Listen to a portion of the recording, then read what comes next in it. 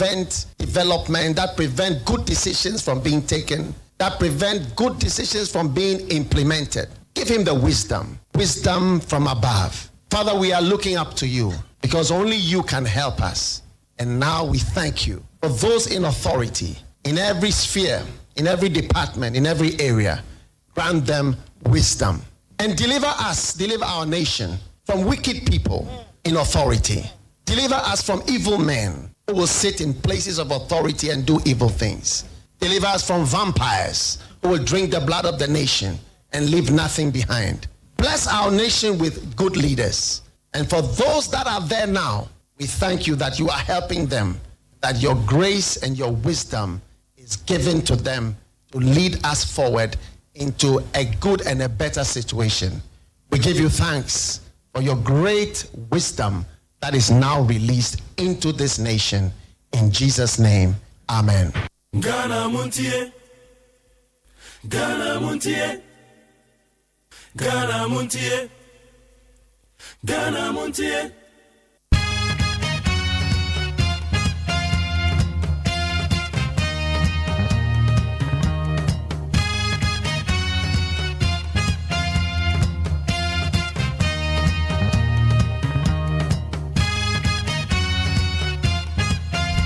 Anope Ghana for baby bia mo bia ye maye nyina ye ho ache.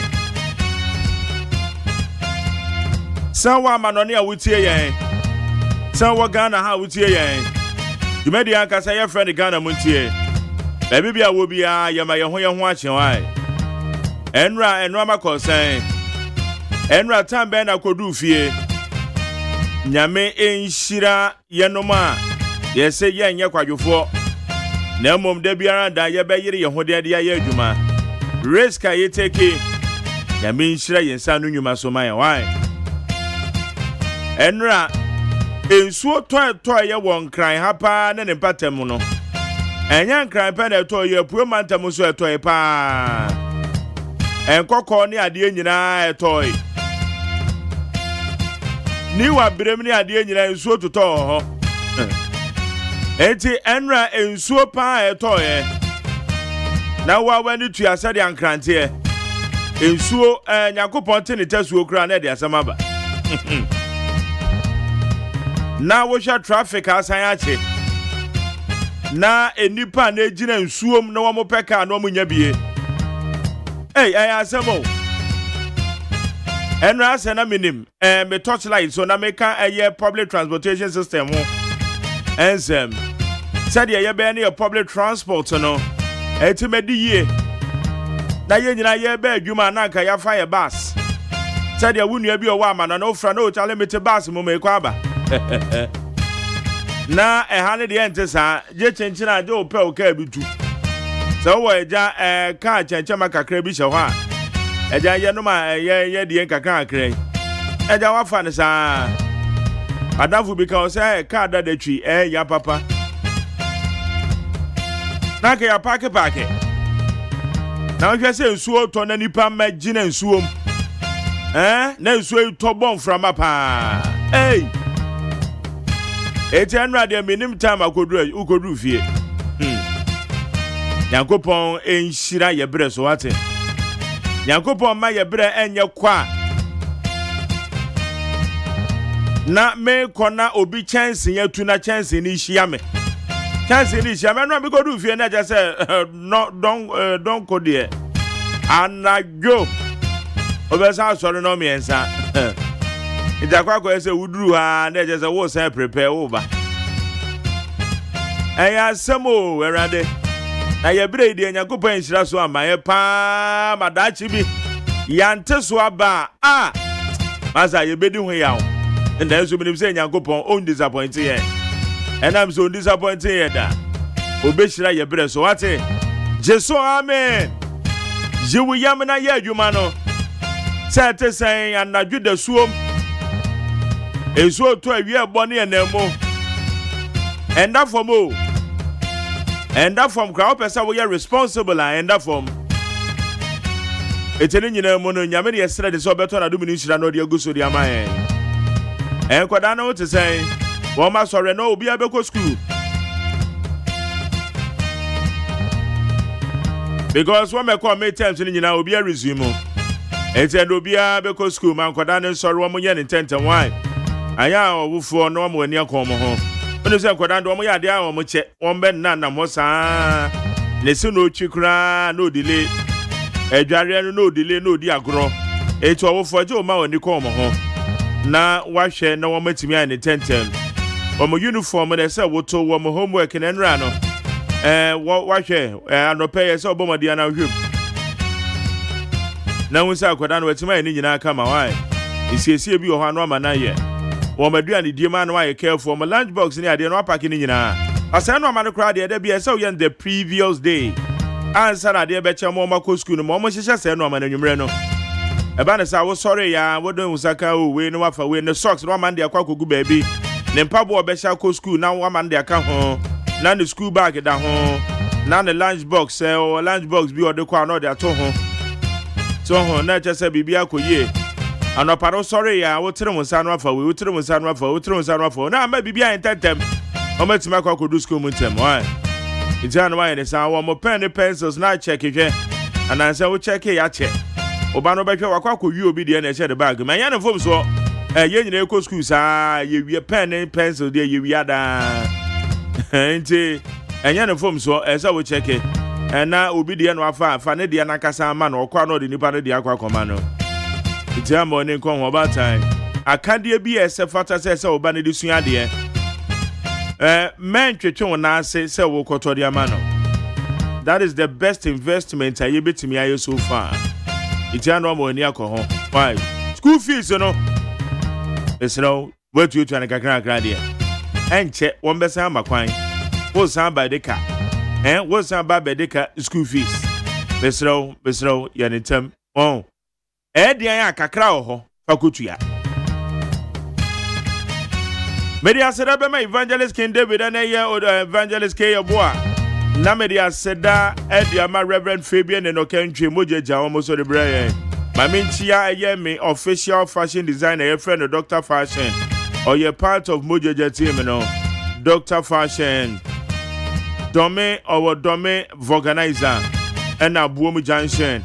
Oben with Dr. Fashion and a ma, yes, Samantha Clement, yet the boat classics, Brantinina. Agyeman and no one make home. I don't pay me chamo pa woman year me official fashion designer. Okay. Yaba bedi komo anra Deputy Finance Minister ko Ghana mrachebe fie. Ode sembi kokotu dwa. Wa wani to say Auditor General's report the de bia nsem akodo na egum. De bia ye hwiriska sika be 8.1 billion Ghana cedis. Yentimi amu ho akonta. Ye no krese nipa bi na edi. Ana eye ni faso emu samete sen anopa ye bedi ho komo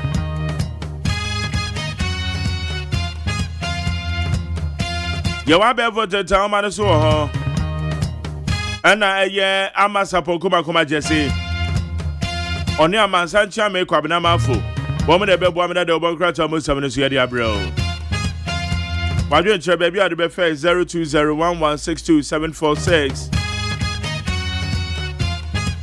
0201162746. Driver phone nyina so me chiacha mu nyina na mumu bi na wo madwen ewu no. Driver phone bi no ma wo madwen ewu. O se nsu ato amana nsu tem. Driver ni oye onwen ni nua na onam kwan ne ho no. Ode bebom, ode bego ho. Enra said America ye traffic esi na tro driver we yafa ho ade aba betweme. Or the tree me we ya or say sorry. Now me say sorry. Yeah, the spray car na. Sorry, yeah, the spray car. And now sorry ne yeah the CSA car. Oh, we won't hold the hano. And how much you go? Be no 9 yo. No 9. Na traffic catche on the ono kwan any minyansa. The bet you car. Oh yeah, ya also me bato me yeah sorry. Sorry ne yeah the. Sorry ne the CSA car. It's a drive for mumu bi na madwene wusa no masa mo drive a monwi mu ni onam kwan ho enre nso toy enso tata munem Eti brika 10 na wo wan petwe se so time na ma wo di bom e de agu nua bi ho no. Papa na. Papa. Meda se wechi mafidie na dia to need 100.9.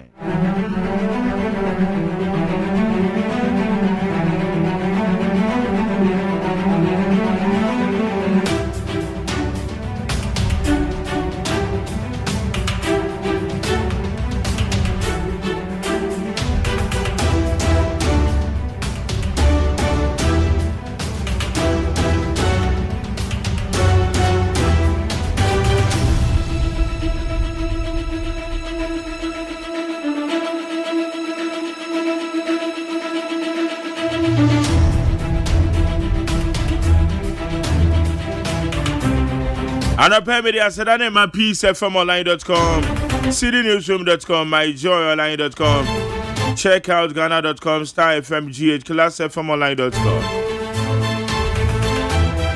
hotdigitalonline.com, Omo UK, Van Dyke, my patcho, good morning. And now Big J online radio, almost so fed you made live. Big J online radio, Asante driving no more.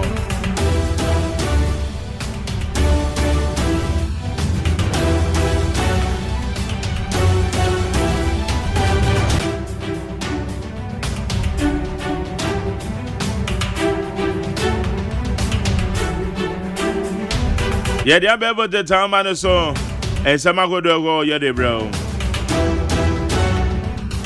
Now what can I say what doing try to be fast 0201162746. So go Facebook live na demo ho. E ho you need 100.9 FM. Oko YouTube channel now ho Despite Media. Despite Media. Me ba try no so be hu your live ho.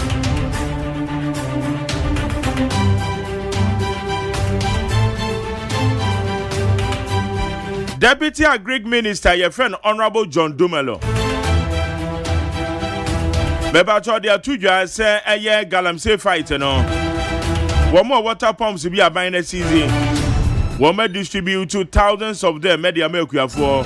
So mo fan ye irrigation one more and fine and kinsu. And go mo no buy so. Is that a step in the right direction? I no pay account come on home. Now, when you say clock sack, Civil and Local Government Staff Association of Ghana, Wometu Atieno, Ejinamu Pampe, Etienne Abeduma Bimuna Bequa.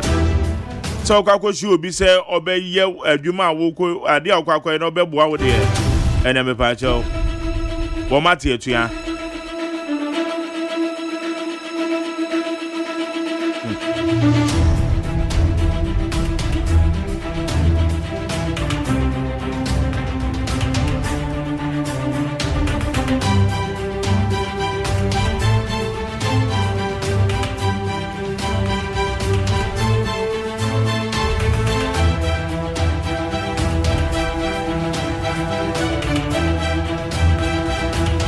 All right, you're quite na Yankee and Samahudu, him wa be for the town so. Or said the rot ends here. Finance Ministry declares war on 8.1 billion audit plunder. Okay. One of the other mu declare. Yet is a mu declare. Na say be. Writing an address to Parliament on Tuesday, 10th March 2026, the Ministry of Finance has declared an end to the systemic plunder of the public purse following the release of a Diamond Auditor General's report on arrears and payables as of end 2024. Auditor General reported, they said there be the word diamond there be a account. Because there be a normal woman yakun Auditor General's report. Now, no Deputy Finance Minister said, "Share Auditor General report 2024. Odi ababe tu dwano. Normal woman tan ye bon kun. Enu nti won behwe se kwan bia so mo do mo nan besi fom na sa de we. Ye de aba na wie ye. Na obi a wadi o man sika 8.1 billion Ghana cedis ne ka ho asemi. Obi bia wati madi se sika yi de. Emra ne ni bedi. Se yampa se nipa na edi sika na. Emra ni wombedi. We a deputy finance minister on the Kojina Modemana boss. Dr. Casilato Folsen. And now one more this same way. One more dear 2J. Into Honorable Thomas Nyako Ampem. On the sense of the 2J of Parliament. Labour Minister urges clock sack to suspend strike. Promises government action. The Minister for Labour, Jobs and Employment. As I say, net youth and employment. Minister for Labor and Employment. Okay. The Minister for Labor, Jobs and Employment, Abdul Rashid Hassan Pelpo, has appealed to the Civil and Local Government Staff Association of Ghana to suspend its nationwide strike and return to the negotiating table, assuring the union that the government is committed to resolving its concerns. Mepacho clocksack for Honorable Rashid Pelpo so seremo. Mon sign call back na mon kwa adwuma. E just say nay anhwe ni anan so mon kwa adwuma. Abanyuma mu nyina stand still and am say adwuma efo ni nyina na o mate atuan. Eno na Honorable Minister for Employment Honorable Rashid Pelpo ka trom say mon kwa adwuma. Na ban krado say mo haw ni nyina na obehwe ne waka. 35 contractors paid $7.9 million under Agenda 111 failed to start work. Audit. 35 contractors engaged under Ghana's Agenda 111 initiative failed to mobilize to the site or carried out work that did not match the advance payments they received, according to the findings from the government's arrears audit. Auditor General, the report in the normal woman be near. Yes, a contractors Makumako 35. Agenda 111 ya de shomunsa. Wama jiskasika wama jeyano. Wama vangwa ya jumo. Wama jisikana according to audit report, wama jisikana no mpe baby tenaye. Etina no so the SC no. Eti atenesa monji esika amaye. Etenesa de ye hwene sense beke esika. Emrano ni adi nipa kwa kujina na na kwa kujina. Mining royalty regulations could cost Ghana 1 million jobs. Minority. The minority in parliament has predicted the potential loss of about 1 million jobs following the government's introduction of the minerals and mining royalty regulations 2025. Ebusuya emra fufuro bi a akọ Ghana mrahye bedefi a mra no abeng Musemra ne da 21 days 21 sittings a ben sana be adwuma. Your friend of mining royalty regulations na no na minority forces how they we yanhwe ne ya de eye ama ebema adwuma abo amanfo adwuma be ye 1 million de ye be hwere wo mani mu. Enti anu so mu nsem na ba be todwai. Eti nsem no ibi na aboboso amawe. Yemfa sedan fama peacefmonline.com, cdnewsroom.com, myjoyline.com, checkoutghana.com, starfmgh classfmonline.com, hotdigitalonline.com, any other relevant news portals. Woman a boy for the time at the Sweden Samaho do ya de bro with it at 0.9. Forward your channel 0201162746. 0201162746. Meno ka say de eye asafo maame aye fena masapon koma jesse e ba cho watena say encha mansancha me kwabena mafo Jack Toronto ono so ba be kan ho Ghana mutie so de midin de Mark Jerry OSEI AGYEMAN ama ma che ya mi dio na won te say erade adaroma wo hu yemobo ye ne yakoba so fugu ne yefu na so na me adom ko wata de ne yefu pa wo fugu ne de they say the fugu no mu ku yen mu ku a different style you say wenum nyina na wo ho but ne ye che de ho design wenum nyina na wo kama pa ko ye we fugu nsa sawa fine pa fine we nipa na design ne ye all right ama yakwa ne me na twa krata no mu zama yo magya mi da se Ebusuafo na obonkrata ba dwaso no pay ya Majeri amakwan na mede esomo no. The Ghanaian point the obokrata na bodini ye accurate, firm and reliable. ni dia wo dia ba no pay ene se nana adodan kwa akufu adro wo be fira ban mu no wo si wo ja 1 billion Ghana cedis ya na eye NHIS claims minority ena kan seye na wo panyino okura kasamu a wo chesa asemi fi na no ba ye eye ranking member Parliament Health Committee yera ayu afri ye ena den sansem we atu edwa na wadi oranek danso eye Nick Group chairman Nifoni abeto say no say I comes wo mu adwumadi a wo mu die no wo mu di ne frenchim enye se wo mu dwumadi no esinto bi wo mu ene no ntiam obi ensantumi nka ne oil ene obi de tese ensama star oil de beto dwa efa wo no mu dwumadi a wodi ho no de opeso wo kan se no kra bi anim na brabasem enti wo mu star oil se wo mra mepa wo nchew esanse wodi wo ndwuma frenchim ya wo yeso a wo ye ne yie ma hote enti saasam no a wo mo de beto dwane de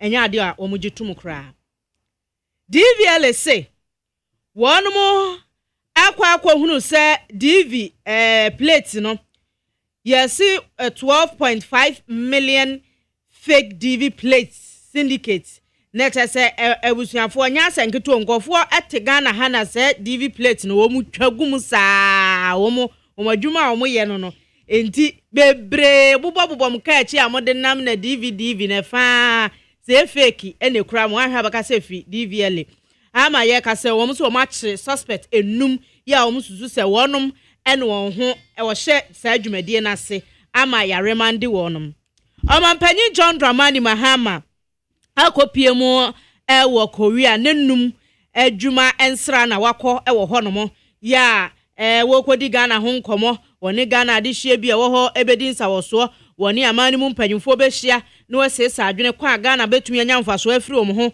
na wonom soso enya bi afiri ye ho ni nyina ho na mampanyina bo anan a wakọ akopie mu e wo honom the Ghanaian point anopay Majeri the new publisher Edibia ba na no ayawasu east abato a wonom kwoto ye na busuafo omafo wo ho kyerese Baba Jamal eni onipa a osusu se obetumi edi nanim na mfoni akrata ide beto ha ne de esre papa Baba Jamal ahye ni bubu kama na wahye ne che na bodwe se fite na wo kyerese Baba Jamal ne first day e wo parliament na picture wo mo e de abeto ane se a picture is worth 1,000 words na maja yhwe Baba Jamana wada kama wada papa si eto abari on share down home wo be dan kofo ase nantia parliament wo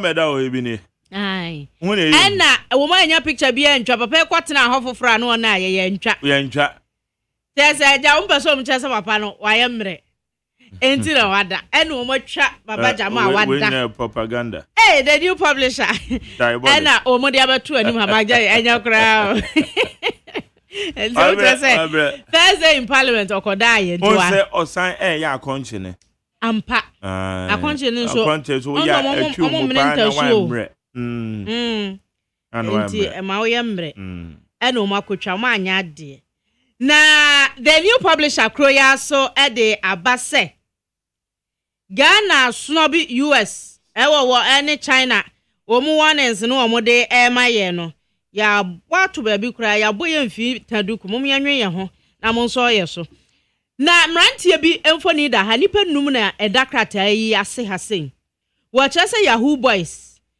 empanyufo de enhwehwemu gu akwan so Ghana Immigration Service ne mpanyufo ka wonti pam ho Majari akwache mrante kwa 93 wo madwuma mo ye ne se wo mo internet fraud ene wo mo yo wo ma bie company kase pa na obi a laptop sinanim net se wo mo bo adwuma ankasa wudi agro mba yi usesi a ye be wia usesi a ye be twen sika sesi a ena posifo akwachi won no kyese nyeso wo mo kwachi mrante ekeko o mo asa chinkofo nipa 73 de wo ma gudam ena wo mo tocha wo mo timfa sa Majari se bia se ya kidnap e bia hu nipa bia ye bono ni ye hye ne ya na ye ma ne fon frɛ Majari na ka so wo bra na ye adwo friend na ka chance e discuss e enti nkofo omo edi won mu nyanso so wo makwaji omo e de front sam eno ho asam eda ha na Ghana mampanyin dada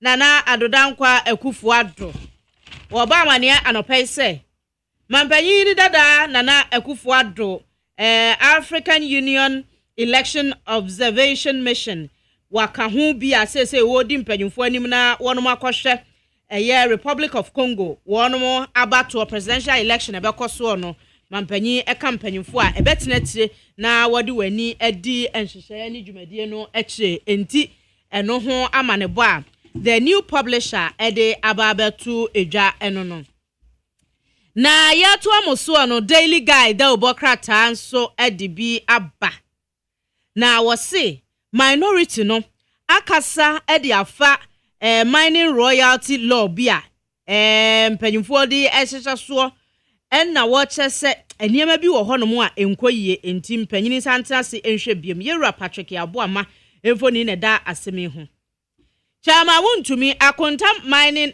magja yinonsia na nya abo ebusuafo ye de besi ha na yakọ peace akọfa kase ebo no ye wia ne ye ba de aka mu bia ye de beto amoso enti magja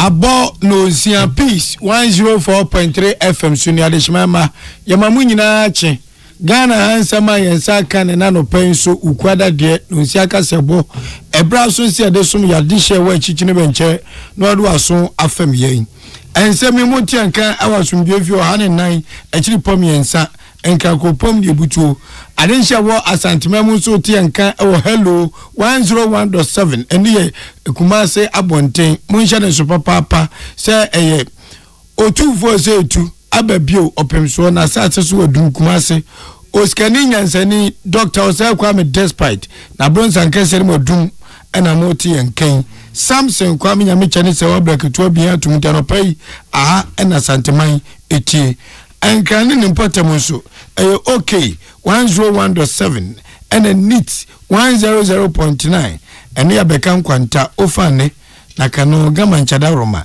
enye baabi a ibutuo na evide ne dia do asopa na ebo mama nsati enka Fila FM Tamale Rock FM Tadi Dynamite awotakwa Bosumi FM achimizo do na chimansa wa chimida beyond awon kwanta Enzima FM Enzima the beat series awen so Liberty FM sehi wioso ugo piemo awo emmie beat say tepadia na ekoko FM tepa abono boa edi ato peacefmonline.com GhanaToday.com How Digital Radio London kanina yo hima krom wewu internane ohin krom na anopa wei ensema yede eba no enyumakuo bi na eta yechie Lawson Herbal Center Segana Fonti na omunhane so papa se edrobajiwa atrema ye boa mu anya edupa anom Lawson Herbal Center na dia bibidro papa ba amansanu no bie na awode esefata no so omunsa eka Lawson se enei se kwa fichira na nyoma etroka obi ntimu twetwe no obi anso atimi se nanum nyina to Lawson Herbal Center ebedi agiremu aboa pa 0248619999 and 0242133577 where by 20 year yasan se aja tumi se no krenie just say enwoma by 20 eye no omo bedwiro se enkekan wa aba wabra na so otarazo so otaso so enkabone wo dem jare washrooms suku J Bani Company Limited Ghana there was yo ya was mo vre J Bani mame na mo mpanyu mapani binto 0541 808096 0208 142918 this way chocolate drink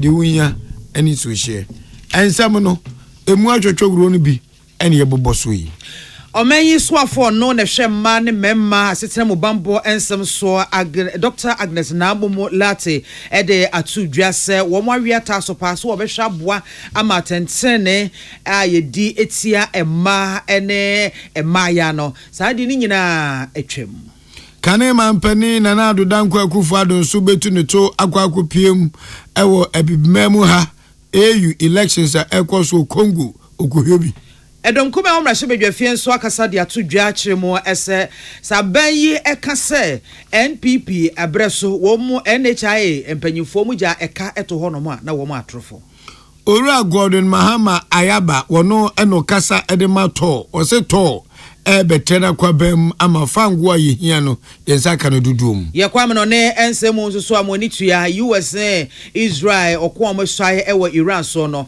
na we die Israel fo no omo ato akode de ama ne Iran enafe Lebanon yekopiem wo ball bom nso a mprempren capito sahine awda Black Stars ano Jordan ayuse World Cup omukui wo ma bom trimpo se omukwa ensenkyerene Abusia we ne nsanka ya hodo na nopa ya bobo ni nyina no a yesi nkonwa de be somo akenkanfo eyeme mame biama kwafo menen nana anwo fedua ode hye kronkron achenkwa na menumbre mu asuna piesie nana wodi Ainkan Kwame Yeboa Africa sebonu mu ensem ene omeyi esoafo no ene hwema ene memma ena asesena mu bambo ensem eso eye yemame Agnes na Momo Late na wakopie mu amansa kubatan womo enkomotwetwe a efa emma yedie ma enkanko eho na we de to so eduoson ya watches we no ye status of women ewo United Nations in New York na afi wiase nyina da womo etusi hono ede bo ema abaso ede kamfo ema na Dr. Agnes Nabomo Late ekopie wo sa adwumedie no ase ene ono so de koto dwakye mo ese empepi wo behwe no ye ba ye nkroto ahodo emu a ema ene ema yanketwa ena yekutia womo pa tituru ye matentere ne enya adwuma ema won wo behwe womo fa ahodie so ntiatia so ne ye keka ho bebre ena ye editia womo a emmoa emma entimi enkonkan no chese enye mremu nko ena wo so mutimi sore etai emachi na emomu no se oba betimi enya asumdwe ma ya benya asumdwe mo fa ahodie so ntiatia so ye be ye free hono mo na ya hwaboa ma no wo mo so so chefa wo so mo eye edeboa mo meyi echichire ni mpuntu otimi konkan no wo mo etimi aye Dr. Nabomo Late assign ebo boss no chemu se Ghana enfie kakra ba besin ekonie no ya hwese e beboa ema peja wo mumu ama mpempenso e memma edru no manso so etimi edru hobi ne senti eni akofa affirmative action e dia abaye Gender Equity Act 2024 ye de abanye nonko National Gender Policy efi 2025 e de besi kosi 2034 ni nyina ye hwehwe ya hodo a aban no de egu akwan mu sabe obetimi aboa ema e na afi ema yanketwa afi Social Protection Act 2025 ni nyina ekeka ho bia eye hwehwe pa aban ni de egu akwan mu a wode beso ema asen ofa so editor mpanyufo atwehwe honum nyina ene se womo edu omu sika womu nimdie womu bibia epia ema ebeboa pa ama ema etimi akonkan ema etimi adie ema atwa ye ho abechichire oman. In Ghana, ensuring access to justice for all women and girls is not only a legal obligation, but also a moral and developmental imperative. Justice remains a critical pillar for achieving equality, peace, and full realization of human rights and sustainable development, ensuring that no one is left behind. Guided by this commitment, Ghana has taken deliberate steps over the years to strengthen access to justice for all citizens. We have pursued legal and policy reforms to eliminate discriminatory provisions, expanded legal aid services, and strengthened institutions mandated to protect women and girls. Key among these frameworks are the Affirmative Action Gender Equity Act, the National Gender Policy, the Social Protection Act, the Cyber Security Act. na ya maame momolate amanaso won mo wasan edit dwa no kyeremu ese ewo se aban no ye Ghana yetu anamo ahodo pii ya yede eboa aso masene amama etimi akonka wo manim de nanso bebre no na aka kye wose etimi ehwe eye edeboa epeja ememu wose se oba betimi ade ne ho na watimi aye adwumade anya sika to na abona bosom ene ade no kama bebre no ehye eniema bebre na aye si akwan ede amama sa abotae no wo muntimi enu ho da na no no ode etudwa kyem se o my Ghana de yenya anwenta so hom se ye behwe aboa ama eba emremu a ema nya omochefa ewomu eba adwuma yemu a ema enya omochefa ewomu enti ade bia aye osi akwan wa amansam a entimi mua ema emema enkonkan no amansam nso wo monhwe na wo munyimfiri ho. While progress has been made, recognize that more must be done. Ghana therefore remains committed to strengthening institutions, expanding access to justice mechanisms, and ensuring that no woman or girl is denied justice due to social, economic, or structural barriers. In conclusion, Ghana remains firmly committed to building an inclusive and equitable justice system that upholds the rights and dignity of all women and girls. We stand ready to work with partners at national, regional, and global levels to dismantle discriminatory laws, challenge harmful practices, social norms, and transform justice systems in line with our international commitment. We look forward to a future where access to justice is not merely an aspiration, but a lived reality for every woman and girl. Ewusiafo ene a woti ye eye Ghana mansoafo no ena ehwe ma ne mofra mema mofra ena setena mo bambo ensam so Dr. Agnes na Momo Late yensentwe ni Henry Akwasimenka ene bo ansem ya no ebae krata bia beka yensa Africa ne mampene His Excellency Nana Adodankwa Akufo-Addo asoye asemeto faboni tete nyina se Africa Union meche AU ehun se ampa de odimuto ne dinja achempo anu nti abato bi bekoso bosumi ayewomi bosumi ewomi pepepe ne da etoso be edu emiensa ehoko ewe na wotwe eba besimu no nti popani akwakwesa abato no so a ene Ghana mampani dada Nana Adodankwa Akufo-Addo ene mpanifo twa wani no wani ebeto ne mise onko o mampani dada so agya tumi se ampa oya bibimande hye ti se yesi won konkwesa abato so a ade a obeji bum na wako osinya kopon ya doma efiada ebei enu betu afri enkraha akopem ewo Kongo na bosumi ne de tosu edu nwotwe na wasa abepi ne nchi ewo Ghana mem. Yetwa kase abono so akoma imra shebedwafie dwemtani ono eneda health committee ano e omra shebedwafie honorable Dr. Ayo Afriye na wakasa e de atudwa chem se nya no kreda sa bandada no e no National Health Insurance Scheme wo mu eja ekapudo 2.6 billion Ghana cedis na wo chemu ese abandada no womo free abemu mumu no na sikapudu aneda NHIS for womo efutuo mu no eye 1 billion Ghana cedis womo jase sika to ansa na womo free akonwa so na no odi echemu ebio ese se wo hwe aban no sade wo ye no ho kokwansa bi no a womo ababonte de ababetudwa se na abandada no free akonwa mu no free akonwa so no 2.6 billion eka no enye no kre de biara da enti wodi ade sediato soafo hwe apomuden ensam so no abokwa minta kando enim se onyai we no se ye propaganda en wo mo propaganda pa ase entre ne no krese en wo mo dada no ade confuse Ghana for enti o chese ne wo ka se ka bi e ka ho no enye no kre bia enim onne ne betua providers hospitals ka November, January and February and into one nhye mu no e ka bi eni ho NHIF formula na omo budget ko omo show mu say MPP no eja positive balance into won't mean ja positive balance abra e ka da ho enkane na na ye de NHIF politics na eni hobby MPP e ko no oja japade ne say oja 1 billion na claims na ya normally na ye be 250 million 270 million into oja 1 billion it me tua be November, December, January, February enti say unya asempa enkanche wa asia on boni krono mesremo mema yen ko kekansema eni ho this is the first time ana nado aban oja ho ko ye no ja sika itua provider sika so many every November 2024 December 2024 January osumi edi kan 2025 ɛne deɛ ɛtɔ so mmienu February efi hɔ kɔ ne nyinaa wɔ NDC for nsɛm. Awusiafo ani a wote yi ɛyɛ dwamtene ne ɔno ɛna ɛda apomuden abedwako ano mrahye honorable Dr.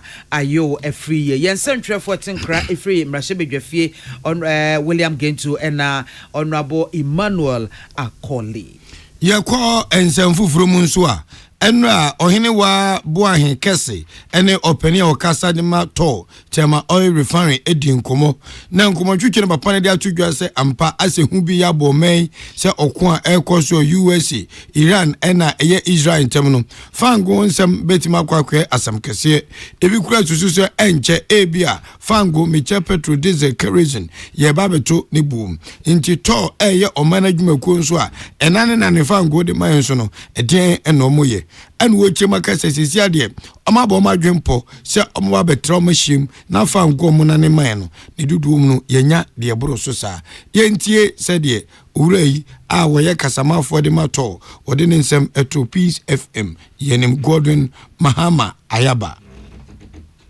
We are estimating that by middle of next month, the tie-in of the FC1, the existing F1, all together with a good distillation unit. Now, let's say the production from 28,000 to the 45,000. Let's say you're getting to 45,000 this year. In the medium term, you're something moving from the 45 to 55 to 60,000 barrels per few. And that announcement, I really do tonight you're ready because you're together with Mampeni Monday to come and recommission the reoperation of thermal oil refinery. Together, all recommission, the tie-in of the FC1 to make sure they move from 28,000 barrels to the 45,000 barrels.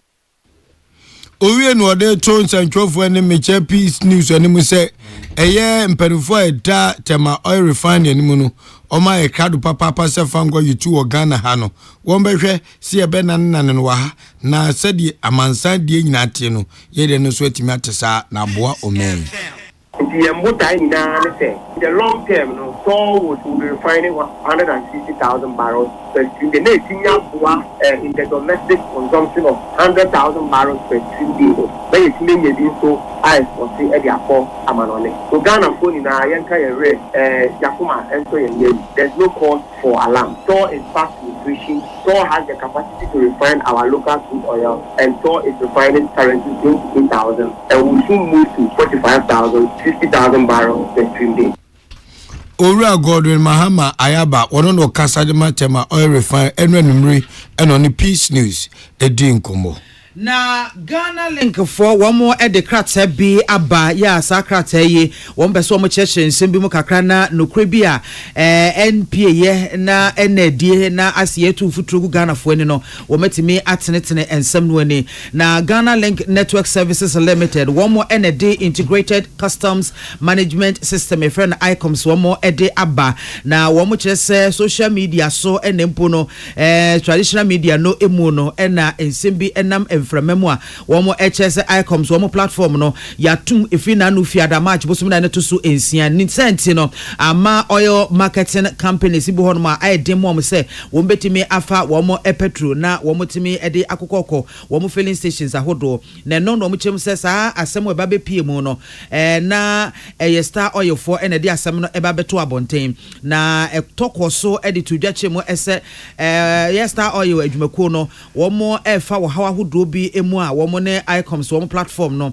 a chese be mreka krani no enema mu ayeden amomo pa ne sentina kamia se wo yenya wo nyina ma ho wo fa ngo no ho yakọ atwe wo stations ahodo no ebimo na no na Ghana Link Network Services Limited say wo fa ye fidie so na wo de ato Ghana man nyina nim no obi a wood fuel edi dwuma se sam no ba beto dwa no ya atrosam no kura ba kokura nim ba ko kura nim eni nyina so obi a bia na ICOMS wo mo platform no ejina ne nan so pa ya ebo adwuma totum pa wo bia ya wo mo de adwuma bia no ICOMS wo mo platform no ebo adwuma bia ni ho no mo a wo betimi aka se bia asumasi ano obenten ekoye no wakwakofo hawo ne abenidie emu ICOMS eguso a ebo adwuma wo mo ne wo mo aboafo nyina adwuma pepepe ya wo hawo bia ema mesankai mu na wo kyerese wo mu guso a wo mu do wo mani edi wo mu dwumadi ahodo echi no wo mu ne wo maboafo nso asinkonwa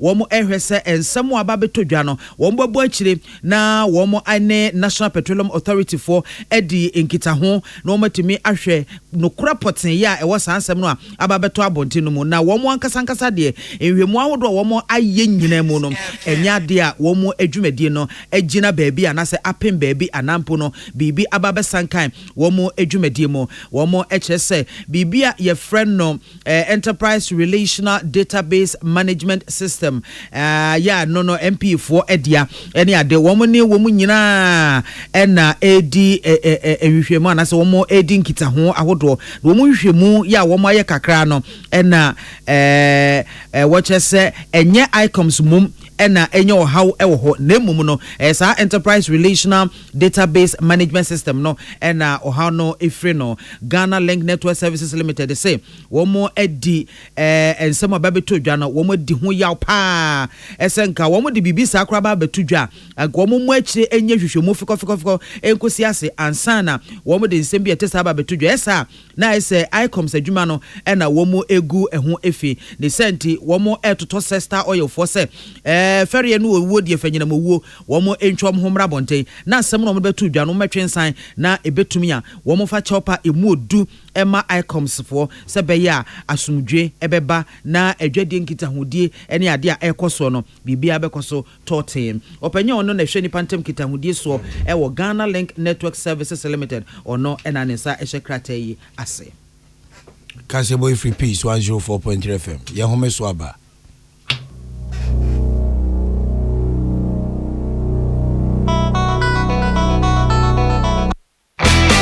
When you are going to buy a paint, don't look left, don't look right. Go straight and grab the luxury acrylic paint. No be any paint, be paint. The luxury acrylic paint. Paint me champion.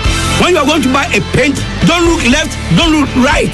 Go straight and grab the luxury acrylic paint. No be any paint, be paint. The luxury acrylic paint. Paint me champion. Comes in so many flavors. Chicken flavor, jollof flavor, beef flavor, spaghetti flavor, goat flavor, ginger, onion, garlic flavor, stew flavor. Aljuda be the best you ever found. Aljuda seasoning powder. Ekita secret filebio. Aljuda spices mumaga jiankasa. Dodo Fresh 0544 335070.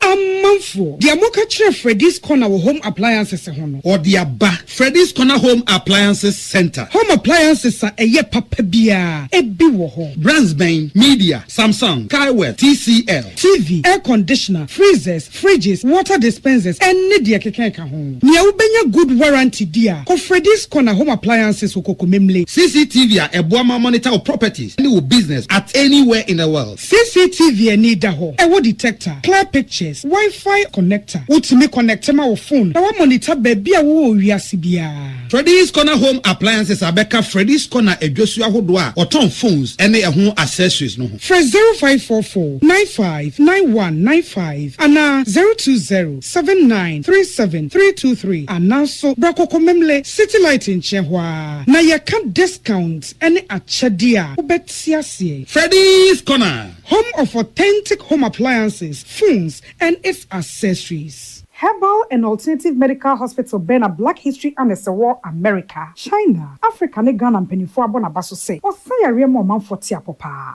Amin Scientific Hospital. I had a sabia, or one Fidian was so, ya would that's what, if Fidian Chiro Yadi, Nan one sounds so Yadi. Amin, expert or one croyaria, one run when nam. na wa doctor for ne nurse for so what ma Amen scientific at the herbal, homeopathy, naturopathy, and reflexology nyina. Esaya de. Sa wona wo pe. Ana yare ne te same pa. Nyame adumunti.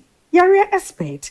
Amen scientific ebeboa ma inshallah wo ho atɔ. Na wo so di adanse se de Ghana for ne abrochirefo bi di adanse no. Accra, Amen scientific ewo dome, Obersnet Flats, and Alashibinso, our Klagon, Eben Shaman Road, Underbridge Ope. Owo krabata P. Fre, non sure de ben wo 0245 275254 ana 020-722-9505. Amen Scientific Herbal and Alternative Medical Hospital. Allow Shafi, Nyamini Yaresafo. So wakoma ho hyehyew ana ebo periperi de broni kan hardware no a e de na se woye na se woyam so atim so e wo be pack na farmer Martin's liver salt tira kwan entem ehwie nsu agu glass mo ate Martin's liver salt no ba ko no na wo de agum wo be hu se ehuru wa glass ni mu na wanom Martin's liver salt ye won orange flavor ana ba ko so ye plain wonu mu a ho beto na mum edi nanu na ho nto wo a ko hu doctor. When you're going to buy a paint, don't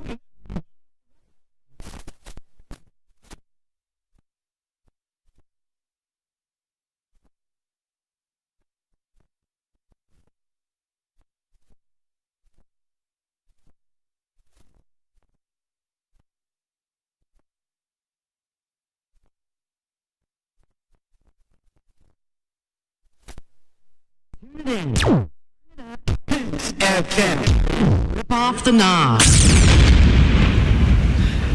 Ewusianfo ye kwakowie kasebo no amanone ne agodie mu nsam emu na monitua US ne Israel okwa omasai ewo Iran man no eso ne no na Israel fo ababonte dia babetu dwase akodi a womasum ade agu Iran ene Lebanon fo so no enya asam keto akra Israel srafo ababonte dia babetu dwase wo de baabi a womani kire paaye baabi a Hezbollah fo womo asisi womo akachi ewo Beirut anafo FM eho no mato akodi na gu pa tu omase wo chese wo be yam wo mpa na Iran so ababonte dia babetu dwase ai wo so wo nte hokwa wo so atubia mani Israel fo na US wo mo ebeziza wo masi wo Middle East nyina so matoto akodie ni bi akoyam wo mo ewo hono mo na US Central Command wo so ababonte no dia babetu dwase baabi a Iran fo wo masisi pempim ni ade a wo mo de akodia kogwa wo de ebekontokwa ne no so wo mo yam akodie ni bi de agu wo mo so bese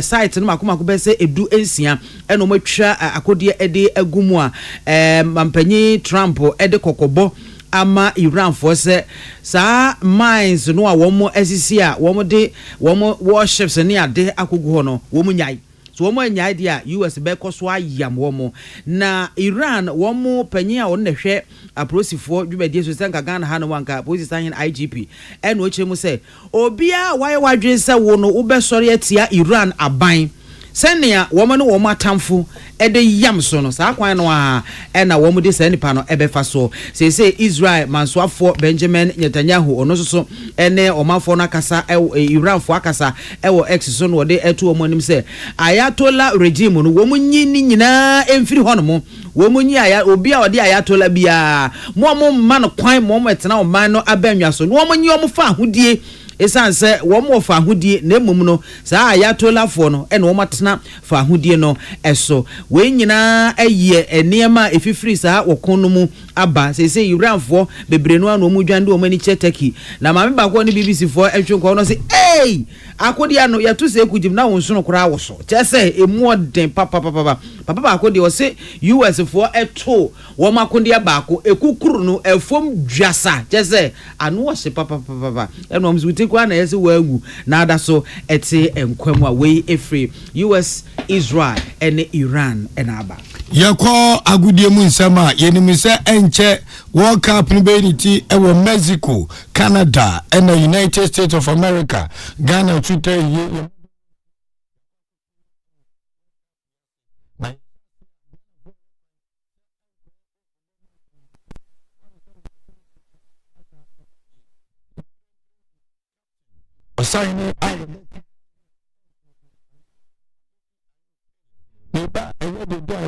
Captain Payne and an Bekuma Jordan Yunsu Ebe Captain. There's a captain house. Womba Parankasanso, no a captain. hu nyame de chewa no de achewo na de da you nini akuma joda you ene Ghana for akasa na na se mo kan na se World Cup na ye kwanya se be ye kwakotonyum ye ko na Ghana modern bono akwakuhiri akwonanim papa enye se Ghana ekatim chino keke we kan wa de tosu be enise nu and the Blasters of Ghana eko jeme World Cup party akobo ball ede ahye omen ene onyam Jordan you say ore enkabom abrase ene gidie aba camp ene said the Ghana for etita Blasters mechina bibia di adanse say kwa mo kwa Canada ni USA omo kobo Muhammadin ama Ghana frankano akwa him nyame adma hwe bebu sumi jun e de tozu dun so de eja wajo na ye de ahyehye so ewo obi man so ne ho enatenga ebere atenga afi yamra ball bomu ewo promantem beche division 2 league matches no esuse twe na nano efen memeda ne kwesiada match atoto form no sisi ama table no asesa aka matches be enanko insiantem na ye de division 2 league matches ekwaso promantem nyina aba ewiye na izade say na table no etie Kotoku Royals enedikan ewa aba no aduanan eye Kwabibe United tosum yunu ewo aduasaba Crystal Boys enso etoso miensa ewo aduonum kron Kotoku Rush etoso enan ewo aduonum kron ena Esikampa Rangers FC enso etoso enum omo abano aduonum sanso na Customs FC etoso nsia omo abano aduonum ena Power Breakers FC etoso nso omo abano aduonum miensa Ankan Football Academy afa etoso ngotwe oronso abano aduonum miensa ena Abomusu All Stars etoso nkron o abano aduonu miensa Osenase Royals FC etosu edu o abano edu enkron ena Vidako etosu edu baako abano edu ngotwe Achimansa Tachiman Stars are womu eni ababia hwehwe Nyagopon aduma kwase da ben Achimansa Tachiman Stars enene Anka Football Academy ene DC ani Oma wide Anka so wona epanyan no mo de mom se kadom na esa Anka benya abano edu aduonu ensia aduonu nsia ne manu so se hwam na odna kwakoto eye table no eye susu dua no de otoso makomako enum na ese akatu na bro na de otoso enan no Anka Football Academy so akwakuwurem into Eastern Region Zone number 3 league matches akoso bosumi awieye anase na wotwe awieye no table no afei ena bedadwa yede unsunsanso so adombo Ewusian for kase bono esia kenkan for na no pe wote yenka eyeme maame biama kwa fomene nana anwo fedua ode hye achenkwana na menumbrimu asuna piesie nana wodi ankan kwame Yeboa Yemfa seda Emma enyumeko ye Lawson Herbal Center wone kofa bayode Lawson Herbal Mixture aba ebwasa nyarewa huduo pi yade bia etete wabrabo no onsakan Lawson Herbal Mixture bebo yi nyina fi hono malaria typhoid fever koko na etete wabrabo a ma onsa enka bebi etondo bia okwa obenye bi ato etu phone 0248619999 and 0242133577 bind stain remover and a bind disinfectant and so ye DCC fee ye DCC hotels restaurants and ye shops ahudum ye offices ameho no mati say nwan eyinke kan wane mo nyina every hono mu je by the company limited ene kofa by ode aba okom shops mu a ubenye bi ena shop bia so eben wo onsa beka bi to phone 0208142913 and 0541808096 ye what this way chocolate drink and pay you here eye insu First Atlantic Bank refreshingly different and then abudni First Atlantic Bank so obeboa ama business no etimi enyine akonanim papa nasa katiesi so a ebeye from kama oba First Atlantic Bank ya womo de nukredie eno ene ye omo church kwan etide bia womo customers eni beje no omo beto womo no eno ene eye womo eni so ade hunu ba akopa ne senti ene wo kanfo ama o se to anamo ebra First Atlantic Bank nefa ontuma ebebo mo de ano na se de ya list wo mo e de akọ Ghana Stock Exchange no eso the cent no odo ontuma ebebo First Atlantic Bank de ano a it is say edin e de frɛ wo mo enye First Atlantic Bank kwa na emum no First Atlantic Bank PLC First Atlantic Bank PSC wɔn say wɔn bɛboa ama usikasɛm wadwadie usikasɛm bibia akoso kama. First Atlantic Bank PLC refreshingly different na bodni nyuma koya da romana no pe muta echi me de kasebo no ebeso Ghana muntie na mansanya so adawro kofiaman homene so ejiji tonton sansan ewo neat 100.9 FM. Ghana muntie Ghana muntie Ghana muntie Ghana muntie Ghana muntie na mansanya so adawro kofiaman homene so ejiji tonton sansan ewo neat 100.9 FM.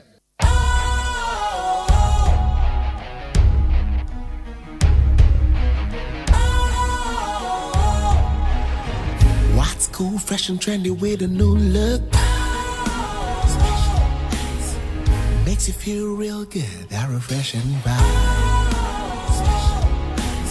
Satisfies you right just the way you like. Do you know? Do you know? Do you know? Ain't gotta do it alone. Specialized makes you flow. Anytime, anywhere. Specialized feel different.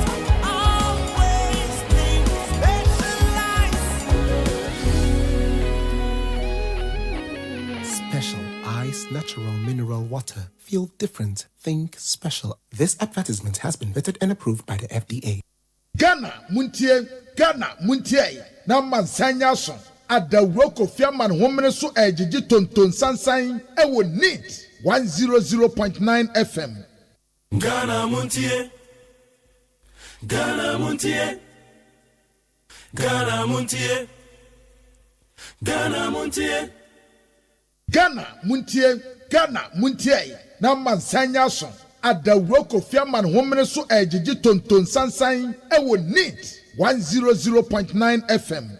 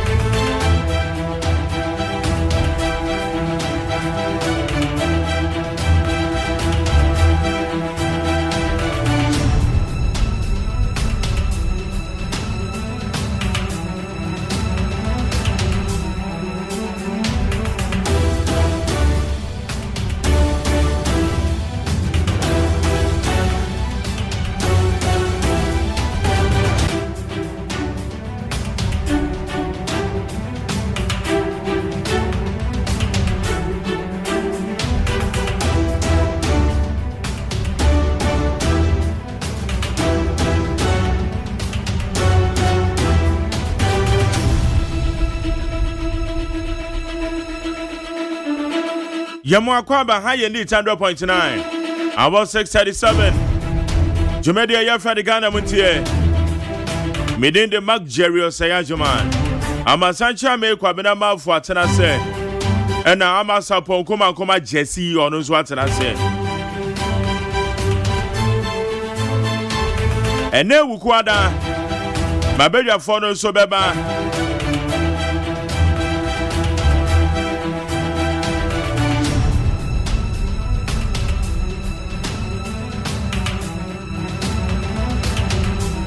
Abedjafo Abeba from the camp of the MPP, a lawyer Bernard Adokwafu, and Malik Adama, and also from the camp of the NDC. Woman de beba no pay. I will need 100.3 Jumedi FM Ghana Montie so.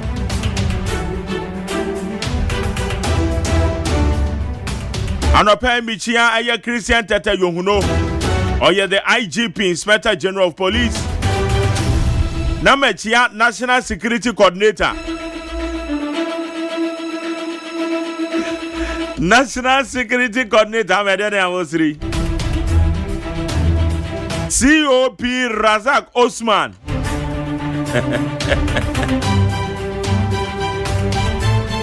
Okay, Anopensu Michia Honorable Baba Jamal.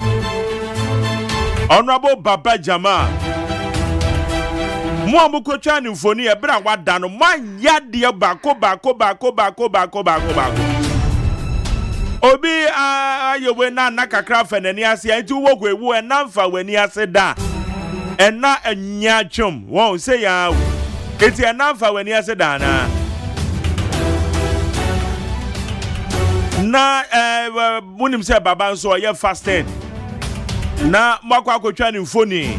Say well yes swearing in wie ye na say oh debut parliament only more medal. Yes, and get to Parliament only more medal. Honorable Baba Jamal, congratulations once again. Enra any didn't see idea so. Na Parliament one medal yes and get to. Na you muna no na ye ne. Man fa ni picture. When chair no.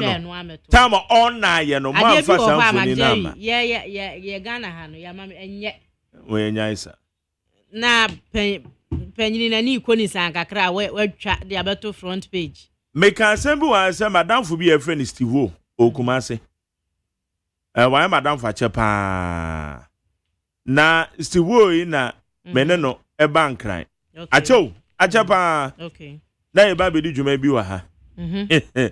Sabe na nkrofo bi so mo de e be kwa abrochire. I see. Enti ye ba ha ye tu free Kumase bedru nkran ha. Okay. Ye na mu chale ya bre na se go back to Kumase.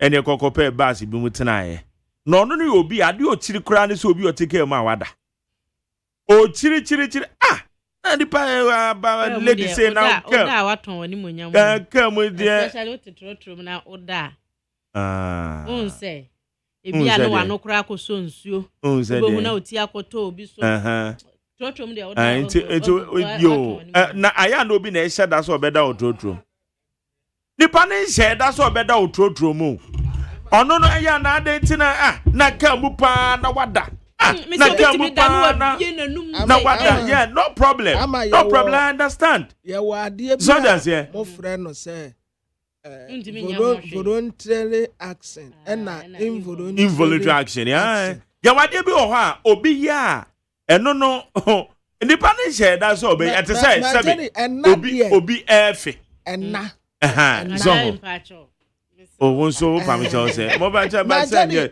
say bi a dipa no bofuno no na ebi a say mo fa che say wafe afia na we say adenti na wo fe obi okro ne akwala wo ho a na akwala ne fia na ogbo no na akwala no wa say da so obefe na say e ba stop krampo obi tumi begina wo se wo bi say janan ye be nwa ne say hrim na egu no and said it the woman said nipa ya no ka say enna o chiri kurai ye be ne na nkran ha nti anadwo be 9:30 ne ye call circle call for bus wonim say bus na medru peace fm ha NST wo die na me say cratch ni na wo den enya na wo pen na wo baby awoko no na amade wo kan nso ye no the American say obi wo ha obetumi di ejana asa no ho saa obi ukra Johnson de no obesori akwadwonso no funti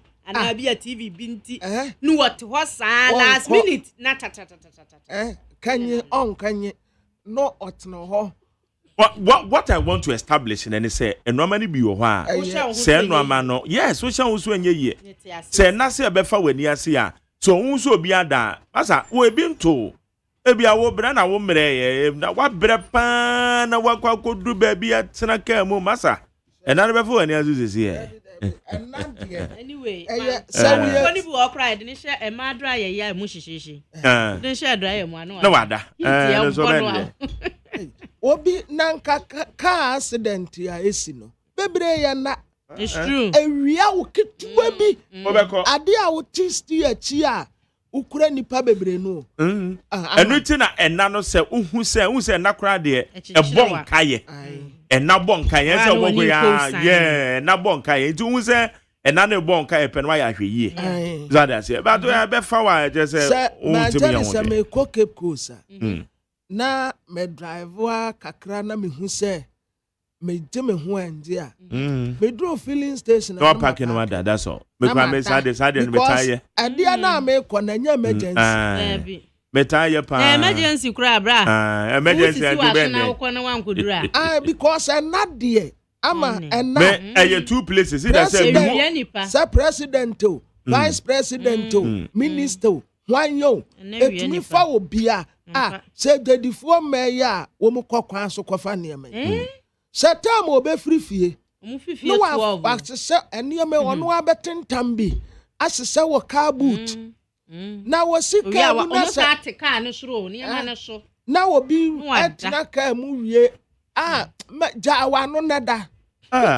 Ja wa no nada. Me say ma jare me ntumi na wo ni pem because said ya me send ma no tie no. Ade wo dey. Ne me bi e wholesale no. Obi also ankro mu obehwente ya ne wonna me kura de ama me hwa ankro na mo mebie hose no some seno so chama no so wara anie onza sene ya akase enti ano no ntumi nkova ne nyina yo yate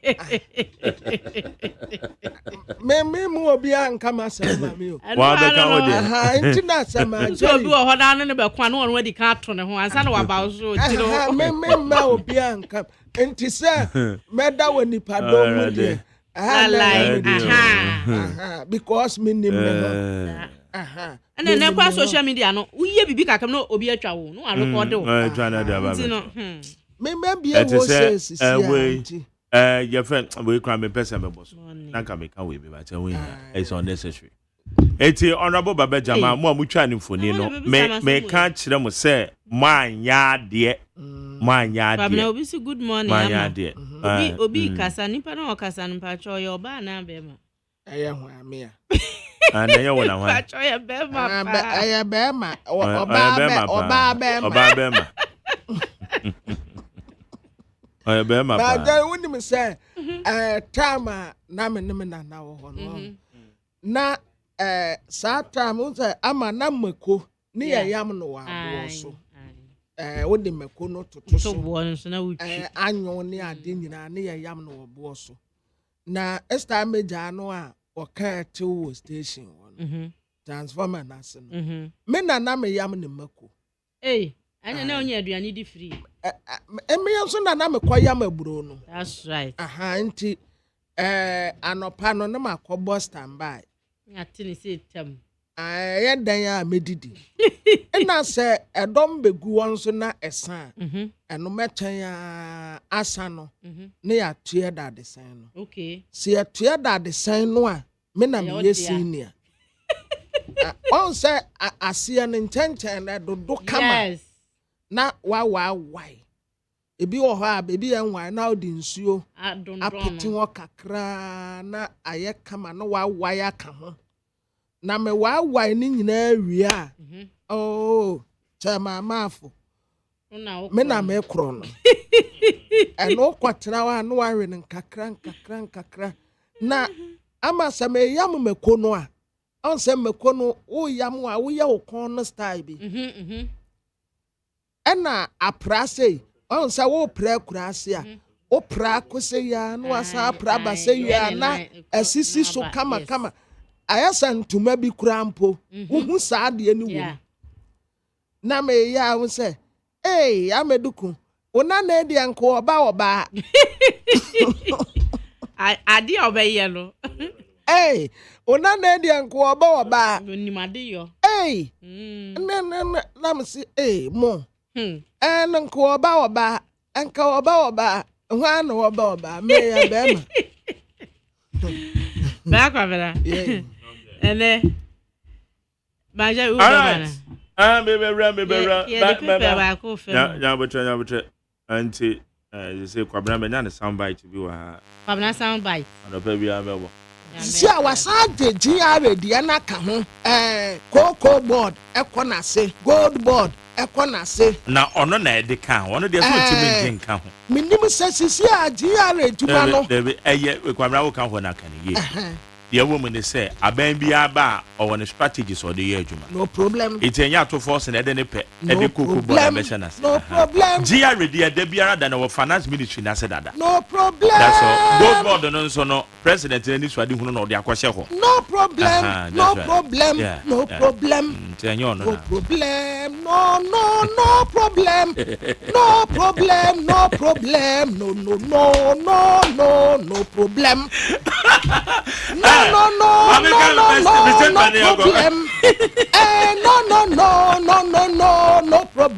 No problem. No problem. No problem. That's all. Where's it? That's all.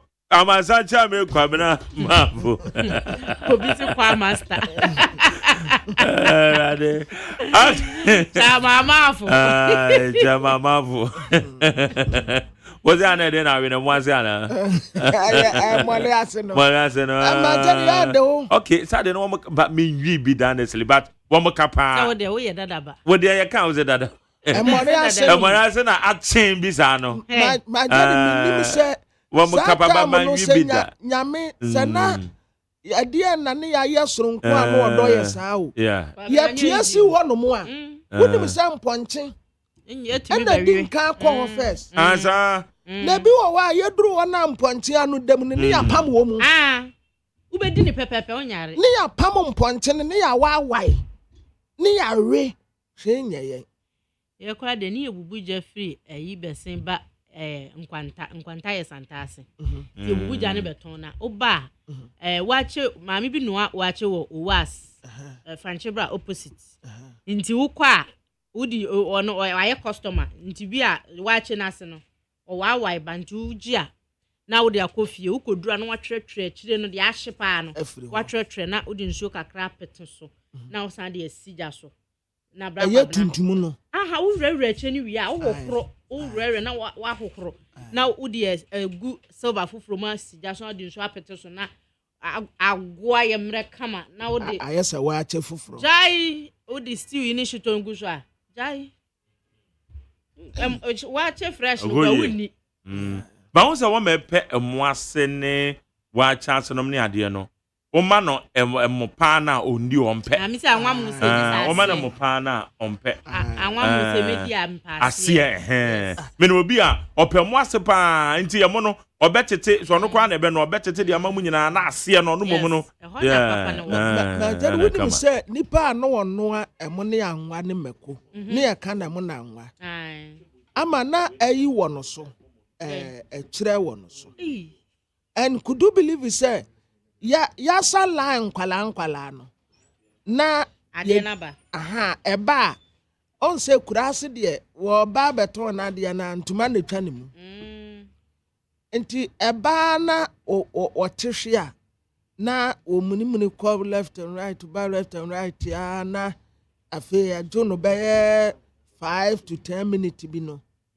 na o sore a o prepare no ho a ete me na we be to me o be to me wa ha na we be ama no asa pro no ho a no asa titima mu mbedi temu ni choice David yani na ye nhunu say ye bibia because ye ne no a na wo ho na ye hu a Ewrade aye bi o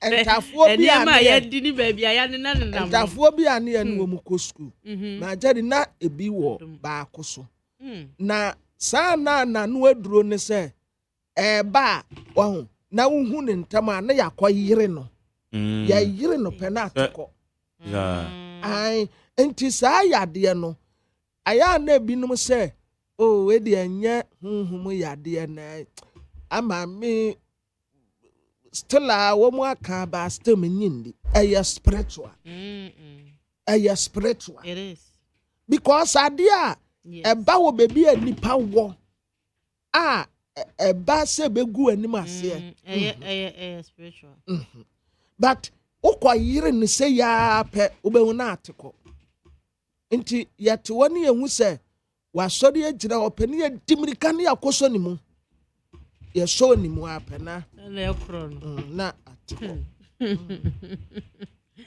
okay pamnenra so se de nso no to ye no enipa ye oma ewiemu ye batamanfo ho kire wo me ye kona frama no enframa ne ade na asa the time amekra me free adwuma mu ha no na enkrofo gina eye tesa no ba stop ho wo mo peka menu traffic light na so okra me buru mu akwete ma ho ba bi na me hu se nsuo na agya mu na me say hey it is afu won be omo ho de nsuo no so touch you ai touch pa na me say hey won be omo de time ben pa na won be du ajisa ato ate me na di hu hye me mu ensuo mu na mframa no ode a anya na bi ayere mu na agrada atete enti no me rekofa ahwehwa na matam enani ne nyina me yo na makotam to mago aduru animu na pan ayehran pa na me yakosie tese metrampa no so saji sensuo na to ate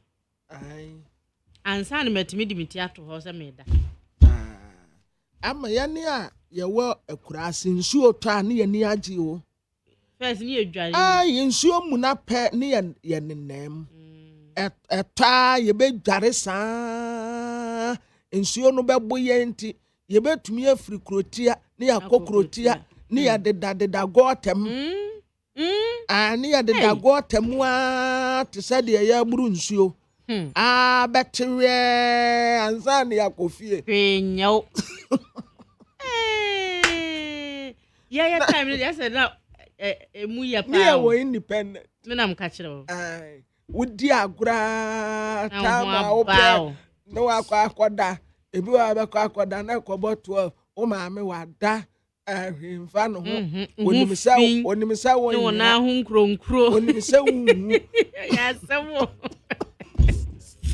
na eba be na ye de ma hwehwe dem a ama sam si enkura tumi wi wo na sete se de ya sada ye o sagiri yo abusiafo ayamamu atemamu akwa bebio aha ye neat 100.9 and the wokrata a register no pay and ye be yin se apaso ade amamu baako na de me di kan ye daily graphic ya yesi auditor and wa sport way 21 billion Ghana cedis fraud state coffers yo state coffers na me sansem we ma bretie bretie 21 billion ma ja me se Ghana wo ho ka yanya moboda corruption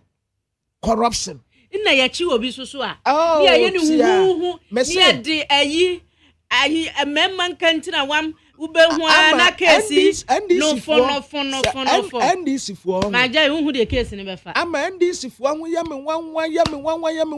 wanwa hey abekronsa de say kwaku agema menu Sputnik V Sputnik Sputnik V sa edroyi COVID vaccine enroyi yes papa we beko jail and asuma si beko jail obinti beko jail corruption pa nie edibesi nne enti mitumi dine ho ase is it that omo pese omo ye tra the MPP for ye enti no omo aye din no ana odwe ho a wonte ase hwe ayi special prosecutor ayi cases ahodo a wo boss mina me kwa ayi former finance minister me yo no kran kama bank me hu ni se nkosi aga ama woni me se ntie nkosi aga no Christmas ye chemu Abrantie ba ku bi a ope president ye die wo de maka kire mo se mo de munya abotre meyi ne se apaso ade ama mo baako chairman fo ni mo ade ode mo anya chairman sa regional chairman yo party chairman bia so ye constituency chairman so ye regional chairman chairman bia good baby a chairman bia na me aneda na me te na me ye calculation sa wo keka ni na bomu a na wo hye sika ontumi nti obia roto ya yegu madari to ya ye twam se na ye mra na ye de call emrahye bedwafie me bo a ene ye se ye nyeto na okwabrane timi si ne ho so ye se enhyeda ma yiska miwa afimu no na mo se jama ye jama se 78 million Ghana cedis sa sika no so entimi nya akura se kwan bi ebetumi aye ni yagu no okwabrane si ne ho so no yagu no tese obi na bedi bone se ye di o man sika ubehu ni ye di kikiri hu ya kwache no bebe ubehu a mamen ka so asem da bia na medebo even anado ye president no da bia na medebo no so bo eye Brazil ye be ne ko Brazil mo amudi boy kube no mo no 2014 na ye ko Brazil ba ye so we say free and crowd ko num kube $70 obi akoto dokono say ena bi kube ena Brazil won say wo set up be commission sabre no JDM ma wo set up commission of inquiry MPP for the year politics ena wo ba nipa bedem ena Brazil was why you see ka ebuwe mu wo mo the politics there be tie dia wo dey wo kan 8 years wo mo che wan Nanado ye encentrofo nhia mu wo Jubilee House o sha se oye sa media encounter no Nanado ye na journalist ba kokko bisa ne say ana Brazil we na mo kan so obi akonum kubeni ade o say ono kra ne refi Sasa we have the kind of one that o say ne refi so I forgotten about this ne refi ma jari woni dia ma realize said yeah politics it depends on so the ref into no be hwe obe refer won be hwe nkrata e gozi say ma disika ma jari be mehu ne say it is under 20 way yeah titi ena cocoa board ena owura or the saying Joseph Wahe ena we disco cocoa board ena we gugo ena ne ka kra wafa wo de ye nyina ye to man mu ya be kan samno me say honorable Isaac Gadongo mama na ye ankyere o say enoma MPP fo aye wo cocoa board no se womo ke se Ghana kuafo nyina fa ma ana omo ko hwe womo hwe womo ono ba ze Gadongo na eka it is what maka sase mu ya kire yen na mate ho na se motami ko na wie ye no montima nchi obi antuma ensam ye be ka kire mo no mo benu mo ma jari woni mi senti a wan ya chete sense we say ade a mi hu ni say asa budi adwen wa bro ma jari ade a mi hu ni say politicians no omu didi bom ama da bi o dibi ma mi ni bi because I am hu no de na ya omo ka kire yen no wan omo ba ba ye de eso chain de omo kan yen no because me say the me kan me say chairman for you yeah except chairman penny ba ku bi and or reject yo and sa chairman penny ba ko no MPP time no almost offer ni bibi emas or sa reject sa chairman penny no na ma member chairman ni din esi edun katia ono na or reject General so want to be influence part 1 asa reject part 2 to me influence or reject na chairman kayefo no binom wambaje na me tina wo bisa me ho se na sa krachi intra na sa sika we unya no we he na wo de koma sankofo we se buro nyaade wow dada de nyina na wo ye na wonye ayi me problem kese pa ye akwan ya ba bi wo ho areas bi wo ho so ye akwan bi wo kwa ye na akwan na tutu sa drepo ya e ba ye enu se we machines. And honorable Nilante, as you say, you're say. The grip machines and I could say. Sir, coordinator near honorable Nilante Vanderpool. But I drips and go district assembly, municipal assemblies. Yeah. Womunya ejuma kuomo beye. O enra say na patron enu. Ejuma ba akubia. Omoso agencies me modern. Okay. MAB agency. Okay. Ose fans no. Oh. Womu tra sisi a womu abre. Enti womu kwa womu tete ho. Wow. Skabia ama. Eno anso womu tete ho a. Ministries sikabia ama. Enti womu kwa womu tete ho. Just obi a tete ho hware de awurade beye. And ama wonim say aban. Sa wo betena konwa so.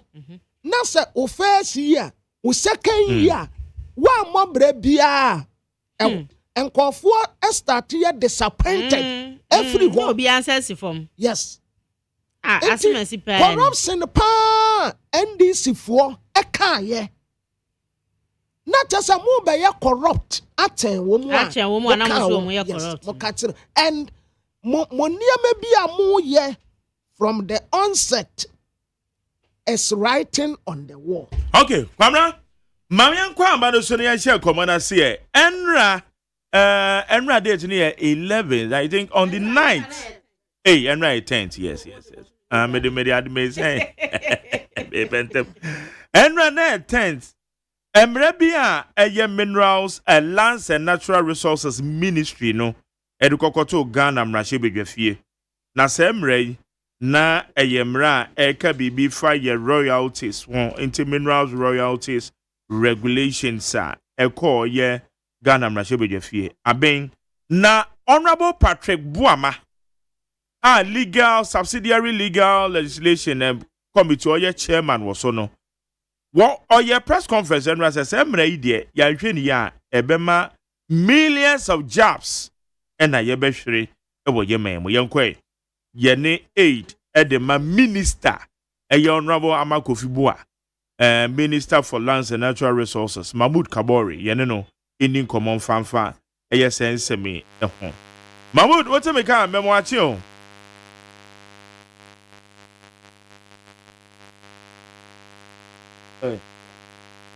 Mahmoud Bajamache now promise to say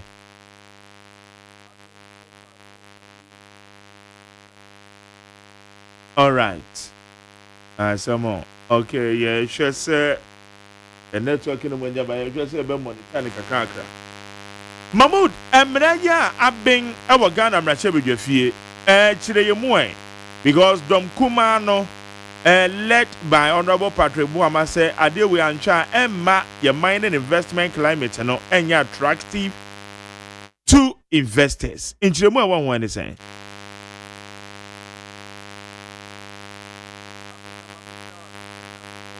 Okay. Hello Mahmoud. Beton kan badam say ade ne munya kra nran so na to ne agrada ntama ye we no ntime ba to me ba mesa fro back to see na ye no wedding come wadaroma. All right. Eti ye besan afre ye Mahmoud Kabori back na ye no edin come. Kwabra mu so mu na ye nhwe achire homra. Na abusiafo daily graphic na na make mu asemu. Ya say boko conference no ya tinipa 23. Galamsey bia no mo ye wo Auditor River Forest Reserve wo. Dismantle barriers here isi ma kwan na ye mama enya ahoden. Unilever Ghana and woman Ghana Health Service akabo mu a oral health care omo tretre mu daily graphic. Yo. Ebusiafo ye to aso dia na the Ghanaian Point the obokrata kitaminsam wa ha saying. The Ghanaian Point say Finance Ministry no se a contractor for wonum sika ebebo amu atumi edi dwuma wa ye contract na asase won saka no wo mu de 8.7 and billion Ghana cedis na beto wonum anim empanyifo so wo mu so atena se abo achi aye mu hwehwemu ahwe sampa sika no die no no anase enim wo mo hwe ye no say wo motumi aye agye 4.5 billion Ghana cedis claims and atumu say wo mo che say 8.1 billion de o ma reject enti o mu twia de na che say ye fiti ase aba betua sa 45.4 billion Ghana cedis no na 8.1 ne de ye say ya bo atu aye contractor for yi a contractor for na mo ho aye de nyansa nketo a wadamfo bi ye contractor ahwehwe na kira kwan na wasra no ena icons enso so e de abase wo mo di djuma ya wo mo platform a o mo di djuma ma fa nwofo wo mo site mi kan mo fu wo timi monitor mo niema no eye adjuma enti na no star oil asem mo de ba betu dwa se icons for operational we no nya adjuma ama o mo kra nti o mo ntimi nya fa nwo amfa nto mo customers no o mo se nukra bi anim nti Ghana link mpanyfo se star oil eme pacho so wo mo de betu wo mo wo mo filling station afu ani ho and wo mo say icons no wo mo yi fu ani wo port a wo mo bre but sana enye wo no mo eye MPA fo na namfom so ni free wo mo and wo de abehye icons yes icons ne de ama fitibre start say ye aduma no Etina so pintin ye na djuma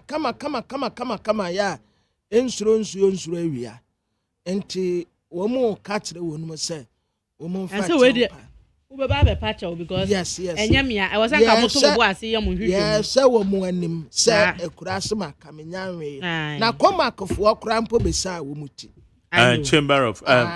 Chamber of oil marketing company. Yes, we mukura besan we muti se. Barama mame kwa amano so emra woni ama.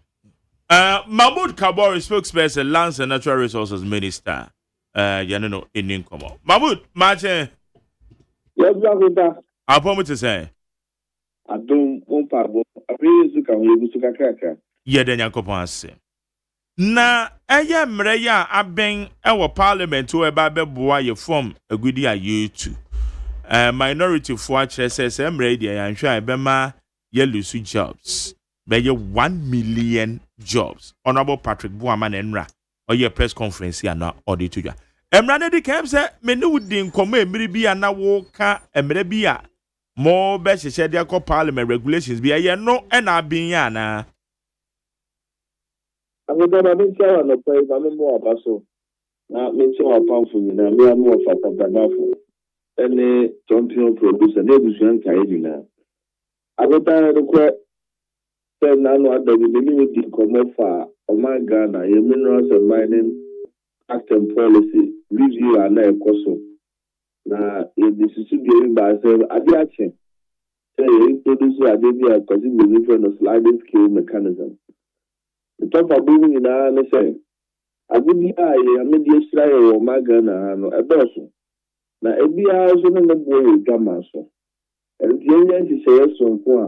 Based on a good idea in the bone, Lenya a poor energy from Ohama Pin, according to based on market price. A good idea in the bois away Gamaso. The man found Kotikaka. Put in say minerals and mining policy. 2014 a year review na the royalty call 5% no we review bill but the camera say can feel in the na review it we year more about 2019 na ke say review samra no na 2024 so nke o see review for the 2 consecutive terms na year to me and review Adiachia, the minister, we have a Kutubua, and this as say Yaba. The minister, that boa or minor, na a boa investor, or did the ticker every ship minimum. Rather than say, and they say you must say the honorable Patrick Buama, any minority, canon. Now, this American side said, we must have no point, say, a brass, I would know a woman come forward.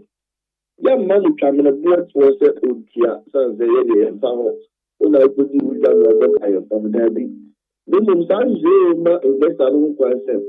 abra saa agudie no boa kɔfam no ɔman no nso bɛte ne to a wɔgye so ne mu agudie no nso kɔ so a yɛso yɛntena hɔ ɛsɛ mmɛta no nkɔ ɔtɔnkɔdi ne mu yɛso yɛgye bi di ama ɔman no yɛso yɛto a yɛgye no ɛbɛpagya ɛno nti mfiri sɛ wei yɛ papa sei the lockout rate ne flat rate a yɛayɛ no mmerɛsanteɛ nyinaa wohwɛ 2024 attempted lithium deal a Amanda Daniel Olokino at 10% rate.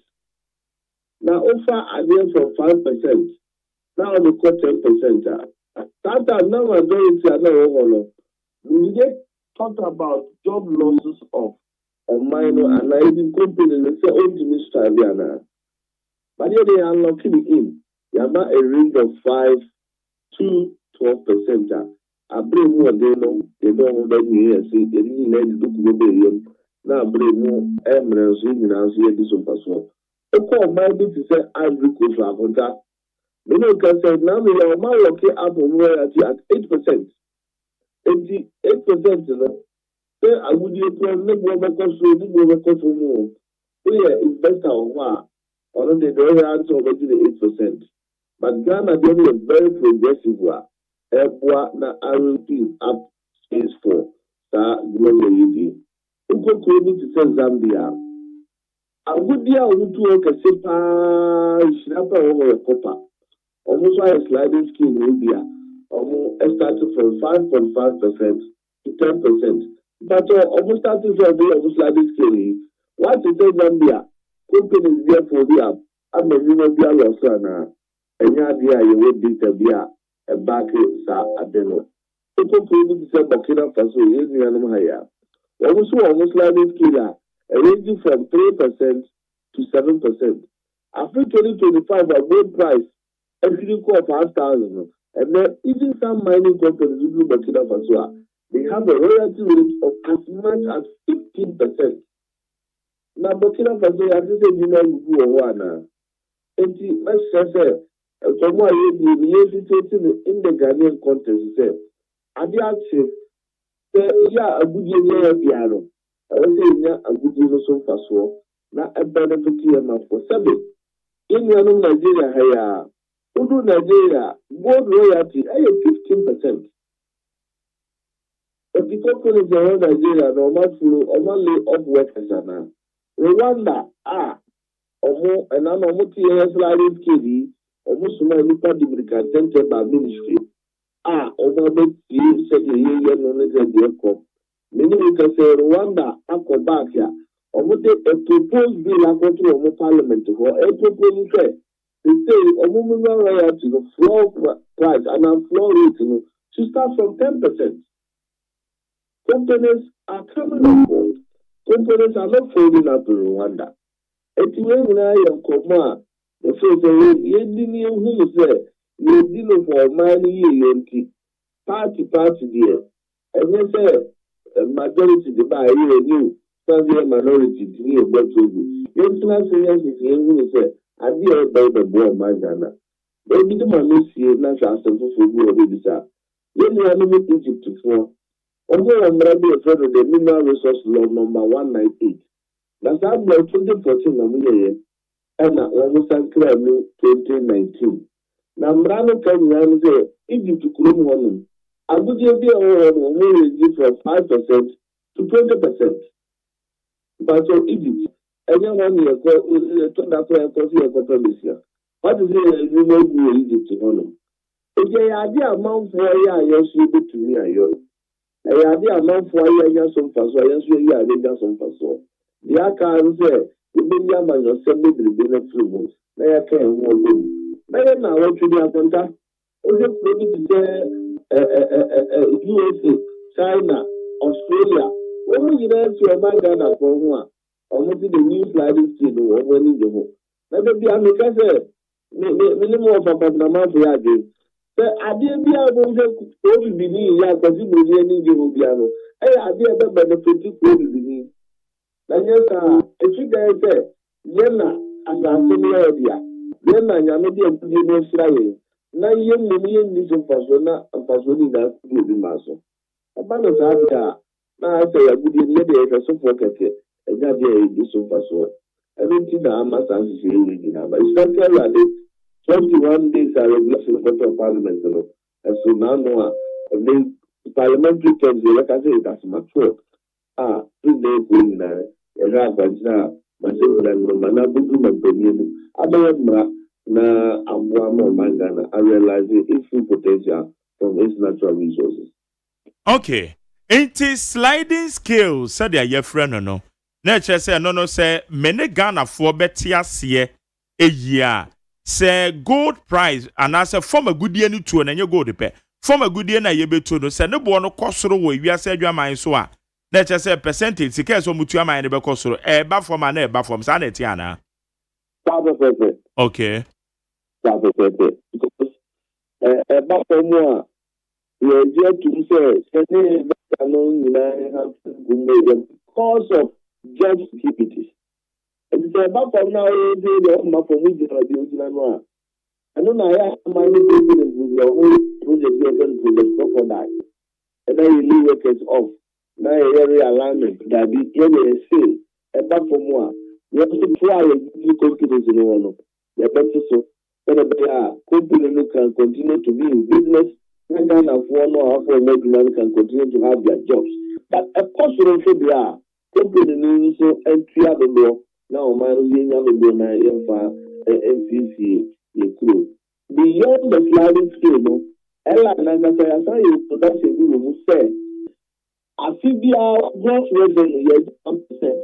Near the point here, we see a video also. If I understand something good, Ghana. I think they are about 1% of the gross revenue and then the gross production. To a month and a month south. That is not going to replace a person not going to fund and present this assembly common fund at the Derby. Then it is going to complement a half of one. But then put to a way that we are a third deal. Of course, one. I feeling in the Atlantic lithium. Now, feeding the Atlantic lithium revenue, $10 million. On the 1%, now, and also they are working to direct and physical infrastructure of the area offer a good university. But I need some of the investors. Finance Minister share chamber of mines. Or system, way execute effectively. And there is a growth and sustainability levy. Usually, a young window, as a finance minister, just to recoup revenue for the state. And I look at the 10%. The sliding scale is effective. Finance minister said, or maybe we see from 3% to 1%. And also, a quote for investors. And so, and yes, the one that is friendly for both the investor and the Ghanaian community. We have a done for okay. It is saying your mineral royalties and no. Say you're scaling from 1 ecopim saying. Now the number of my figures be with regards to even lithium. I say lithium or lithium or and a half the price, you know, but at the time they are 1,000 to year. You see, 5% of royalty. That 5%, you know, at the moment $227.6 million. So, I mean, I've been making that's $1,600 per ton. There's a ton, Biano. You see, I'm 7% in so. And it's about $404.5 million per ton. And I feel, you know, the ton is for 2,400. You see, only 10% per ton. And also, my royalties to come, you know, up to that for $823.1 million. Now, we have been at $3,000. You see, only 12% royalty. And then at the $1.318 billion. And so I said, okay, 10% from now, 800 and something. Now we're 12% and 1.3 billion something like that. In the same way, we can have one lithium 12. The royalty could do 3,000. I don't know 8,000 pay. If the probability of about 3,000 is very high, it means you know password. If the total abandoned analysis say 10% now, you know password over $500 million. If you said this sliding scale mechanism is the best thing that will ever happen to Ghana as far as our minerals governance is concerned. So this is a scenario we could capture infrastructure. Other minerals also on German respectively. Okay. Na investor no say ba say ekosoro so betiga more royalties nti enya ho na bia honorable Patrick Boama kire say antwa na ma investor no sector na anya attractive amano. But you say company bia no all is sustaining costs. Usually it has nothing to do with the surge in price at the global market. And then you see a 2 gold move by ADR. You're putting gold for $5,000. I know it's Ghana, no, work I know automatically in the country, I know what the bono. I know it's a picture out of Ghana, and they are double price, no. I know it's a price, I have all amount or double price, no. So it's a windfall for the company. If you can look at the freedom to pick up and say, sliding scale in the drama is a typical example. There's a mining company in this country. In 2024, declared a profit of $1.3 billion. Ghana really wants to be proud.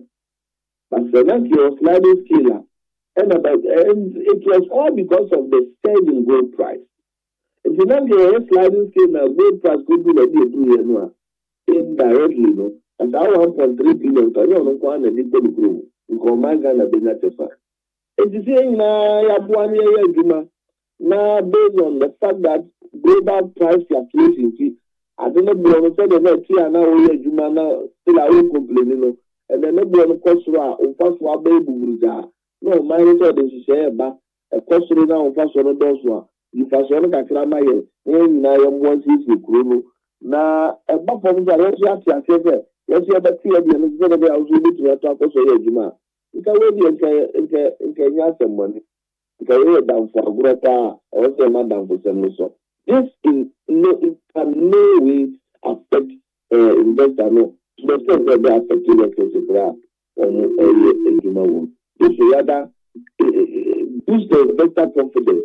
No more certainty because since we take America or my Ghana economy, and we have already said in stand shoulder with me. And we also are mentioned in the second work, and I'm a joke to a higher royalty. I'm a criminal campaign. Investors should not be interested in just profit. Investors should be interested in leaving a legacy. But the idea of what to take one of the but we are not answering now. Opening, if you have your son, only they do if you happen, that's what you're class one. Maybe as you say, yeah, we need to be a student, and we need to have one now, no minus so. Growth and sustainability level is a percentage saying 3%. 3%.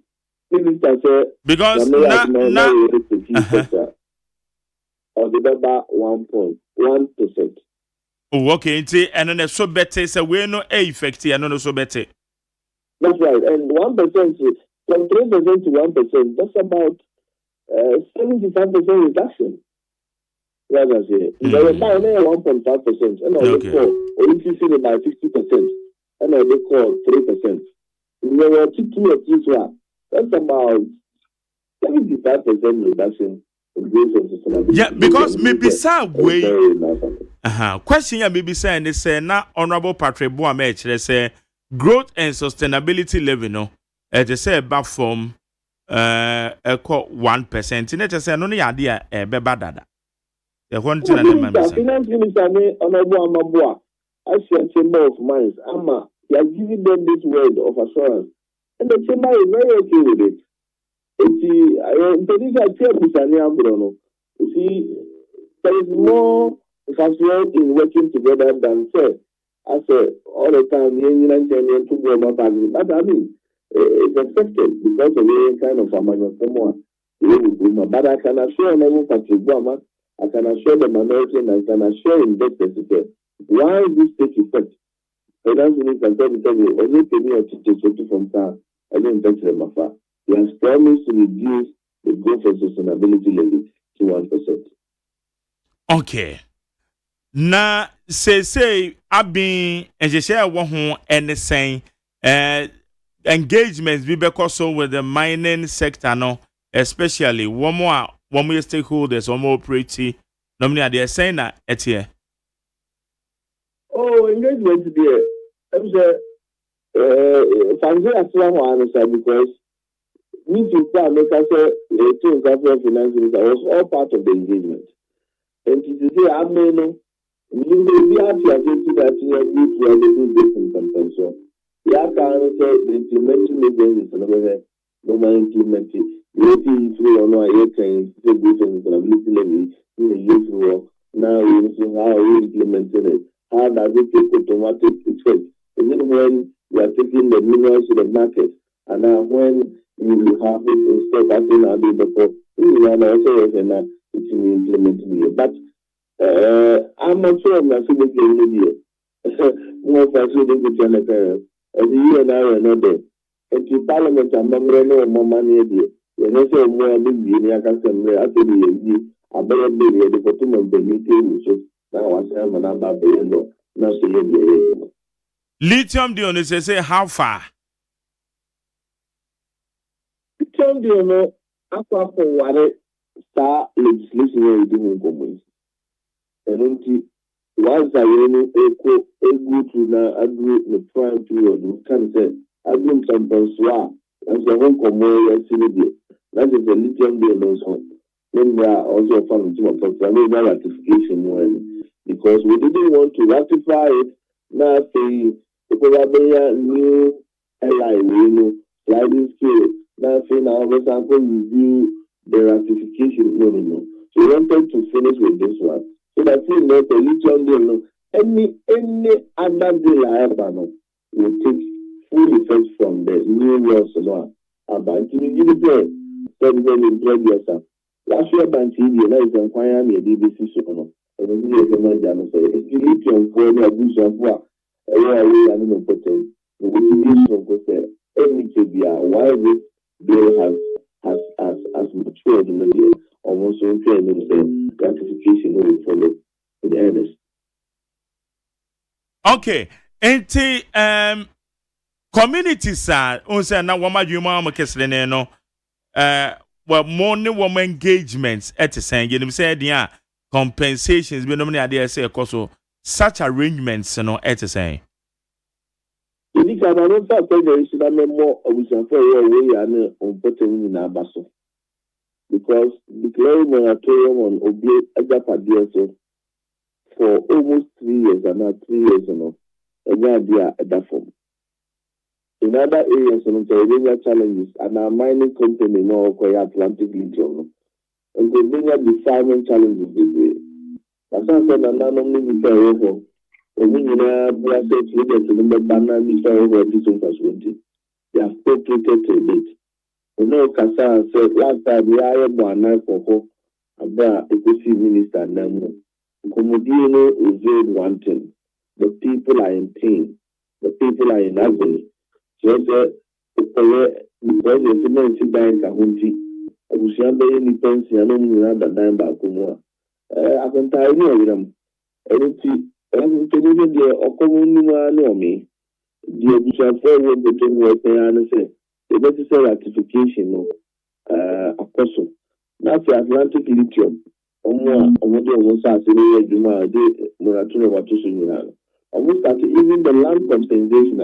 It is of my but now say keep up now, this is settlement package women and also almost start here.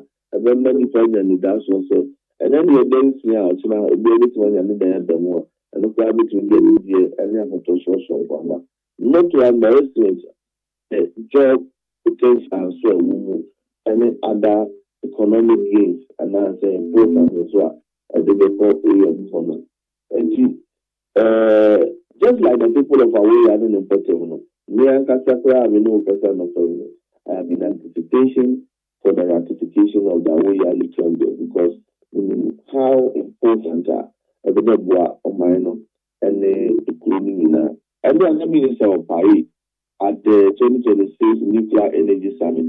The Komono more center on clean energy. The clean energy is green energy there. That is a lithium we feel for more every year. I am really anticipating to see Ghana becoming a major player in the clean energy industry as far as the contribution to lithium supply is also of concern. Nigerian supply of this lithium, say raw material, will add value to it. About money pass so you to know on our surface. Anyone I hear for more. Yes, we will do so and for all right. Okono so ko sen me call ko an wa ni tuya gala kono. So far so very good. Abenta me gina wa PDK so I can say Okono ye bi so kudu mu a. Na me dissuade na no na no makasa. It has not been easy, but there's been a lot of milestones they are making. That they said your content. And then said now turn around punch. Now who said among that is required the other so the idea to and Oklahoma and promoting the pressure night then. About from now is the same almost all the 7 endemic regions in the year. Almost by almost great not to say almost. Now, not to give example, if you will be any action of Nanano, I think the product is if we are making cases and we will acquire people. Now, we go to propose with this good. Before I said, the people in communication, that is enough of some kind of brown side to I for you will not go on, and that's a good one. We believe there are positive signs that you said. My sister, the terminal. Is leading with heart and is leading with passion. Positive signs on the wall. That notwithstanding, we believe there is still more room for improvement. As you know, the ACA behind the Bay Association. I'm not saying I'm for any and in the week, in the month, in the coming days, focus on the is on the responsible cooperative mining.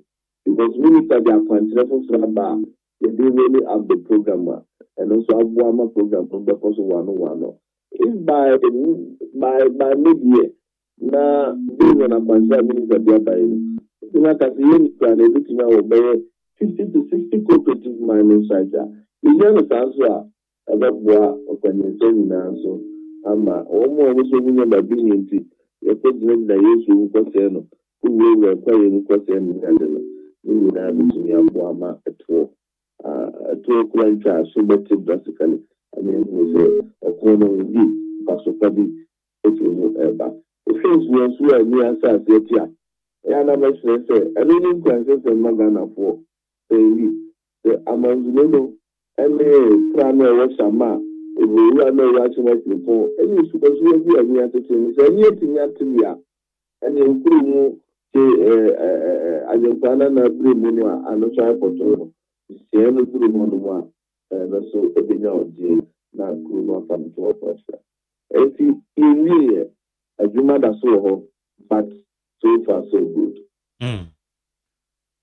Yeda Mahmoud Kabori, spokesperson for the Lands and Natural Resources Minister. I want to say, I pay. Yes, we that's the boy ambassador to my family. The young one watch him.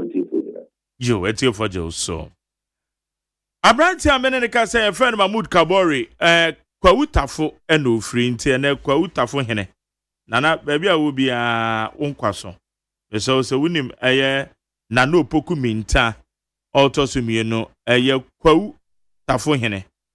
Bebacho, Nana. Unhuna na machi anama me papa na nedishen of Nenegazai. Mahmoud Kabori, spokesperson, Lands and Natural Resources Minister. Etienne ye minerals royalties regulation embra fufra aba abeng wo Ghana mrachebe fie eba be boy for magudie tuo na wo hwe slide scale na ye wo ye royalties sika te se yenya ewo ye for magudie etuo ne ho no beba cho utumu se sen de betimi aboaye 0201162746 0201162746 ma yentie honorable Patrick Buama ya try na no pay but he sent to me enka and somebody be order two jano eni ma yentie nansa mind is share that Roberto the we find royalty na what's your mama by enya degree na mining companies we any share chamber of mines and this year association on my own say na money do have buying car yes I don't want mining and so companies number Ejuma efi ọmọ ẹgbẹ́ máa síkà àbáyé ẹnu àrí àánú àfọwọ́ àbáyé ṣe ọmọ bọ́sẹ̀ ọbẹ̀ tí growth and stabilization level no so complete 1%. Yàtọ̀ ẹni máa yẹ wú ìmúrẹ́ bí àbáyé ní bá ẹ̀dí abẹ́fọ́ àmọ̀kákyẹ́ mining companies. Àwọn oníṣẹ́ ìyáṣẹ́ à sẹ́bi òbíà for investment. President of our parliament say Ghana is open to business. Now, so share severe your tax system and now we look at fiscal regime, the royalty system. Ghana, the end was so say will be in one way. Now, Sika Opesi and farmership, mining sector, now oil and gas sector, and then Namibia for any oil, Mozambique for gas, Cote d'Ivoire for to go, Mali to go, Burkina. Into the best tax regime and incentive regime and now never man of looking okay into honorable Patrick Buama and what in Kano or your chairman and the ma a subsidiary legislation committee what Ghana Mrashibe Jeffin some na or the two Ghana say yan sheni ya na ama job losses about minyana na nka baby say say we say abana ye or the ababe tour for 21 certain days internet ban sana issues bi one dey say come raise and sana aben because amra no regulations and the court parliament won omhwem say dot to be crown one verse baby ya omutimi ehwe na afiri wansa tini nyina mo ne sakana ya ne bedin komo ama sapo kuma Jesse ama sancha me kwabena mafo kwabe nwe go kakre ya fan krata ni bimra ama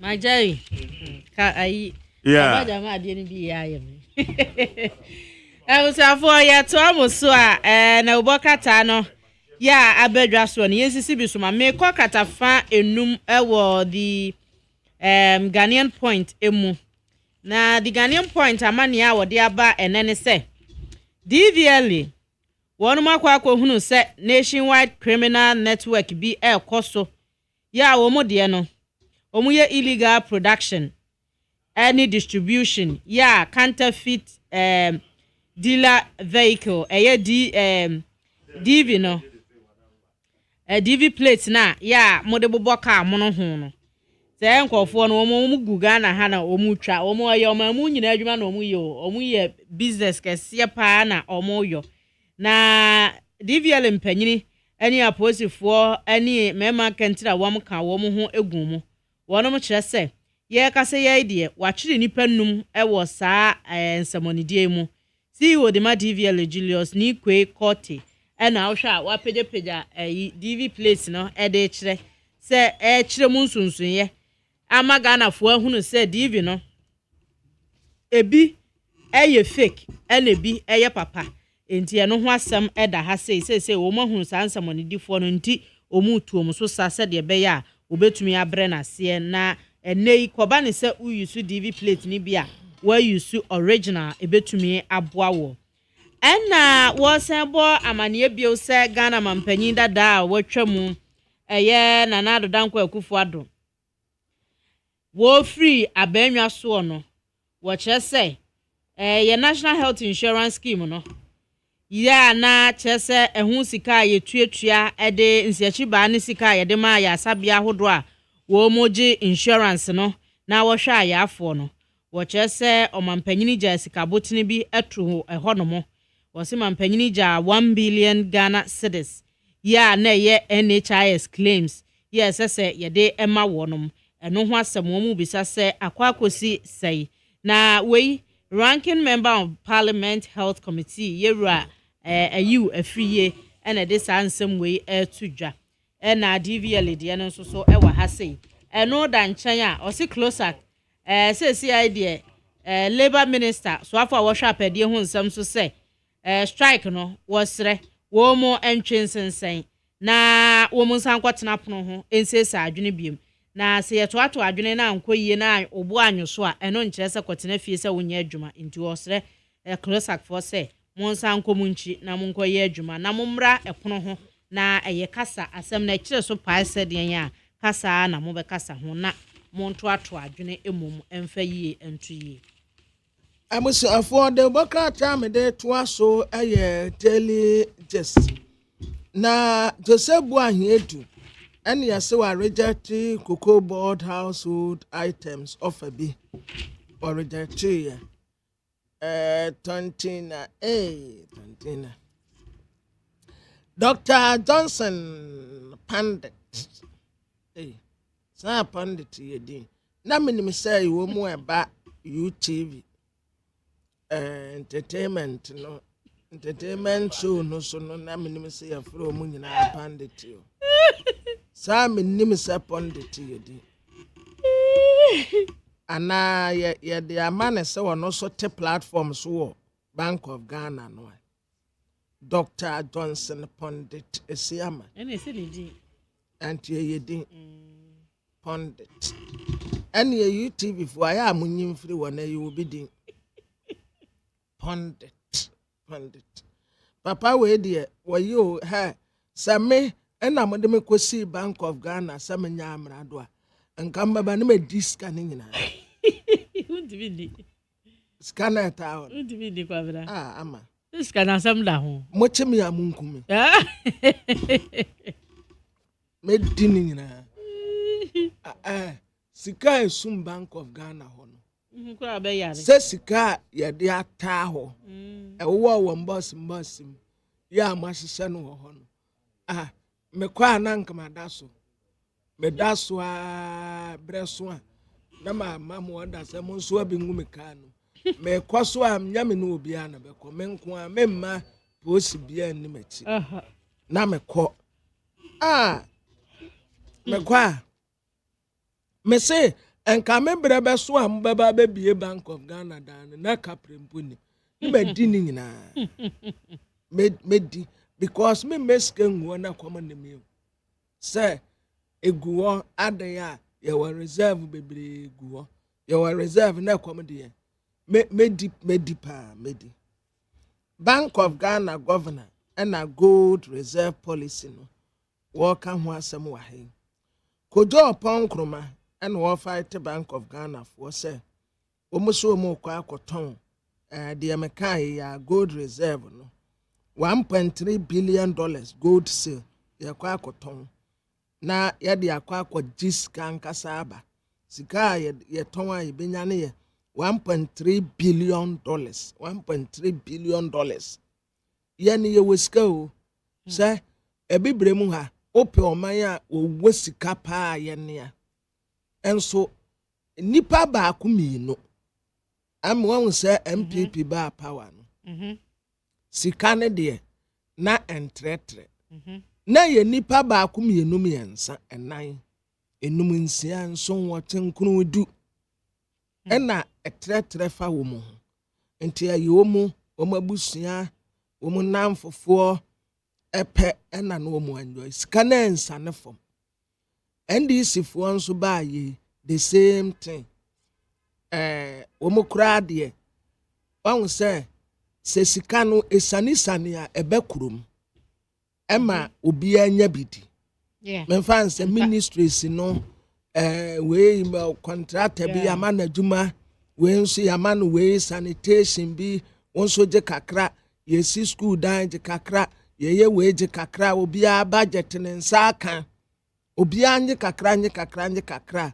let us say esane inflation ejina dollar eye beske ni krum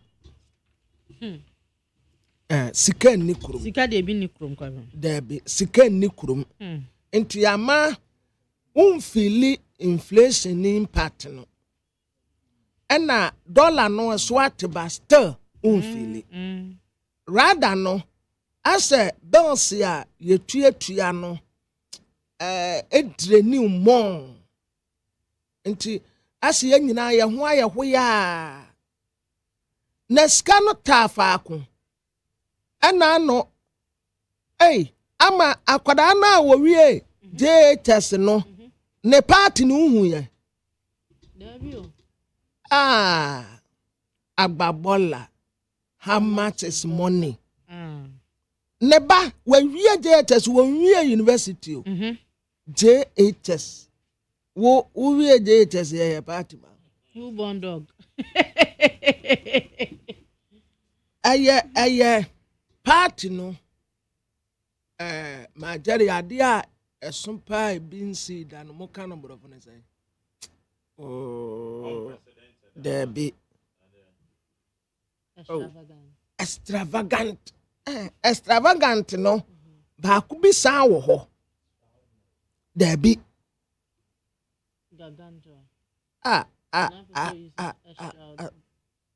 ana extravagant ya Debbie me say ama party ayaya party na ayaya party na ayaya ma akwada no what what a party uniska was say mom me we JHS na da obewie secondary school no se no wo mu asa wo power dia obesen hunu a politician ba politician or ye minister neba ana auto party ni ma neba azamom neba ana ba ko so minim say bi SMS bia ba kuso di ne birthday akwada nketoa wo mu susa ba kunso di ne birthday na akwada ketoa ne birthday no ama wo say yes sika kasa mo omo ka money swine na fe na mate o mase money swine yes wo say yes ye wo party ne ye wo party wo ye pa tese o man ni je o man akoma to o mu yem o mu papa abobra o mu papa ye minister ya ne ya ma me ne ya papa no wo mu anye bi amaye enti obi tie kira a obeka se wo mu amobra o mu amobra omso no mo de o mo ye maye ai se wono wanya opportunity and the minister beba ne anu amo ne akoko ai wanya opportunity and the minister enti wono de wo enjoy papa wo enjoy ankasa sika kasa sika wotumi woniska wo se amom me Madam Fujesi Jones on waka na sembi se krombe ya odan no anu botom ya num sika ya brantie ohia ye musio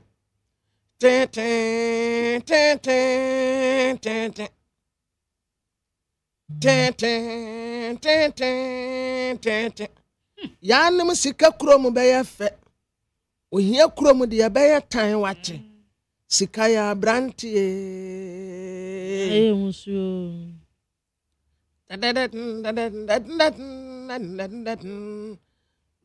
minimum poso wa yo super ya wo fori super on a boy nanse super for no super ya oforiata esi a wono aka kwantuom nipa a owo so sisi a ye super ato super ato de binti bi da na mampeni dada na dodankwa Akufo-Addo na olidi AU election mission akọ Congo omu na omu kose abatuo so Congo na omu ahese de abatuo no ebekọ omu kwa ya omu mfa bra no a odi Nana-Addo akide bia no a wabọ no macho no ye friend sempo sa bra no oya ade papa he o guide Nana-Addo yie papa sa menim ne din but baby a Nana beko bia wono a o full steps ya wono a o kwafo o kwatia obi a wono a na o protect ni yie pa o ye na dwuma yie o protect ni yie papa sa bra no mampeni Nana-Addo dankwa Akufo-Addo e bra na wodi wachie no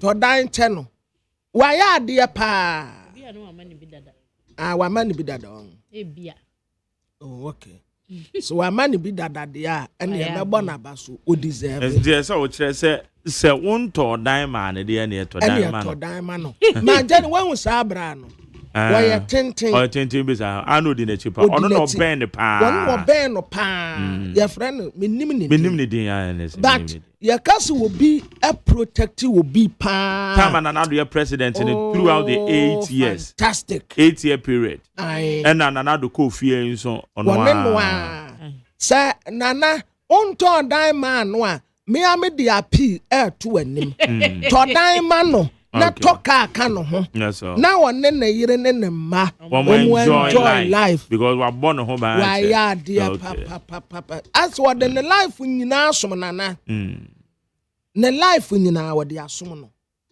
why ya dear mompene no the new publisher the Abakata Miensa news desk reporter Abba and it's a Ghana Immigration Service. Akwachi nipa Nigeria for ama baba jama nenda efe o na ni mo fe papa nenda efe pa wo mie na no mo datete ma no ni die ni bia nya ya die yi bia ama me da me ni mo ehu o na hwan ka da bi na hu se na hu se woda wani mo ma tani na sami minim me ho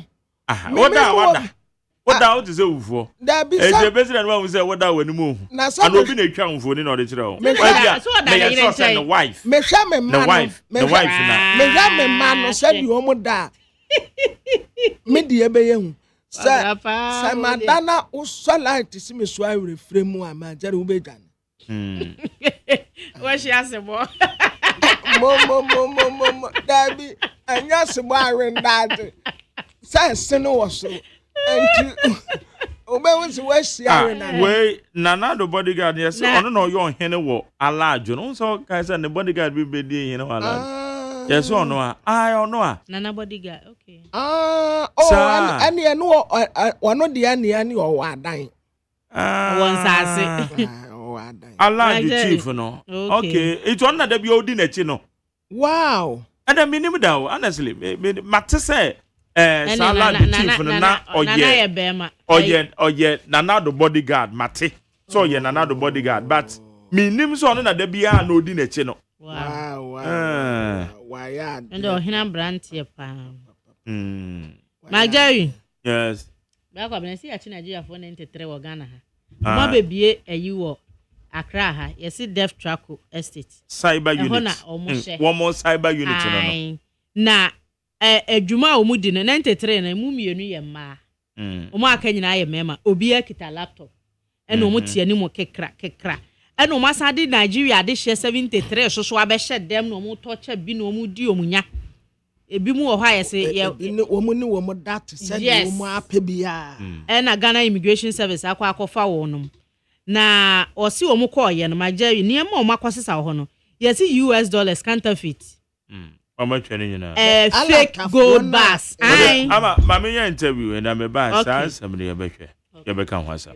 Un say clock sack for strike no ejinem and na a third day. Yene a labor consultant ya friend yi adomboache amponsa eni ho nkomo. Isaac Bampo clock sack penny ya pemina because there's one better no mebu mi kakra edemai. Ora ya adomboache amponsa ma che. Hello. Hello, my Jerry, what is saying? Beba cho nyanko pa dombo ko na unso yeah. I and sa pepe pa dia che bia ampa. Na ye bisa se clock strike idie nanka adenti kura na ese yetina ho since 2019 na baby 2023 na still the omo pay even though abana dia too many farm na dia ba baby say. Only I made that me chair MONTIE for you. 40 years. I was them a woman. Elizabeth Bannister. I made the Biasma mechanism, industrial relations. A young Kutamudia, a war, a Juma,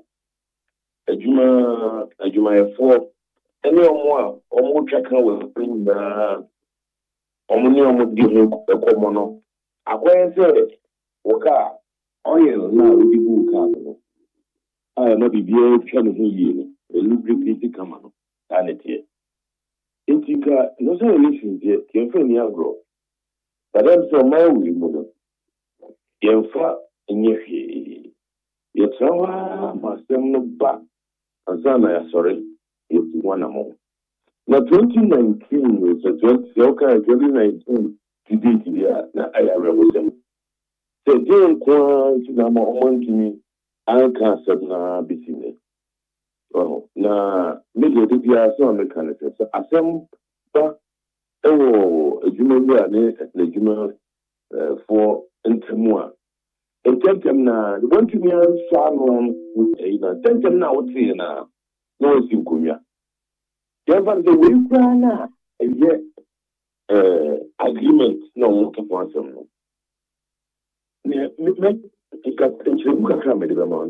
Agreements, why you was fine. MOU, your friend, no norm of understanding. I found a Japan, I deal with you, and yet they quit man. So, we would show, you know, I won't show, baby. We can't go at my follow. Because I deal with Yanni, you said the baby say. You can say anything. When you're traveling in your Sakaya. Oh, yeah, bibia. Identity. And when you are at someone 2026. I how. The Emma Rohaka. No Jenny said, if you are in CP, how to brew as you ECC. Now, if you will be a correct, sir, you may follow the no power, dear. Also, if you will be a strike and so and solve a problem. Indeed, at the end of the message, it's a union for no rules and for no. And the meeting of a from a labor commission. Among the labor commission. Now, only in transfer, no one is for no one family Juma. I don't know the Yashi said, no, we are the anything. And maybe I'll be implementation any here. So, the mechanism implementation, almost primitive measures based implementation. Yes, so when we are obey, when you say obey, now interfere, you will be to me. Labor Commission, NIPA, instrument, will be able to make their custom. Now, you know, beginning about it. So, no basis, I obey you, now, moment for my promises are only to me and deliver on. Moment promises are only to me and deliver on. Now, may as well do my force better because we are just a human being. The government machinery almost at the form because the money we say mono, not just almost all the government agencies, ministries, But it is solvable. The repair me bonus on the committee, no more again. But I quite translate no more in on the CC. Okay, because when the year came, I buy the crown. No, said you can no more yen. She says, one more 20 somewhere first. One the 1st January 2023. Eba and Aquacoba say. Bibi sasa conditions and woman to mean into more and farm. Ayana communication, lack of communication be ewo ho. The tripartite, Edumayenino, Labor Commission, ene abayno. Anything na ekodru say. Is it because of lack of communication? Because how do you tie kosopa? No, the Ariana or near Oda Labor Commission. For a long time, and so this is the first time Yafa will be on your politically inclined or a technocrat. What's a labor much or very experienced woman. This is the first time for so many years. Now I can't know. I am not for MP. Every before the Banama for MP. Every before the Banama for MP. That's MP. A bassa, a fudgy and mark the Kuno. He says, they have the right person to help with the labor issue. And so many she would use her experience to leverage on the issue. Okay, that's the idea. Also, your consultation, also, then go for Kasa. If you have a friend, then I'm here with this. If you are any hunter, no, media woman say, Oba Eja Deo, also the press, that I'm a pretend city. Who's the guy who is in 20 cities for Matre? If you know about 10 cities, now I. It's a honor and only a part of the national in Africa. So, tell you the link me young man. Maybe I'm a more tracy. Yo, and can you be, sir? And you did, sir. Lemon, and you're quite on the first one for your Becca. The Korea is not my company. Here is my negotiation. A cherry, it means a negotiation to be. And the woman said, incrementer. Inya edema ero je na sa da na abra company between you ne mo mo back pay na omo mo sise no back pay no start free January it is our transit me ko si June na so na we negotiation just we was 6 months back pay to pay e hona juma no we are not that seven waka say me say why be here that super ne mo e mo ni say e ni sika e dey pay back pay e dey there. And I'm calling you for the other. That is a better problem. It's a better problem. But you want to say,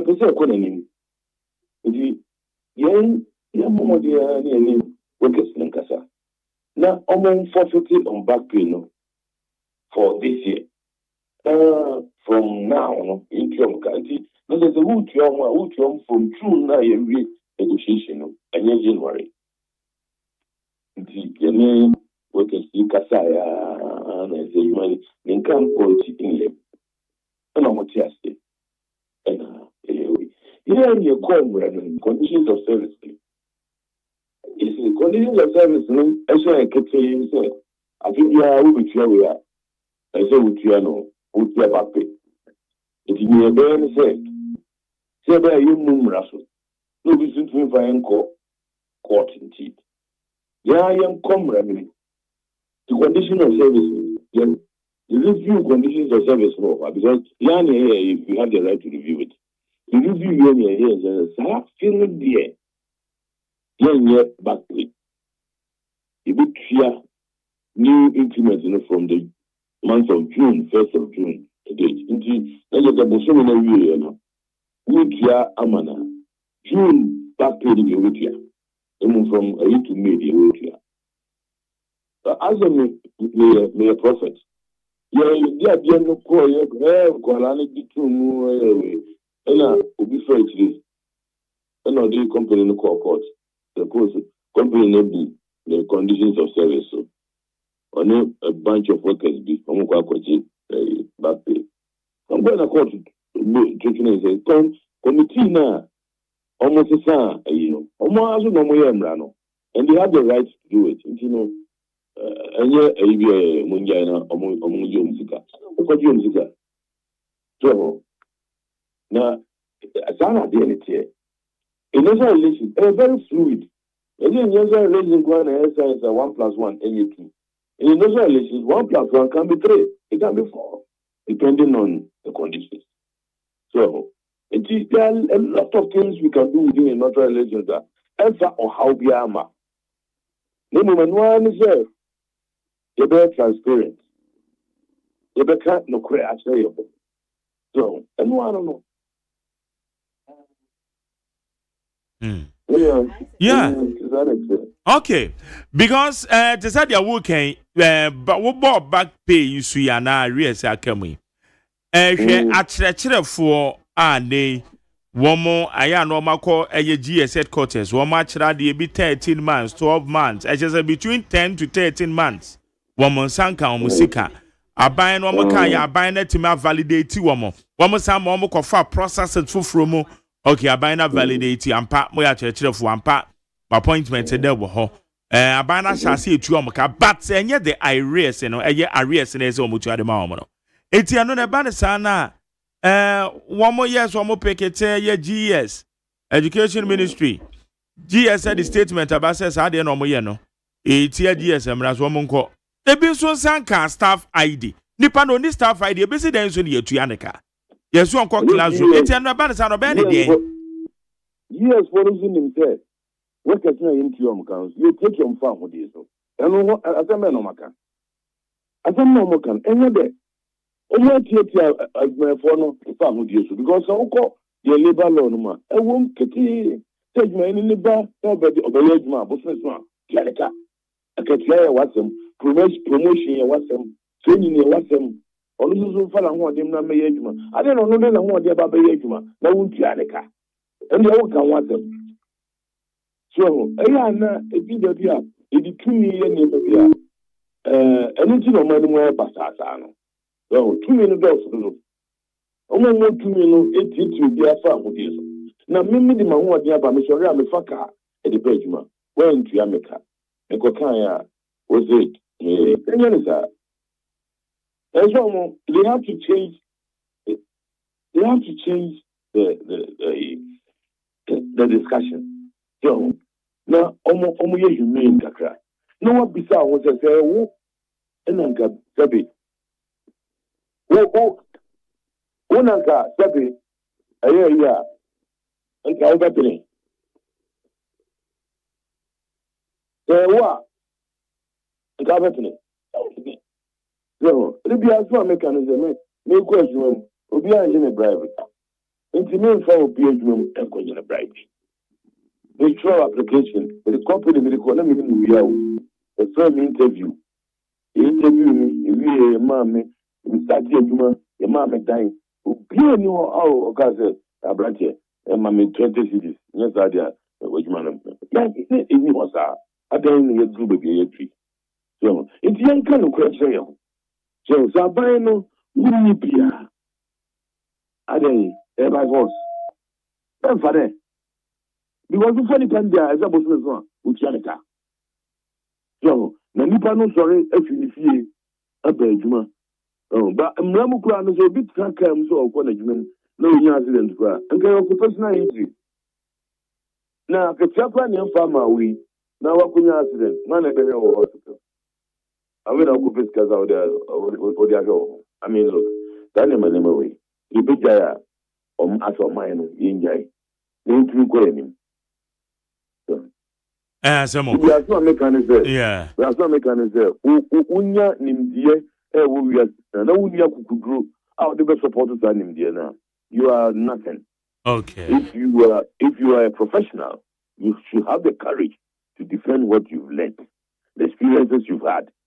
What I say? Now say we boss the catcher say maybe I catch HR for no. The catcher say your policy for workers. Now we are draft. And I say maybe I see no we now what they who to say I draft here money. The many day give me because a year. Now say we say a year there fine. We can implement it. Now say what did you say? I deal with you give me any. The work we planning no that is our policy we are doing. And you should be able to defend that and get it done with. Anybody may bring they have the knowledge, they don't have the courage to back the knowledge. And you know, in your kaya, the penny kaya no dimika. No control, no diaba. Here implement it. You didn't there or the make up. Tab no here, HR manager need you did think of for there, the problem. And then the big didn't know or no say on your comfort. So I see exercise to mine. Okay. Aya kwan ben so na de efa so ha ye productivities is your motive here. The 3 and your woman. I am saying this if so high. I know because we are government agencies in I'm not saying maybe we be na any joy for because I'm on interview best and death registry will be near there. I will encourage you. And you know the impact, is but in a civil service, it's difficult to determine productivity levels. Then so individuals who will be affected will feel the pinch. So when you say na say yan hwene handle ni year na chasa kwakwa yen sembebro say day 3 and they say no said ya wo kan enra Ministry of Local Government, any other stakeholders in Penifobia Shiamo, and the Labor Commission Romoko. Until see yan chene to say BB Sabi, Papa be and Cosroma, and then an aqua and baby in terms of productivity. Because Senate said more MPP, NDCU, CPP, no more agree that it was agreed and it was supposed to be paid. It has to be paid. The mode of payments, and the vegetation take away say between a handler. You can want them. So no more why you carry there. No one for good amount with my for. But they are very important, integral part of the work culture. Argentina, one can be Papa being shown. As you be Mukasa. There are the Atiasi, Nemum saying, maybe a March. Into March, maybe almost middle of the month. Into this month, in 3 months, by the end of the year. So, any roadmap I make up by the end of the year, near a year. Masa, the only we were honest in your presentation. We use them in the that too. Where they need the money. Let's that's on a moment or a month for. That's the idea negotiated and agreed. Yeah. And you know we are not. We need to be also because they untia. Untia no boom raso. That's right. So it is also jitu say information amayini. Ma home information. Yako any media and review. Into whom say this month you better implement this sector. In 3 months you better implement it. By the end of the year you be you know going to mean town branch or say they will agree. They do it all the time. In fact, the union guys, they are better negotiators than government side and our employer because they are always negotiating. Well, you only negotiate once in a while. In terms of negotiation, they are now almost partnering as an employer. No, anything that can be a problem. Okay. Now, I unions see, only to say teachers EDA. As one more unions, no. One more out to teachers in a JJM, but oko health, health the entire how. But minimum the teachers, not and not grat and your friend Bakwa and they want my somebody prank what? Be red feeding. Now, first, no, your coalition. What more? As a woman intervening, but teachers, but meanwhile, I can't be honest, by the Omash as yet to woman. One more to woman and not fee now, one fee. And so the unions are not being proactive. I don't get it. The issue is that union they play on numbers. Numbers are very important in the union. But almost politics in and I can always say, I check union. So, into way for Hano, no way for Hano. So, make plan of me work there. And I can join the union of that. Because the union to me, they give me welfare there. Not because that's the major of the union. So, basically, welfare. I want to give me welfare there, I'm going to be a member here. It is a union no much to I know that is their problem. You need to have your personal interest. If you are union, yeah, that's 40 something years ago, union for Dominica, and then we union work at the V8. And everything. And your V8, Okita Parado, Okita way, how far. It's a my union, not one day, and Kazaswati. So union only decided somebody money no more from a proof we are. The terrain will change. The terrain will change. What is it? Teacher for union back on Peru. 82 days, another union, but I just said, Papa and Famra. Among Casaprano, they are not united in their front because of personal interest. So, union, yet to say, and yeah. A bit of the union in a big group. Because only Yadia is somewhere. Okay. Alright, I don't watch up on sir. Yeah, you said never could have be any Atias and Papa, dear free closer for you. Okay. Yo, also made us a pa. Yamisha Papa.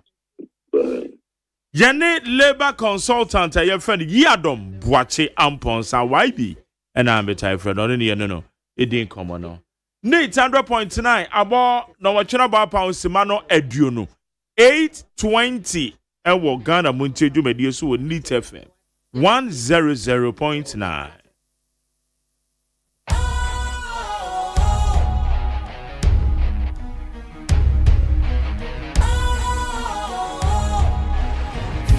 Cool, fresh and trendy with a new look. Makes you feel real good, that refreshing vibe. Satisfies you right just the way you like. Do you know? Do you know? Do you know? Ain't gotta do it alone. Specialized makes you flow. Anytime.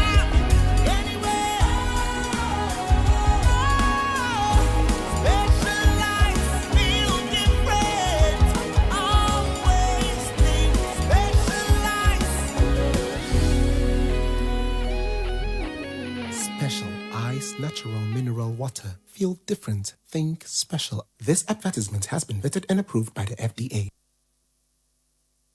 Ghana Muntie. Na mansanya so.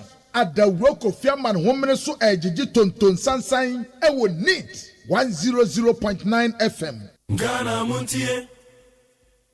Ghana Muntie. Ghana Muntie. Ghana Muntie. Ghana Montier Sunia would need 100.9. Amane Kwabena, Yoko anymore. Na Yanyanity as a Traders Advocacy Group Ghana. Tag one of the GRA, Ghana Revenue Authority for courts. And Sembe, yeah. Oma file. Domco court. Iti ye baby sir, a debate attack. A Ghana, a phone kabum konumba, the Ghana Revenue Authority courts. Ama Musomini Yanko. You.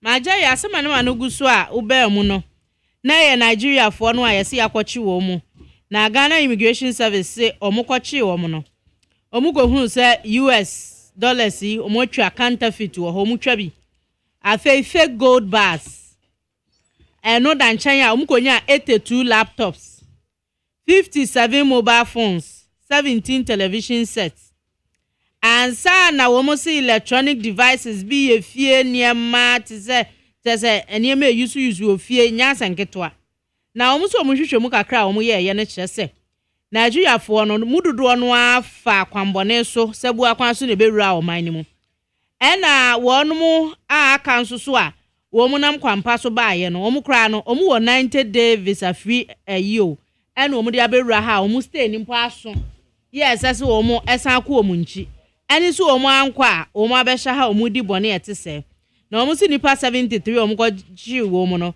ye ma wo mu omo ni bi da wo mu bu bi omo hye bi no anie ya osafo ni nyina omo agi wo mu a omo asan abo wo mu achi se omo ko Nigeria ba komo so ye Nigeria de hye na omo wia wo mu abehya ha enti de opeso wo ka kye Ghana de hye nyina ne se so ye alata ni o so ye Ghana ni o ye Human Trafficking Act 205 Act 694 no ye adwuma papapa na sa wokofa nkofo efri amafoforo so de omo be hye Ghana ha ebe forso wo mu ehom wo mu so edi binom ehye wo mu ma wo mu frefre nkofo agigi sika mam eni binom da wo se wuje term no wanya kra na enye mfie num kosi mfie aduonu na koba ne se nkwada wo mu kra de a ene na live imprisonment enti mu amudi sa monam kwa abone so ehum nkofo so ebo nkofo po mudi bi kwa akro no bo mudi bi ginagina kwa ho no mo ahwe ne ye ne yensa so opan achi dia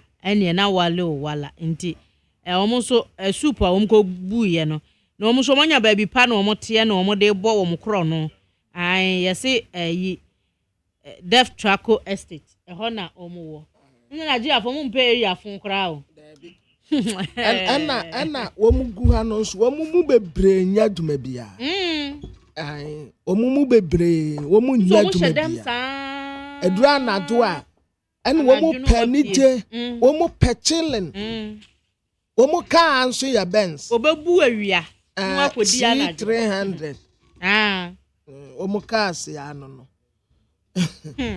edio C300 yeah e bia no womu denam na masam ai obeju guesses ya ai alatafo e ene ya ma na kwada han a obetua bum agedan no na alatani beje wodan ono nko ana bebe wo wani baba ho so no wamu ye 20 na gudan ayo alatafo me ndi bi wo me fie da na baba Jamal enra woko mrahebedwam ema woko saye na speaker chese baba Jamal de woni ni free o mo san ya che ya woni nkasa yimbi kura wo se wode ne ba ema speaker awade na satam no ya ba mu a se de waba akokra na chese aye ani kan minim se ye ne direct eba anase bia so nua ba bia na abusuani bia enti enura na aye ani kan uyi se ni enkofo ko twitwa ena omuzo akoda dabi wenya na we no oje na home wabre wa se ena na ni afi ana so no ahomeje anya obi anani afi kura se me wo hwe metumi ade me na me ato bia me te microphone ati kura se me da mabre edu Sundays na me ni mo obi kura wo fom ho wo tena ase a no wo tom no wo hwa nkro okay obekona wada kwabena bi hwa nkro mu kwabena mame kwa amano so na aye kwadwa amoate mokobi shoes kwankyere for penye president Edema Traders Advocacy Group Ghana wa amano so kwadwa mache baba na mjozo bibia bakode nyamiado nse musomo hoye nyamiado boko odi ache ye nyamiado all right good na mwatakuri ya GRA for mo do mo court asemenesi mark mamefa interpretation chia Ghana for am chia Traders Advocacy Group ba na unam so so no almost videos in chia mark last year na government of Ghana through Ministry of Finance ama through their investment contract. Now, a full contract, and I say, only AI, about the year, man or mobile, and yes, all the video infrastructure, name of icons, infrastructure, and hold almost obey you. The TNA to transfer, and yes, okay, you're paying in Chile. Your bomb, mama, am I in Chile? I mean, petition presidency. Now, His Excellency John Dramani Mahama, any Ebua almost the man today's advocacy group. Your petition in within 2 days, and an issue statement says almost AGM for and first target for and all the stakeholders. Now, you strike that consultation. Wouldn't say a dual company at the May 24 no? GRO for Minister of Finance, or Mamma Gunama. Direct people or Mampany, the more so CIA. Yeah, Papa, some of the buyer. GRO for flow, other stakeholders of no meeting. 14 hours to the program. And one of the stakeholders said, I tell them, are you aware of tomorrow's meeting? And I was there. And I was, oh, I'm also go from answer watching. Now, I did change a meeting. And I was no problem. My counsel, Namako. You're going, and someone almost kicking narrative. Now, my day is a property, as you may about my one. We are certifying the mayor meeting with the stakeholders. We put that necessary question. Where there, a Minister of Finance, Deputy Minister of Finance, Commissioner General, Commissioner Customs, and the bar said, or who representation. It's only so who are those behind this contract? Now, the Deputy Minister of Finance, the man, one, the Deputy Minister of Finance catch we need and conform the contract in one. If they say, stakeholders name here, and I say, you need that way you look at it at the council. The Deputy Minister of Finance, any those behind the contract, a serious matter. So when you listen to what country trade association in the Onima, that's the question I use with our ground. No more than you for more than that question. I tell you what you have it. You're sure, and some now, of course, with that engagement now, I know. And yes, Ghana have now your call RTI, right to information bill, you call. Say, almost ancient GRE4, not GRE4, and Fancy Traders Advocacy Group with the contract. 2 weeks, mutual GRE4 shows that the catch and say, almost didn't have contract in my hand. They were contract, confidential.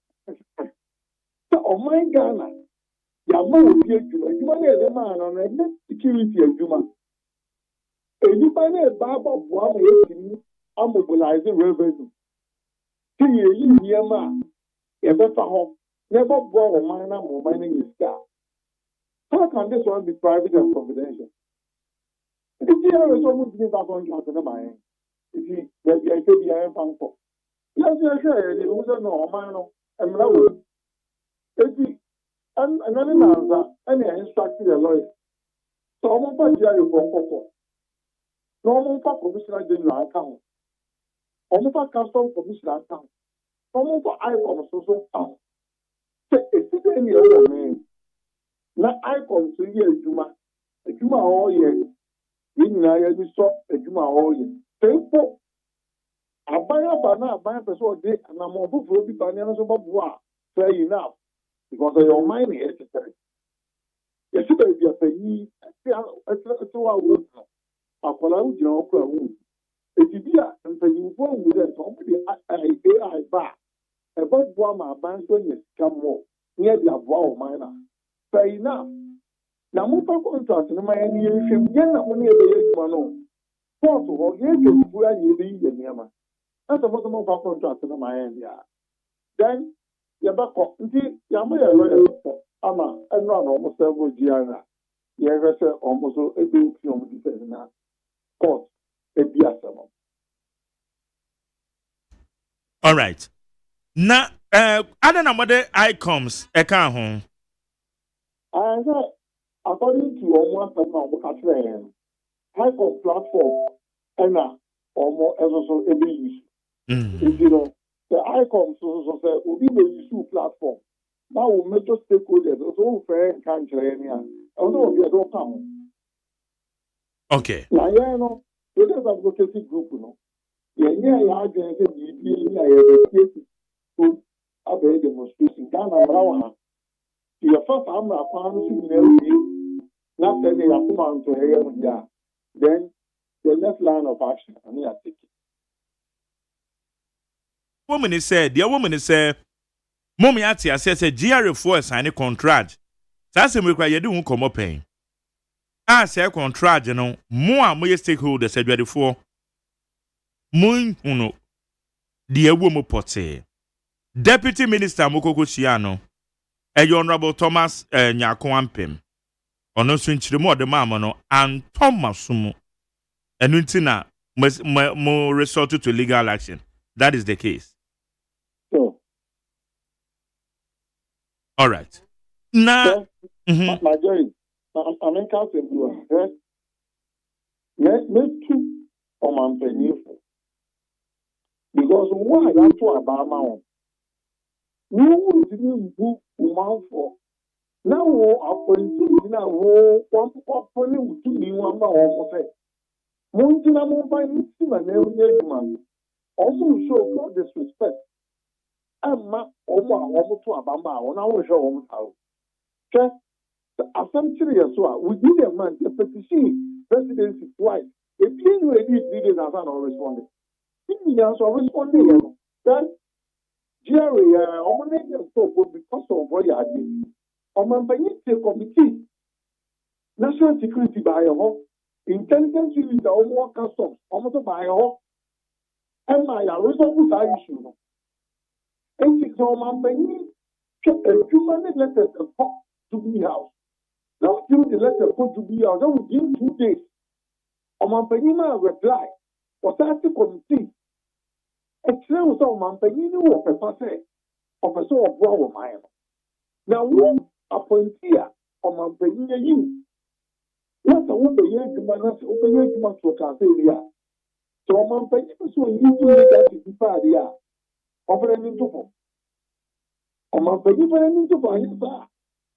And opening the channel. The point is in the good in month. If you go to a man on the far, fine. On far, fine. Now, what your contract most suspects say be Hadriana. GR na ebi omo person omo complemente wo mo strategies a omo de enya sika revenue generation. Mo ni say bibi o me be Hadriana. My Jerry, who contract na ya suma. Ya me vice president da wo you. E ma na call Cyprus. My Jerry, company we at 2024, 28th of December. Yes, 7 December. 3 weeks, and you take our company. Company will take care then accounts will apply $100,000. Company will and you when it comes to IT. Only track record, say, who got Bonira or IT company will go you over to Kinja on the amount. And now call Abba or with even track record. Now I think in a gun and need to be in a Duma. I'm a Jumano as 2 farmers the Topa Liberia or Gambia or the Jumano Kosovo. Here perform we are with any track record. That's any panel and some and I may outline the setup in our Nippon infrastructure. You're sharing of one background. Only technical know-how when it comes to IT and AI. And we see the electricity as well. And my here I can say you better contract in the because your phone of one of your social background. Only need to do we wouldn't be ever baby. Only they should come out and tell us, okay, Malaysia. You will prepare Angola, you will prepare. They should come out. Even today, none of the stakeholders, man will, you need those who are behind this contract. If anyone, Yeni one managing director, yeni one CEO, none of the stakeholders. And this is the first time. This is the first time, GRA, any Minister of Finance, and now will be contract, so may you porter. We the stakeholders, you and for those who are behind it. This is the first time. If you see that. But when you say registered, it is same. Move to my trigger RTI. Now come on information in war. Register of companies. Majority, and I make us say, yeah, you see, many of us say, yeah, to register in Nigeria. But I was saying, take a minute out of the program that you're waiting behind. I was saying, compare presentation, look at some people never pay a presentation, they answer some questions. They are supplementary answer be or more. Another, if maybe GRA or finance will have something to augment their earlier statement, then you put it in. But in the situation now, GRA and finance will never presentation. Now, who are those behind this concern? The culture say you don't know. It is never done. This is unprecedented. First time as I deal with 18. It's in a situation I may have come say you have to do court. But I don't know that I deal with it. There's a contract with it. It is a better asia. Morris ought to all the necessary avenues. Baby, as a mufabia say, Mobetimi at a contract and as no. Mafa, Monsa, Intiminka, Mwaya, Ebetasum. That is so. Tina, I'm sorry for a couple. President Castle engage in my engaging if you had the court. No. Give me a choice. Your choice is to come out RTI. Say, RTI, Emma, GRE, and finishing with the contract. 2 weeks, a chair moon. GRE was a woman to be by mine. They wrote back to us. So, a woman to be by mine. Today, statement now. You're still so a woman to be by mine. Fine. Put me by mine. You're to be by and second. Emma walking Ghana and Rawa and Brana say, just I see you between our popcorn. If you know, they are called they are fair on with the contract in my area. I can do the idea. Okay. I copy a court idiot, anybody at any Ashedia womb.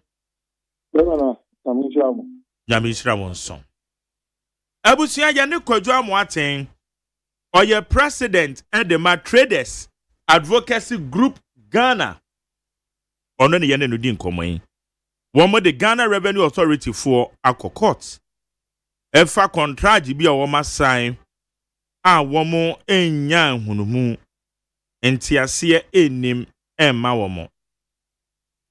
They were not involved and engagement and koso because womo na ye adwadifo a womo use platform eno omo de omunsem Omodi akokot. We ni nyina na ye GRA sensem. E na na kwa na wo se GRA no ha de wa dia boso. Si awasa de GRA de na ka ho. Cocoa board ekona se, gold board ekona se. Na ono na e de ka, ono de so timi din ka ho. Minim se sisi a GRA tuma no. Dey eye we kwa wo ka ho na kan ye. The woman they say, "Aben bi aba or one strategies or the year juma." No problem. It's a yato force and any pe any cocoa board measures. No problem. GRA the biara than our finance ministry na said that. No problem. That's all. Both board no so no president any swadi hunu no de akwase ho. No problem. No problem. No problem. No problem. No problem. No problem. No problem. No problem. No problem. No problem. That's all. Where's it? But that's all. All right. Higher needs 100.9. Into GRA nkomo ya agro na ye bu ya.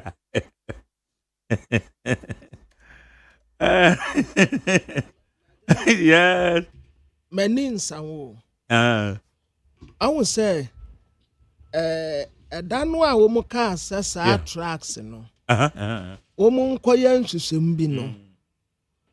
wahu yeah memetan asɛm nipa oh yɛkɔyɛ nhyehyɛmu no yɛma wɔ mu sɛ 1 week mɛboa oh atwam time na elapse see ya ka sɛ 1 week okay yɛkɔyɛ nhyehyɛmu baayɛ no yɛhu yɛ sɛ customs mpanimfoɔ mmiɛnsa kwabena ama magdari omu gye adamudeɛ ɛna omu ma kwan ma nneɛma no yɛyi bi firi so ɛne yɛbɛfa bi wɔ ha hyɛ mu na yɛduru hanom koraa sɛ no aposifoɔ mmiɛnsa ɛna omu boayɛ ɛma nneɛma no a yɛyi yɛsan de bi hyɛ mu ɛduru bɔda ha no Alex ka ho ɛna yɛsɛ enti yɛyɛ nhyehyɛmu wieyɛ no yɛhunu sɛ kwabena ama magdari Alex posifoɔ mmienu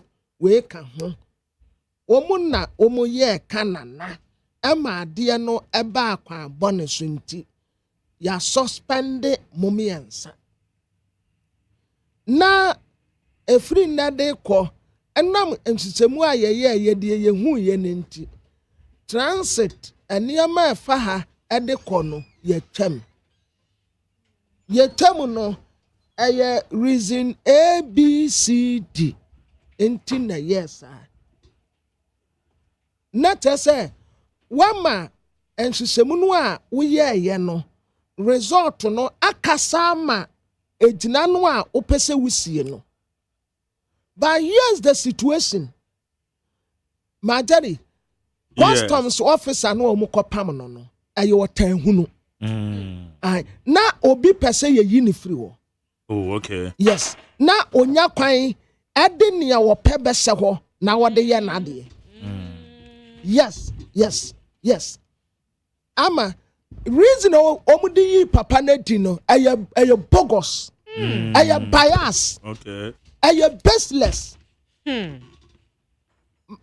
ama sɛ posifoɔ kɔkorɔ no bɔ na yɛte wɔ mu a yɛpam IGP dabi nye posifoɔ no si yi omadio deɛ wɔbɛdam wadam deɛ bɛte na homa so yɛte nkɔfo asogyafoɔ ɛkɔ robbery ɛkɔ mines kɔwie adeɛ ɛkɔ highway robbery yes CDS ya na yɛte wɔ mu a yɛpam CDS ɛgye ebi a yɛhu sɛ CDS no ho bɔ mu bi me sɛ ɛyɛ ɔtanhunu obi ɛna no ɔpɛ sɛ yɛpam papa no firi wɔ na wɔde nipa a wɔno pɛ ɛna ɛyɛ nkɔnkɔnsa mɛtumi ayɛ wei ntumi nyɛ wei kura wɔn pɛ wasɛm wei kura wɔ town wei kura wɔn pɛ wo vision Marjorie sɛ wonim sɛ ɛsi edu nkatia ɔno ɔyɛ bɔ chairman wɔ port okay na ɛbɔ chairman general wonim sɛ wɔno na ɔyɛ bɔ chairman ɛwɔ port okay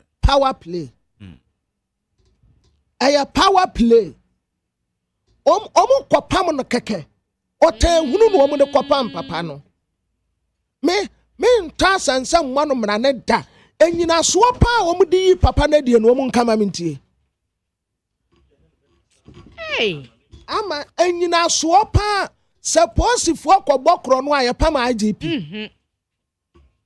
yɛnte aposifoɔ a ama wo kai robbery bi a bullion van robbery no ai anya posifoɔ na kɔbɔ saa korɔ no yes yɛpam IGP dabi ada na sɛ me asɛm na ba me because o mapre o mo ɛna saa ka no kora no a omu gyina ase de kɔpam papa no enyina so ɔbɛn mo yɛ nhyehyɛm na na bɛtɛ ba o mo yɛ nhyehyɛm ne kosi sɛn nhyehyɛm bibia mai ɛna yɛ jai wei yɛmfa wei nkwa ha yɛmfa wei mfa ha nkɔkɔ divoa power play me say it's just a matter of time sa president no a obi ade asi nani so sɛ ɔpɛ die nti Ghana nyinaa emutu na nka ɔno nko ano ɔno a wɔnhu hwee da me say sɛ wopɛ sɛ woyɛ die obiara nyɛ bi da ama wobɛhu die obiara hu bi da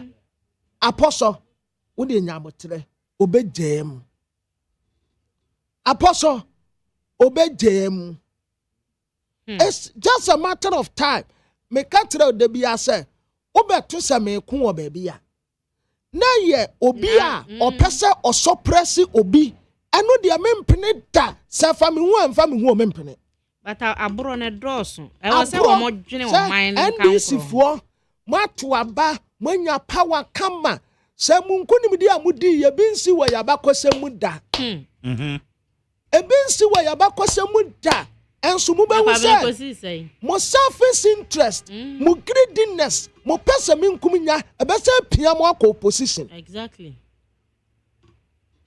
enam nipa bi omo selfish interest omo greediness omo wura free kura say enipa bi na bo a omo di omo ba power play yampa masumasi yampa mo benten ama wonim say among themselves bebre nkasa kasa na mo bebre nkasa ukọ emrase beje fie honom a dan me ne emrase beje ni baako na won se magja ye fie so akuti a ono ane ho no eta fie ne ntimi nya ebesi de na gina omo set record wa ho omo abese break records break yete power play because we petumi ena omo ministers no binom ama ahomaso MPP kura de omo di 8 years ansa na unhu saa ahomaso no wo mu we mu de 2 years kuro mu niye omo ahomaso no ye promise iPhone 17 Pro Max omo ahomaso no ye 17 Pro Max nkomanim ana omo nkofo a omo bo a womu ama wonim say ballot box no ebinum ye police ya kwesi say sankofo no obi ankase omu nipa kro no wonya post no ana post no kra no ebinum tete ho kwa wo okay ebinum tete wo keke omu safo ni se nipa biem ebinum tete wo se ministers nso oni hwe ne budget nko ni sika enko na majari wa budget ya yetwa ma wo se Ministry of Need FM ye ma mo 1000 no oko assess 1000 no a ye se kira de kura wo disika na ekoye ansa na ye de ama welcome na me say e wodo de beba it's just a matter of time Mr. Omo atia wo mu ko opposition power play Yane eye akyerɛkyerɛfo ya wo musika akamu a akyerɛkyerɛfo no mu baako eka kyerɛ me sɛ wo mo call Ministry of Finance na minister ne ka asɛm bi kyerɛ wo na asasɛm no wo de men kansa sana kyerɛkyerɛ ne kae sɛ wo ni yo krakra na mo sa ne sa abe no eye no kra ɛna wokai former MMDCs unso mu sika bi ete say yetu adema Chief of Staff Honorable Julius Debra ono kra na approve on a level ama wo makoye validation wo mo set up a committee say ye pese ye musa ampa wo na ye MMDC ampa say bosome na udi ye musa MMDC na nye obi a bosome na nye pe wo mo ye validation nyina eno mo de koto Chief of Staff no so ye wo mo twem no mo say bibia correct eno oka kire finance ontua besi enne eno nso no madam fo ba ko ano ye DCE ono so ka se mbi kire because no oka leadership no ho eno mo call ye also mo kwa se mo kote o mani anje am say we sure say asem we na okote because Chief of Staff kra agiatum etu fun ma wo mana asem no kan de menka because say yesa eyam pase say sa na obi ka kire mo wo finance ministry ho omso obi na e ka sa de kire am say well I don't know say yam padia enena nka nipa no wanka say yo pa say yam pase sa na wo mo say obi ka kire wo mo eya former MMDC zo enya say teacher fo mpo ye be ka say mu teacher fo kra de former Former MDC as an American. Oh, the deserve woman. San Yama say no. Ama, I am MPC. Woman dear NDC and Debbie when NDC and people some more. Nipa Naso. Ojuma ni biasa patana. When NDC and people some. Aban krati penino. Anya se kura sam potem hono. Oye bibia e benefit o manfo. Enti se obi besom. Se eye NDC. Se ye MPP ni. Na the deserve war. Esa the man. Esa wo the man. Man nkonkwaje na home. Sir. Man udi afama no. Esa na de bia super afe ba ko atwam. Ai. Adama mame kwa ha. Mene teacher ni bibi nti yamfa ni din twudwa. Okay. Nti teacher Kwabena Mafo. For the purposes of your first interview, my friend teacher Kwabena Mafo says ana okay. Teacher Kwabena Mafo, memoachi o. Yeja o mecha ne wetifo nyina. Etiefo jo so na wo te say. Ofa mapomo de yeda ba madwemu de ha me kaka.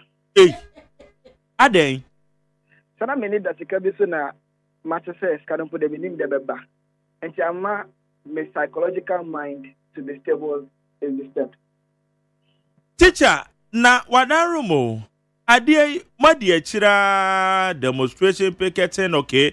Education ministry ebemu minister womo agitumu mo passing through processes na maye bi painful from maye bi dada no mo san be fa fufuro mu enam so na aban agitu mo sha ase tu amoka sese no aketua no ede enti na ma wo ka se wani da so na nim de bebe se yenim se free November somewhere is it October na se November na ban sha ase tu amoka ede na ewom. So what me da say one ma breakdown of fefe. September ended the last demonstration. Actually abai ni say ye nya yesika. Cabinet ma 1.1 billion. So mo fe che ye ni anase for nika. Ama ye sector minister honorable Haruna Biso e kan say ye teacher for no bomba be chia any ya arrest ni na. Na ono po on tell say ya ye demonstration ni wi atubo abo no nyina etu. Ye beji ya yes. Na o jidim for say yes so ya answer adekere. Okay. Ye nije November ye kwohwe senka ya sabeka skana. November bosen ba ko na buy. And omo beka so munya technical hit. December e buy so abako. January so afifo for ya reba ye ne senka. Ye ntime ndi bro nya ne ye. Na afifo for ye den ka ya sabeka skama. Ye timi atutu ya na ma ya nyama bia. E wo so ye tumi ye ase emebun. Ayo so ya sha babo ase. January so abako pe. Na February sikanin bra so ye kwohwe ya. I realize na show a PV ni so na apepe fiso. Ya ko pursue ya controller si on delete ye. Ye so ya the evidence about bonten. Ye hu odo betime ya no say nya no kre. Ena ya the nurses for the ka ye hu bo mo senke be ya ye kire. E de akire aban ni say ye nya ye sika. Nurses ni 6,000. Ye so ye 6,249. Atani pa 12,249 and about betim esi month no so e day.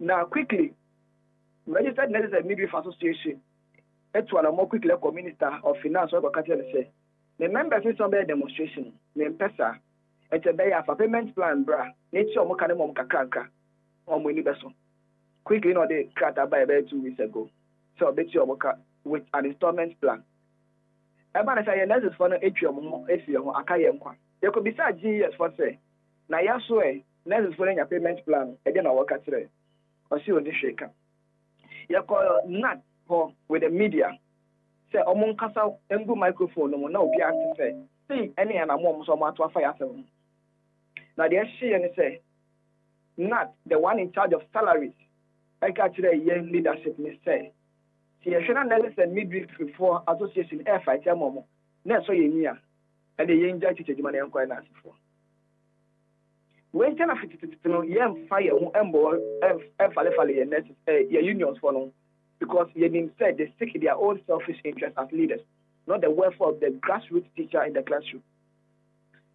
Quickly, Yebisa said, no, then what else can you do for us? And I'll say, Yakocha petition, na esema hen na yanchongu so enfamra. Sada na ye piefi no office na yakocha de buy. If you na yako GSO, prof ya bank be see etie say again also and am na also to say na before the letter ba enka yesu say Professor Davis also be America akọ final ko bi so e next teachers no dey o ka o next for letter me na yesu so da be ne be ka letter prof ene ya nkasa be last week na say minister ekasa already so say obe oni finance minister na ekasa e what be three say or make sure some percentage of our arrears any so you say that be the cat akọ Jubilee House e dey be akọ finance see a better demonstration ya nkasa e akọ GE now last week Thursday now acting deputy director and Sasha Nkata and Monday na say yembra meeting on state match yembona yeni aso some afraid because he say the capital plant once yekoya code of conduct and say me go discuss it say yeni na yekọ monti no so bioma say ye teacher for yeni ano say yakasa wo even media no so podium yeni who quite say ye fi classroom contact hours ekoya demonstration now the year can say enya ye pel say be fi classroom ekoya demonstration but say fi be taiwa yankasa jina ho betu America ko eka a ege yede nkofo mo tata ye no eno te na ye je America payment package kenet me chi nkofo ka ye hu aya yare aye ni frafo aye hia sika dia to edregu ye ni so eno te na ye je America ekwa je payment plan na ye ko ya director se ye ntumi nye doing contact hours you see okay waka ya te you see akola kasa che na also nya so predictive you see ye ti o ya papa but the year ka che na say before the end of this March, you perceive who your payment plan, and I say a down be chasing Kajina Mari. Yes, can not contact hours, your bed demonstration. And then I may ever say my director, as I say, the 1992 Constitution of Ghana, that's one chain code of conduct, not GS1, SNC. Not Constitution, 1992 Constitution, it is say 1992 Constitution, I'm my whole quality to me demonstration. As a Juma force ye ni and so be so. Na person ye come by next no also anomaya ye won kwan.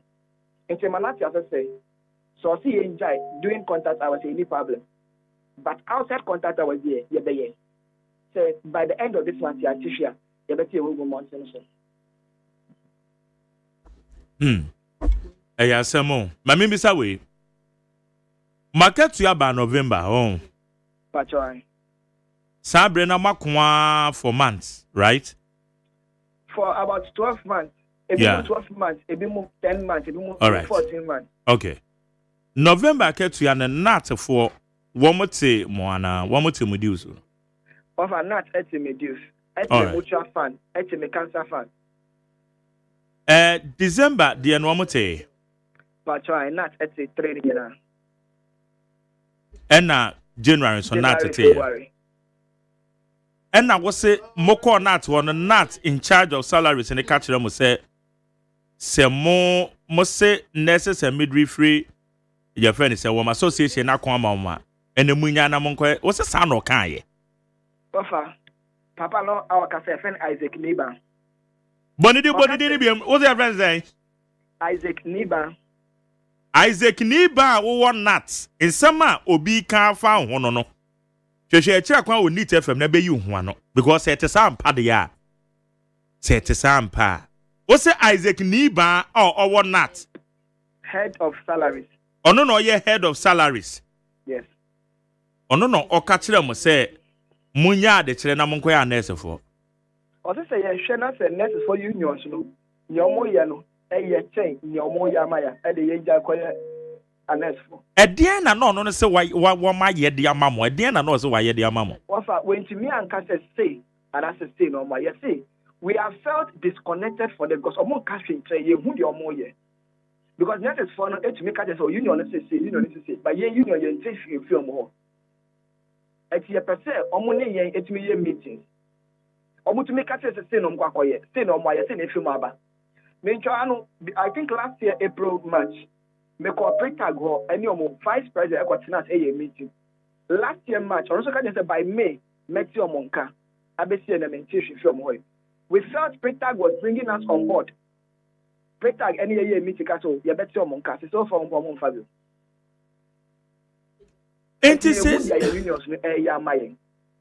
directives are every Ghana Education Service and Babetono. One more year where some microphone be one more sanka staff IDs. GS one more year. Professor Davis Abon at Muka say, or ya where say a bimu, a staff ID. But also, I can't actually say, Yet bimu a staff ID, because a bimu and I'm going to be fair. I agency staff ID mom, what the only Moshe, and I'm a number about the clearance. And yes, whether I your fault, and Kabaya can use a number defeat. Now you come from deserve only rightful owners of that salary. Therefore, Moshe. And on my assembly at least your budget so can say your money to it 1 day. Obey your Mujuma. Okay. My catcher and call for money and stuff, and someone come at someone told me. So 21 days to trim. Now you anticipate. You bet me I had for. It's not just a woman, dear. Within this period, in Indian and woman sanka ketubia. 1 city woman sanka. Na arrears and so a year over 6,000 teachers in Yana accumulated arrears in MI. Over 6,000 teachers in Yana. Okay. Make us a woman staff ID. I can 15 to 16 months. Woman in this staff ID. Woman also. Woman also. 126. 126. Yes. I said comparatively, and say more year over 6,926. In your red, and just say peanuts. And a woman to be rectify. Yes. Ain't it say, Mowakwe, Munia the Das will be a main farmer controller, the animal. I must say controller. What were delete arrears no at your free system and so. But try. Nanya system failure. Well, I say system failure. Obeka said last year November. When she went to a CPD a data that was on the Kata Basse, a technical hint. Yeah. Now we or the Kata Basse, or only to me so bet me delete, and I said, Onion, I just obey a delete. Now, system failure committed. By you see our evidence, I may be a send you for between the 2 Jamobium. I will be most a PV Nesson, arrest me any of you. Nippon 1 month reference show you for the month of February. And I have previous ones I show you from November, December, January. Some of private didn't more. And a controller for say woman deleting tea about the and everywhere. Bobo Pini Woman. What I have opened a month to make country, almost over the money Moshe. And to say, more church for ya GS for say, Moon ye no man tell me when woman tennis so a bra, and Koda a war school there most no. They say move fit and Cassani a dear. And it does so bang and a woman say Bayana Musaka Musika. Of I have faith, I am you know, it does say Yabeka and not to my answer and Kayasika. Because you say a car not to my answer and can. It does say Becca and not to, and I see a Betty who wants to know my family. Now, the AI says, by the end of this month, you can't not to the Anticia, April, you better go mountain so power. So, this is our two fates. Either we keep quiet or we hit the street and be dismissed. And for now, money assurance be said the nurses for no woman assurances, payment plan, installment payment plan, no, a walk while woman dear babo and time I make crime who be no, Mudia money assurances no. What for any assurance there? Because if you say professor, say Diana, date better expected to be or say or no or work here under sector minister. The audition far, yes, you can't answer me. Naya Kane, how is it affecting a year Madichere various schools or how are more family? Only against say, Miss Soriano Parami DD, no comedy. I would not have the sound mind to work or to teach. Dada ye paying for Modio Mayano say. Education is the bedrock of our country. Now, a teacher in our better idea, won't share na sitting in year. I don't think the bedrock of this country is being treated fairly. Main Casa and Chantra, your vice president, actually, the other.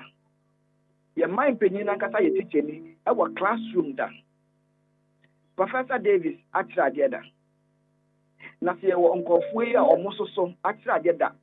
right from the grassroots in the helm of affairs no muntu mi enje ye ho ofa and the omaya ye won dey ye jiri say ye Ghana for psychologically to your classroom say ye chen kwa na dem kwa enije na ye de kira ade no ye to me because sika e ni ye kotoko omo ye de omo ka e frefe your phone so tie to me do your phone because phone is so na obetumi afro ye no be to me that ye fear because e ka phone ejina ye dan echi wa woni quick loan for you wo se order man no to what order so ya kwaji bi e dey rent dan ye mu no ya wo phone me ya ready the hospital ye nyeska en fan show ye ko iso ni fa for account sika oni beto eduegu omo ni so e 900 cedis every month the obedi empire transportation empire emempo bebi omo titempo no omo tite omo na ngofo anka omo hwe ni senkasike ebeba amo mo so timi arrange dan kakra atinem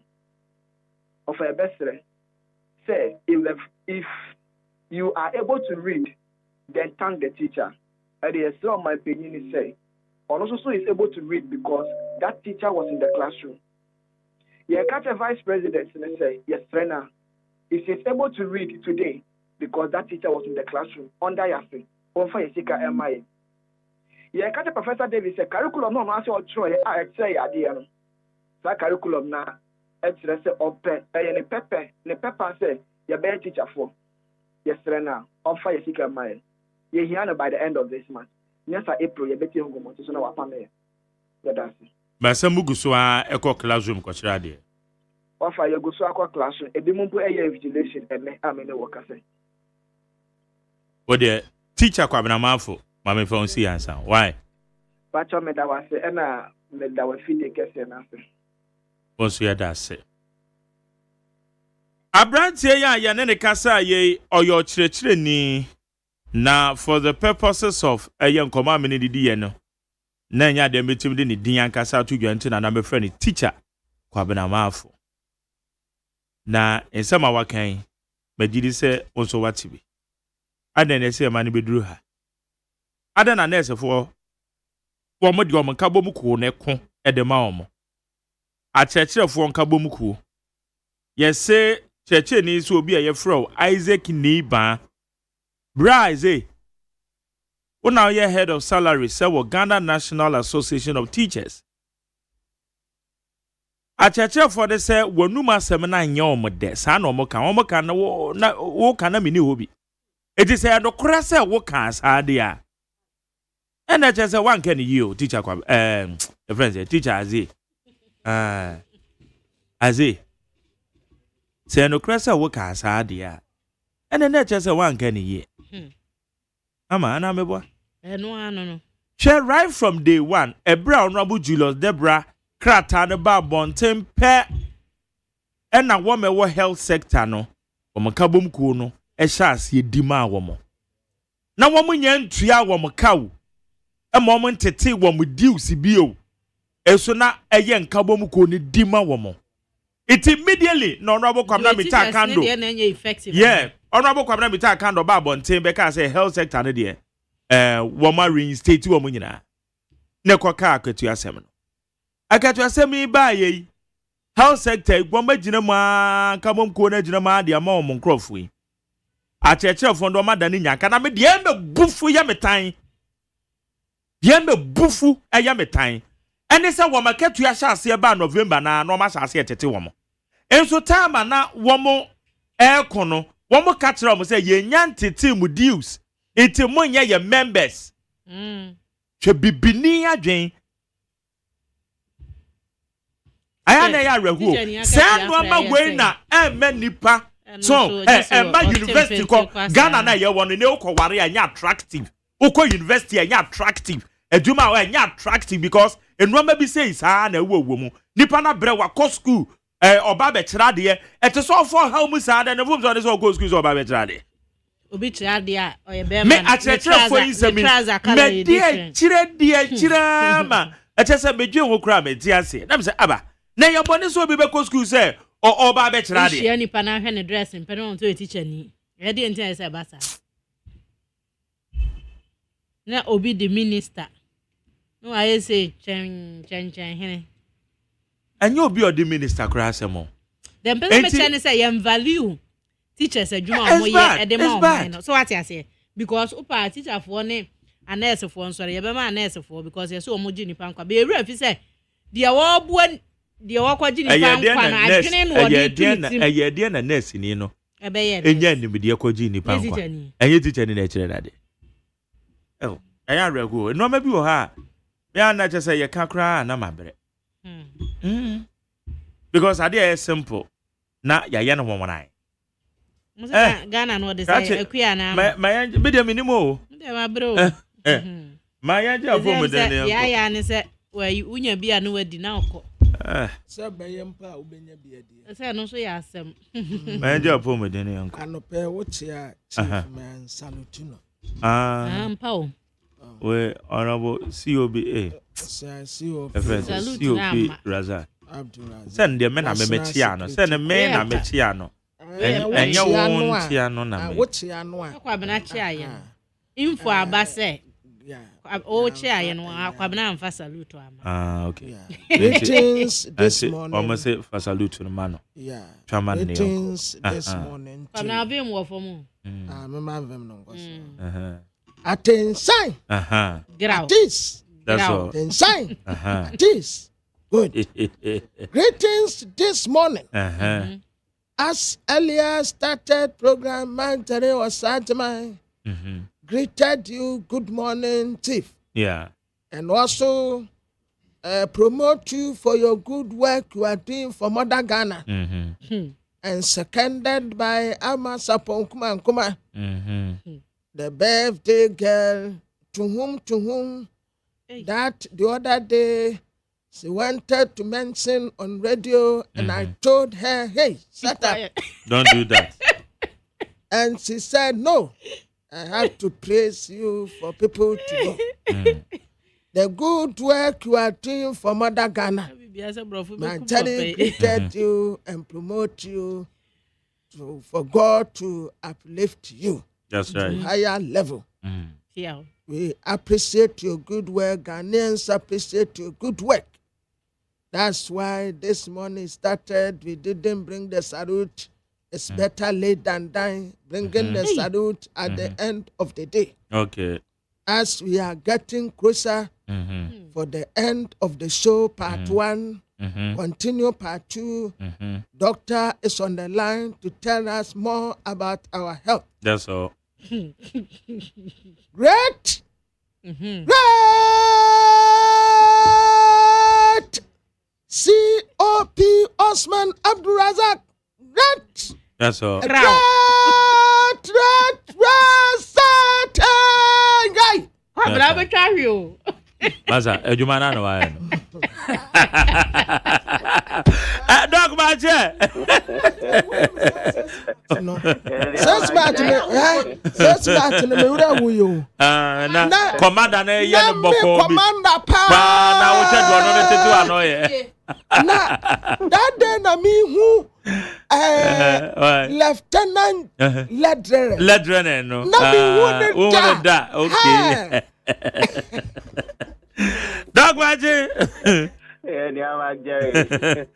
Na ze ahoden be ne betimi anya na ye atwa se salute eje wa na obekire ne anya sa ahoden ni ntuma enko Wa je be da sisinia eji akesi FCC for Liver Specialist Hospital Elkoma Ovibia and Anope me pacho C4C dia wote enka na onim say ye kan about organs ahodo e woni pedianimu senia esi ye ejuma esifa na ye titiro liver no senia besi a ye be hye den na ma etimi di juma wo say di ye woni pedianimu na yipa no etimi di juma wo so di ye a eboa ema akoma no etimi di ne juma ye ema ni pediano akwa ni nyina so enya omeduane a wo so omunya ye ema omuso etimi di omujuma nti ye juma titiro pa no ay organs ni nyina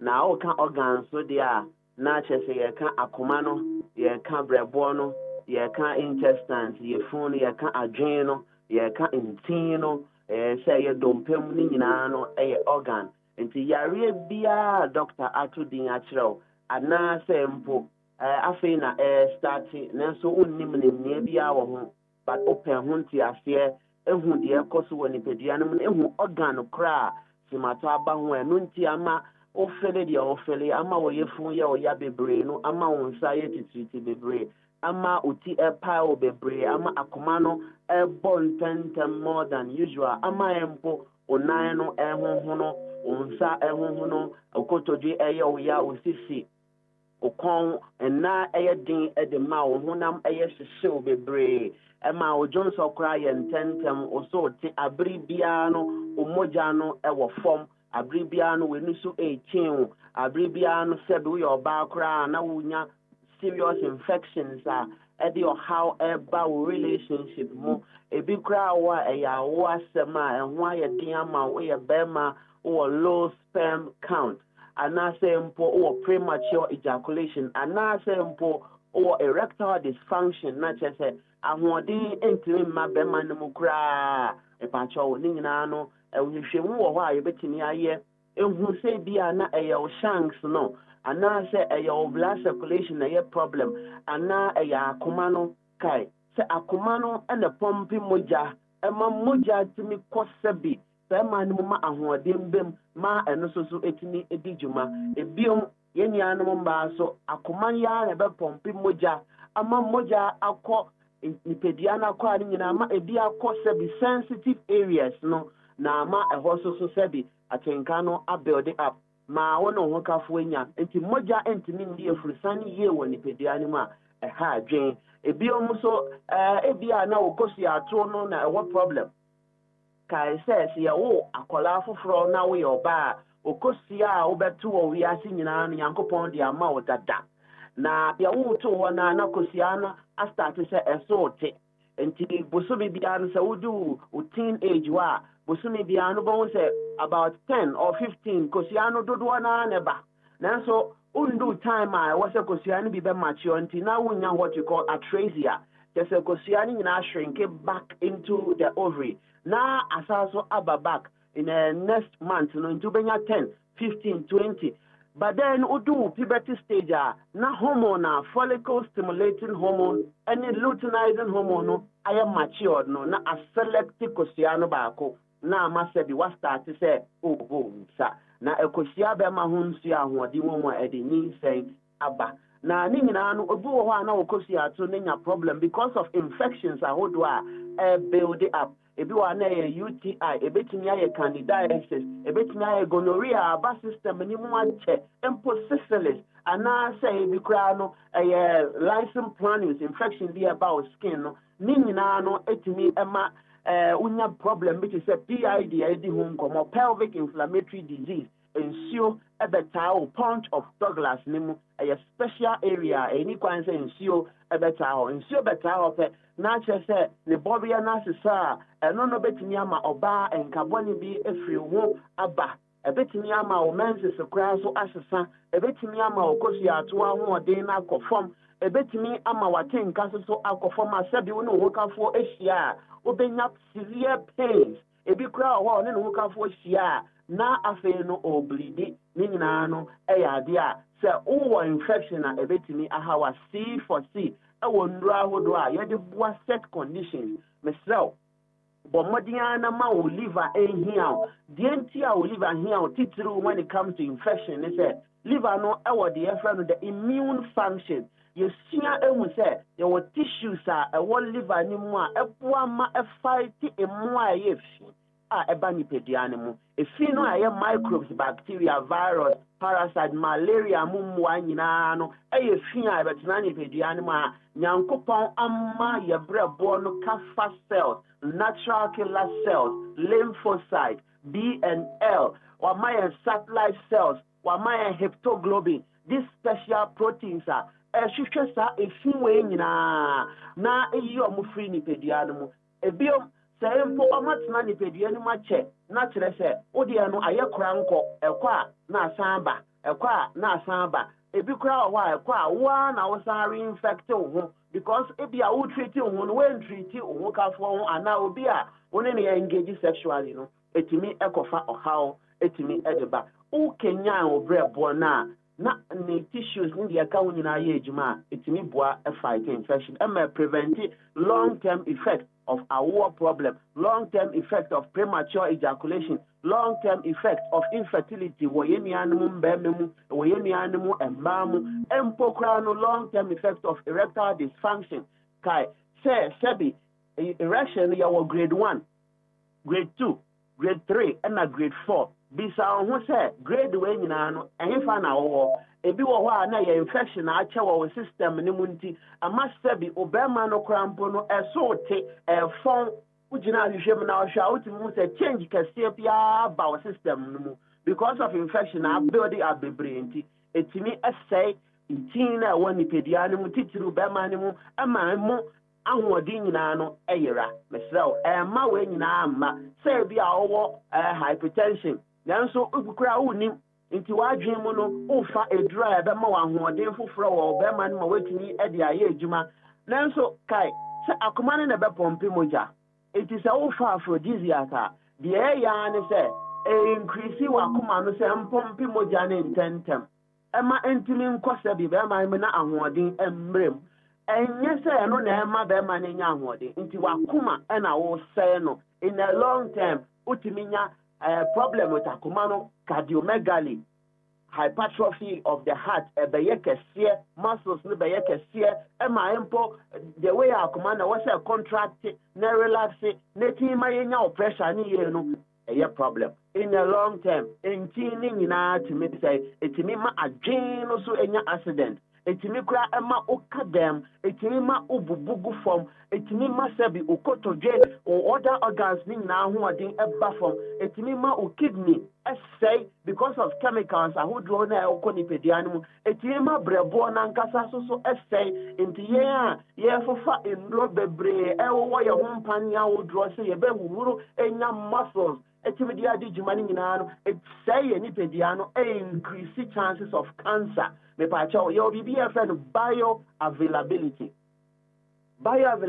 no e kire se edro bia wo de begu ni pedua no no enye edro na ho odi nyina ene koye ejuma no anto se e bia ye injection se IV ya mau IV a eno de edro no e call bloodstream no straight but say edro a wo de call GIT no gastrointestinal tract se wo no mo a a call your phone say 100 milligram. Obre boano be jidodo na amadi akana yejima. It is fa a drug chemicals do so bebre. The oya ne say o build up chemicals on nipedianimu. Injushe muso amayehu say ye liver no boa with the drug metabolism function. Eboa with the first phase metabolism, which has to do with the oxidation and hydrolysis of indrono, so breaking it down to its finest form so that the muscles and the body and the tissues can absorb it. The efficacy indrono ma aye juma ye. Then so say you build up a lot of chemical ni bebre emana na ono so ahoɔden ba form na increase your chances of chronic conditioner. Eka ye liver no increase chances of hepatitis, increase chances of fibrosis, increase chances of cirrhosis. Kocha eba beto brebo no ho ama brebo no ahoɔden na ebe ba form entimi ndi ni juma ni nyina ye because of genesis ni ye edura wonom ya wode kwa akohia wo ho kafo anija wo kwa akunya na kwa akoto ohaw foforo de aba ni pedia no. C4C says our problem with premature ejaculation, or problem with fertility, or problem with akumano, or problem with blood circulation, or thrombosis. Just a mojano I take and to me circulate ye, Emma and Tino and Yanni Diani, Tiabribiana and Sayeti. Now we not tremor, body ni baby air was so air pube brain. Emma Empo, and Wadian Kaodi Jumasu before no air baffum. And now why are they? Because moja antini circulity require general or concentration are a problem or coordination are a problem. To me and focus on one thing or brain tem big akra na on women 10 tem so unya palpitation akumano e bon 10 tem ma o tiwa wasumu unya diplopia o vision no a problem. empo constipation build up because intino any intestine ntimi nyamoja ye ema omuso ntimi mwa with the digestive process ema waste ahodo a wasa nkanipediane yi free nipediane mu no emma bontinti atena onipediane mama uti epao ama honam eya oyama obra ma ho aye hyehyehye abribia no temperature ekosoro ediane mpo aye din ama o se obedi we no mato titru ediane branza first we ni je ho pa no sisi a ho a na eya o se obo fon efit na onipediane mu cha etimi di we nyina eba efi no so cha onipediane mu a ema systemic inflammation so yesua ehu se eno na ekofo hawo no kese edeba etimi kofa ohawa efa na metabolism dysfunction eba it is any our body no break it down eduane na o break it down chemicals o break it down hormones o break it down special electrolytes ni nyina na ma wunya ahodi ni nyina esote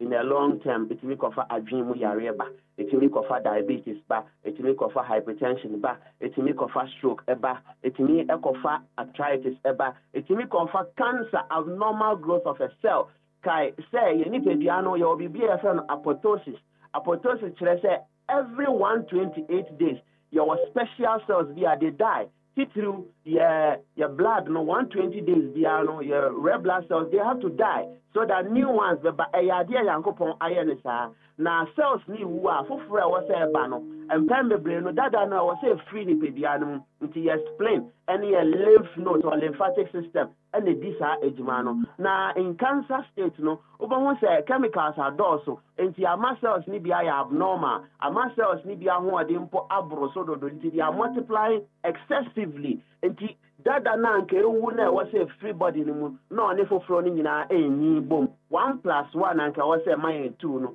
na multiply mayen 10 20 70 obo say cells ni ewu ntam in a long term organs ni nyina ebenya problem so uti anye ye na metastasized type the enantini dia na enanti through your lymph node na account spine na oba benya spinal problem obi wo hokra ba na ekwa prostate no na benya prostate problem ebi wo ha na eka adwe no na eka other organs ahodo ni nyina na afi ahoɔden no aba from kra mesel hwede awonom hwede awudi hwede akɔ oni pedie hwede awode sra oni pedie no mu na emwa na apomde mapa enkosoro se obeye ni nyina na wanya edro efe no livoton ye dro anwaso a C for C die free oman India aba eye oman Ghana me pacho wo branch bia C for C wo bia no obenya livoton atana livoton die ye ne se component wo mu nyina ye natural into there's no chemical composition bia e wo eye so easy for obia so betumi afa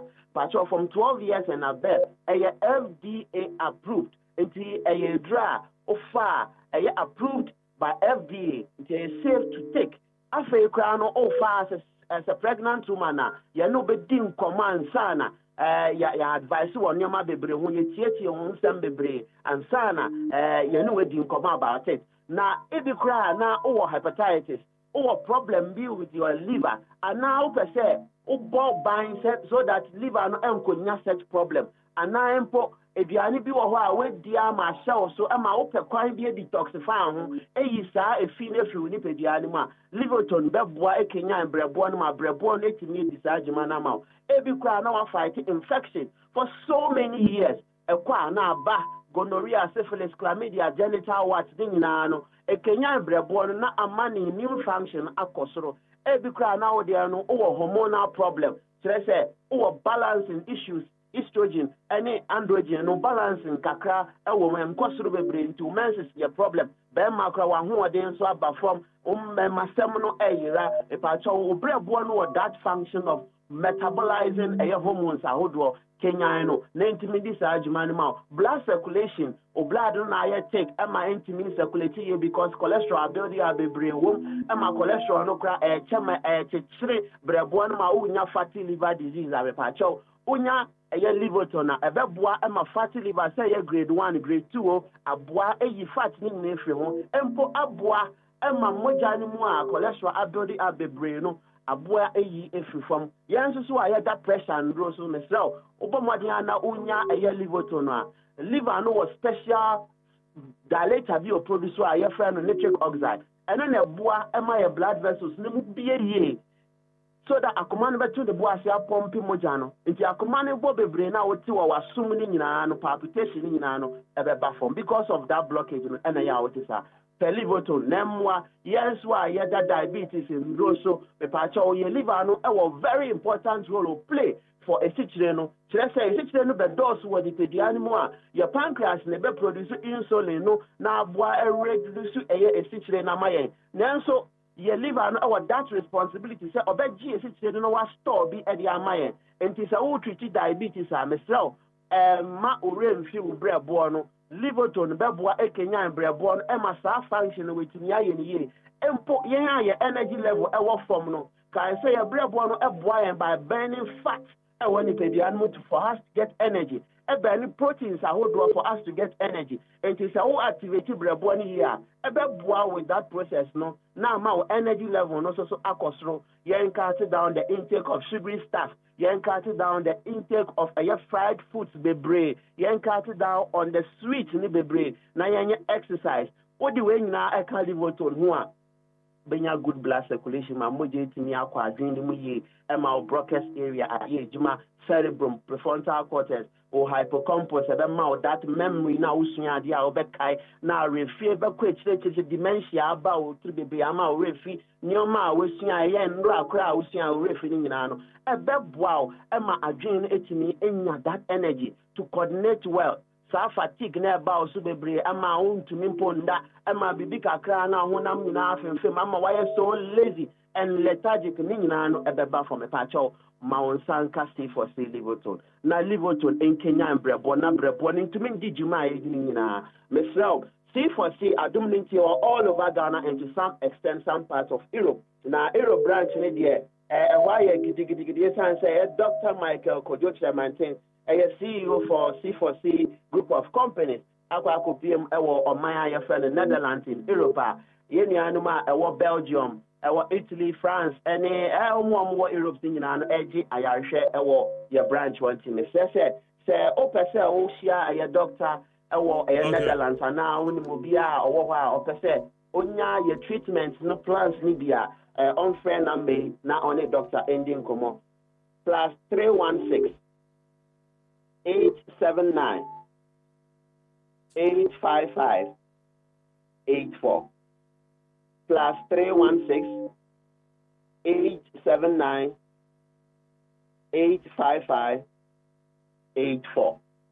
Fred C4C Liver Specialist Hospital branch of Netherlands. Na yeso yeno ending common na yemwa. Pepa cho se o Ghana ha na opese o access C4C Liver Specialist Hospital. Mekanfo ama esan say ye wode ye frɛ no baseline investigation a ye bɛyɛ na kyerɛ sɛ ye bɛhwɛ simaton bebi efri o organs ni nyina ye bɛhwɛ omo sɛ ye akoma no ye liver ye kidney ni nyina ye hwɛ ni nyina hwɛ ma ho ɔden no based on complaints no na ye hu bebi asimaton no wɔ sɛ ye ntin ni mu asɛm a ye wondro wɔ ha do sɛ ye dru a wɔ sɛ wode sra ye dru a wɔ sɛ wonum ye dru a wɔ sɛ sɛbi wode gu nsuo mu no ma ni nyina no ye wɔ varieties bebree wɔ sɛ wɔ se ye Kenyan organs no so na etimi ye adwuma ye naturally so a endro ɛwɔ hɔ no ma ye betimi ɛde aboa ye wie baseline investigation ni wi a na ya te ɛbo ase ama special homeopathic remedy any nutritional advice aduane a wɔ sɛ wodi die ni kwan sɛ wodi ni nyina no ɛboa kai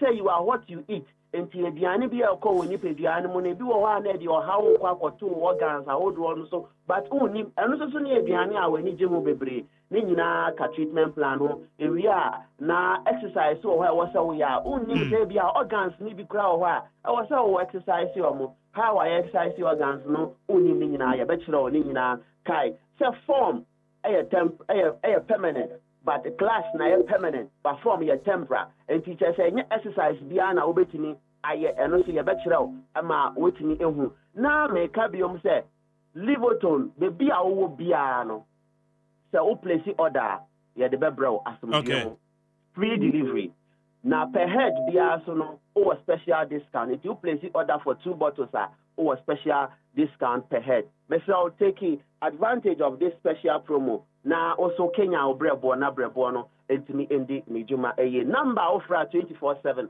C4C bejo so 050 00 40 331 050 00 40 331. And now 050 00 40 328. 050 00 40 328. C4C Liver Specialist Hospital. Yes, so better boy. Eya wonkwana kai say yajian dronidi eji treatment plans nintina abribia kasa once treated forever treated. But Jerry anopeso me da so debre yankopon enka ho opanfo kru nyina ho na ondome ochina so ba. Dog yada say ene anope Dr. George Esiama medical director C4C Homeopathic Hospital on our clinic. Make us say the Malik Adama, member of the NDC Communication Bureau at Tenase. Malik is saying, yes, we have a code here. But you fugu so come on Wednesday. Yeah, me that's mo the president say and try every Wednesday. Yeah, me share. Yes. Yeah, fugu dem mo bebre on na me the enti me share me the Wednesday and say, ana me mpa dia obi aya na me so me yebi. There be me ya me dia no soronko. It's more days, but not Wednesday. Now, maybe some fugu na mokra na munche. But not on Wednesdays. Not on Wednesdays, that's right. Okay, not Fridays and so. Yeah, Fridays. Yeah. Say Abesha African. Yeah. And okay, yeah. The discussion is about Asia. So, Anna Funanaku or St. McJerry international laws are meant to ensure equal treatment, justice, and peace among all nations. Yet in practice, weaker states face strict enforcement, while powerful countries such as the United States of America, Russia, and Israel often act with impunity, as seen in Ukraine and Iran, revealing a clear imbalance that undermines accountability, credibility, and the very principles of fairness. Principles of fairness. And I'm not going to draw by America Manubosui. When it's a good morning to Mark Jerry, Ghanaians are running out of patience due to the slow nature in prosecuting corrupt officials, making allegations on airwaves. How millions of cities cannot be accounted for. It's enough. Let's see the actions because the narration alone shows prosecutions shouldn't go beyond 3 months. If there is seriousness, Attorney General Honorable Dominic Ayini do the do. Now. But not about friendship. Alai Baba di Free Madina. Wait, McJerry, my name is Ajay Kashmo from Jamaica Buwanim. Please, I want to ask you, what has been the outcome of the president always traveling to different countries with big company? So they can ask that country's president how okay. Kashmo. That's what message you mentioned and say the opposition. Mesha Kasanti Amasaman. Also, MPP political party has now become threat to the country. They only wish it doomed for this country just because of their political interest. But let me tell them that their doom wishes will tend to collapse their already sinking political party. So far as they couldn't manage Ghana economy during Russia-Ukraine war, doesn't mean Ghana should suffer same during American-Israel-Iran war. One thing I can assure MPP is that Ghana's economy will never suffer to the extent of our exchange rates rising to 17 cedis. Meshach Asante, na 17 no, a interbank exchange rate and I say black market na ukutu. Lamtekin Rashid Tamagol City said, I suspect Honorable Baba Jama was sleeping because of the fasting. But Jerry, because of the fasting, I wake up around 1 a.m. and before sleeping will start catching me up about 6 a.m. So imagine me going to Parliament. Won't I sleep? Because there's some I say we crumble the same issue. Magera says, speak in the last 10 days of fasting, which is Lelato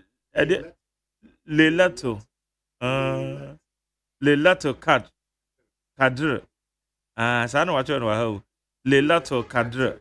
Prayers. We wake up early for prayer. I don't know about Nanopano. I know where there.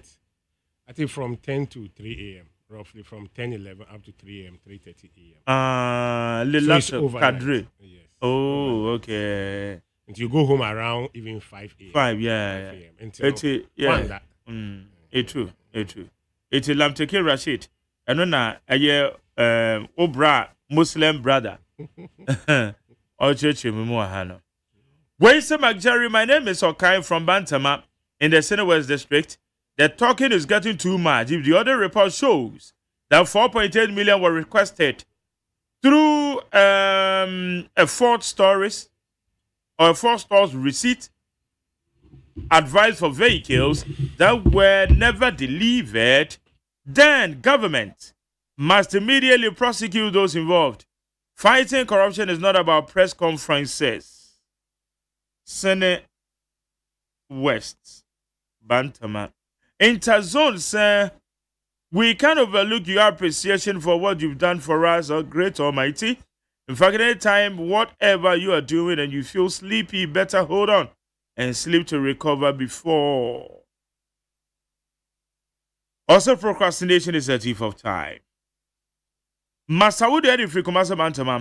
someone tell me exactly what this current government has done since they came to power? The so-called Reset Agenda 24 Economy Women's Bank was just a deceptive propaganda and political gimmick. Ghanaians can now differentiate between the MPP, the previous MPP, and the current administration called NDC. We say JDM and NDC had nothing good to offer Ghana. Look at cocoa price now. My MPP family, let's unite with Dr. Bamia for victory. Kudos to Adia Safia, Mohammed, next MPP Women's Organizer. When you say McJerry or Sayajma, please kindly read all my messages to the end, please. Very disheartening sometimes when you listen to the normal Cape Coast NDC 10 president, and some of his submissions are very disturbing. I was expecting him to continue his rants when his party also came to power. Please, my simple question this morning is that Nana Sam Senegal, International Academy of Community Manisi, because of their church. Where's the McJerry? Keep the good works. And MPP is poised to win 2028 election because things are getting bad. And Ghanaians have regretted voting for NDC. Former President J. Kufuor introduced NHIS to support ordinary Ghanaians who cannot afford to pay hospital bills. But NDC destroyed the NHIS when they won power 2008. My regards to Geoffrey Kwatim Broby, the incoming Bono Regional Youth Organizer, Tete Odifri Sunyane. Okay. Adama. My Jerry. Machine to say. Yeah, Boko, no one's here. Yamadum Boko. Yeah, then you and some go up on also. Special audit report. Sika or minor. Near beto just say in the pabonifobi, Yesusu say, Wamaya Boka. Closak, Wamo, a demonstration. Sarah Son, at the fight against illegal mining. Water pumps machines distributed to farmers. Also, been a bit to media brand. Adama. Vania Quay, the Abeshasi. Yo, me that's baby. I think, say, I started from DAC and DRA. Now, the AD can mention Mr. President. Now, mention the good professor, Yamami, the vice president. First time Ghana female vice president. Mention Omomutie, one Kasani crew. Mention Munina. Now, Magjari, say Endra, and Yasaka report from the Auditor General or presenting my Parliament. Now, presenting my Parliament, and findings, Bibri, a fee more a buyer. Now, some of the findings are a baby, Magere. Now, me assure say every Ghanaian who you wine, even minimum said the former president, crying so tia, no bedroom, because findings are a buy in nature say in fact near my born echo course. Now, auditor report no ever out. Nkofu bibri ashe sena esre ekoye.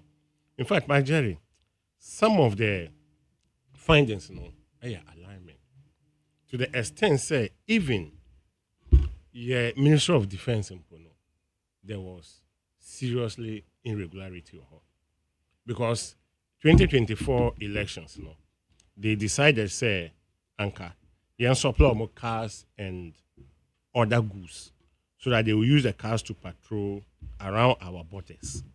But strangely, no, so the goods arrive, but cars not near them. But you will be a contract and a car. Meanwhile, you are finding money near there. Your money are fine. And the Ministry of Defense, they are the most disciplined institution. Now, so this is what we've seen there. Majority, and then when you look at all the sectors, in fact, Urebeho, it is so smelling. It is so smelling. In fact, you don't understand. But thank God, say there was some savings because now auditor report had this owning about 8.1 million. Say for that one, dear, he disallowed my end cost.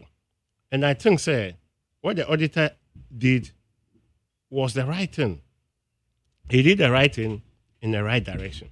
Because when you look at, in fact, what occurred, majority, in fact, Ubesu, you know, claims the agencies, urban rules like this. Some of the claims are more claiming, and some of them that are not. In the millions, 161.9 million are a total amount that some of the agencies are claiming. But when you look at it now, you realize that most of them are disallowed just because they are irregularities. Some of them, there are no receipt covering it.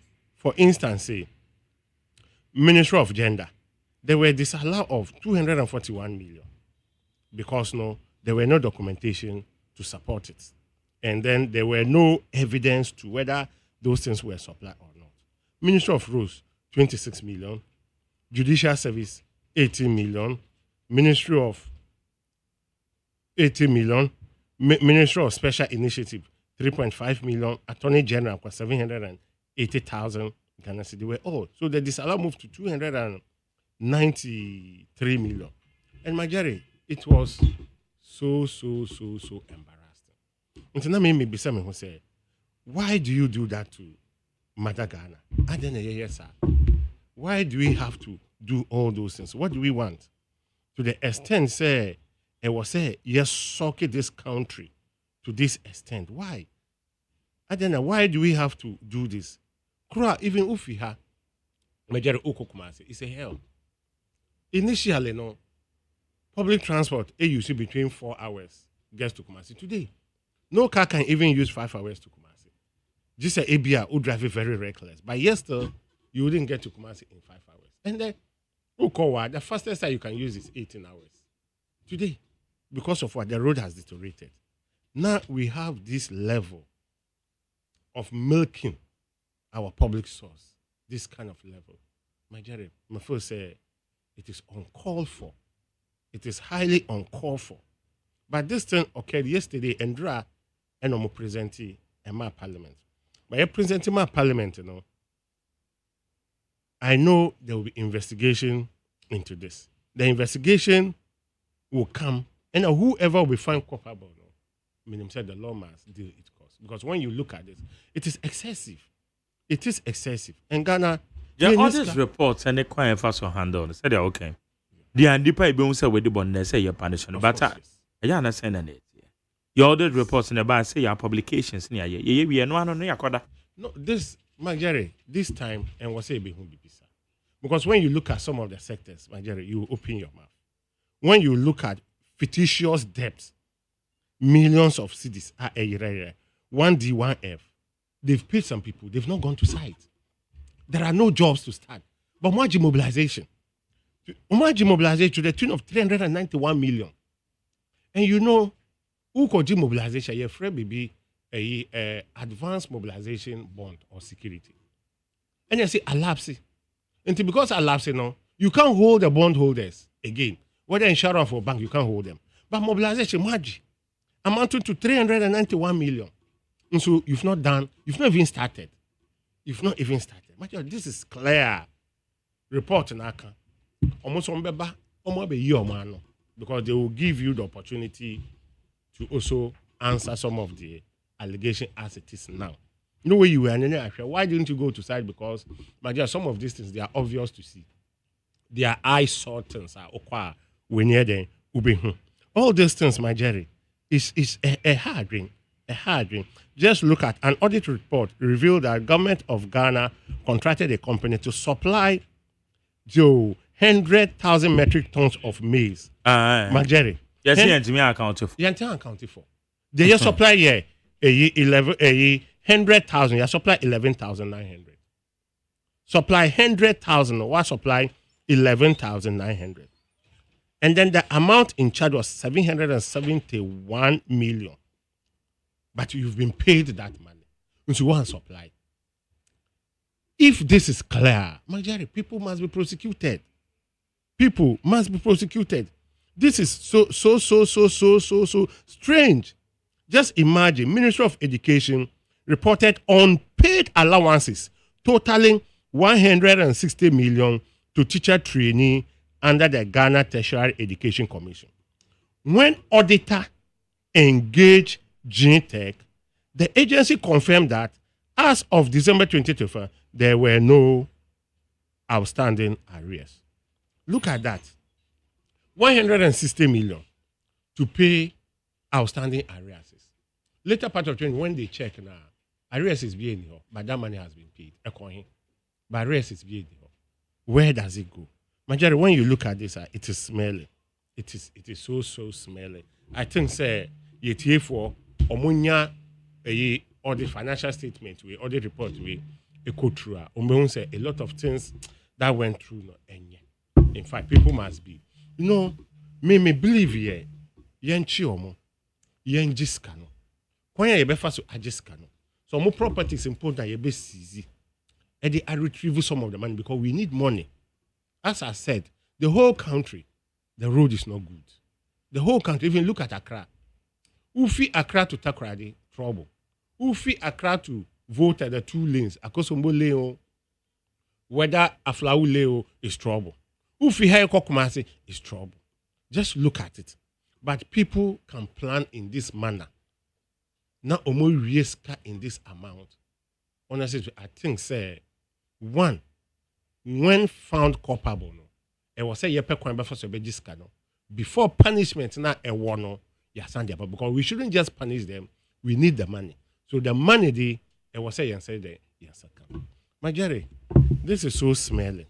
And I think say it here for when they get the financial statement is out. It's everywhere. Me wake up, me send the better Facebook. Na unkofu and read it. Yeah, it is so smelly. And I believe even former president Akufo-Addo, nene boss at the embassy. Obi say, dia na koso wo mahaban ni on one kasa no e beto no so. Mama Jerry me movie to the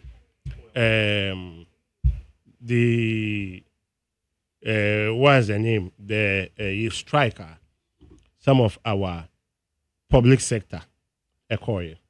Mama Jerry, yes, what is their grievances? Omo grievances here, better service condition. That is their grievances. But better service of condition, the agreement was signed in somewhere 2019, which I think say 2019 and today 2026. No? We are talking about 6 years ago. Now, 6 years ago, it was signed.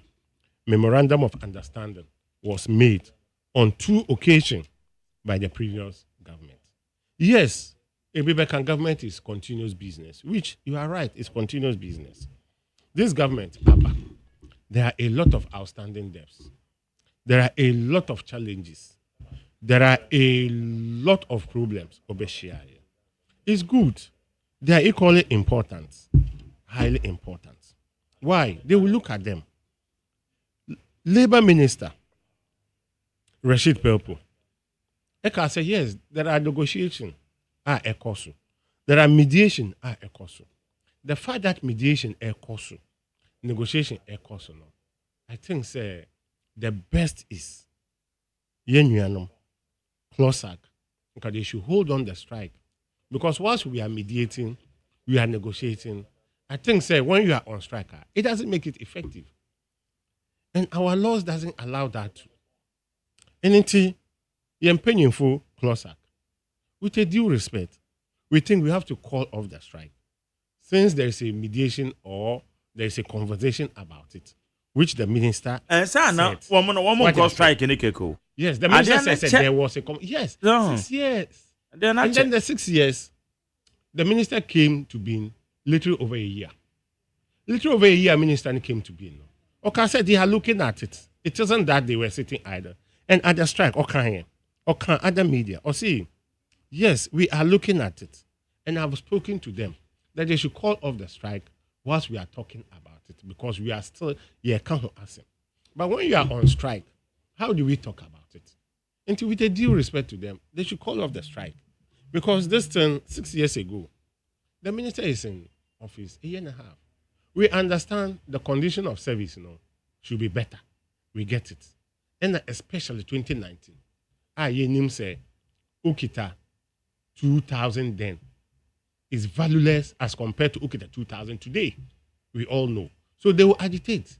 If I should be a public sector, I'll be closer because I'm an engineer. I will be either in Assemble or in other place, which we are all in one foot or one shoe.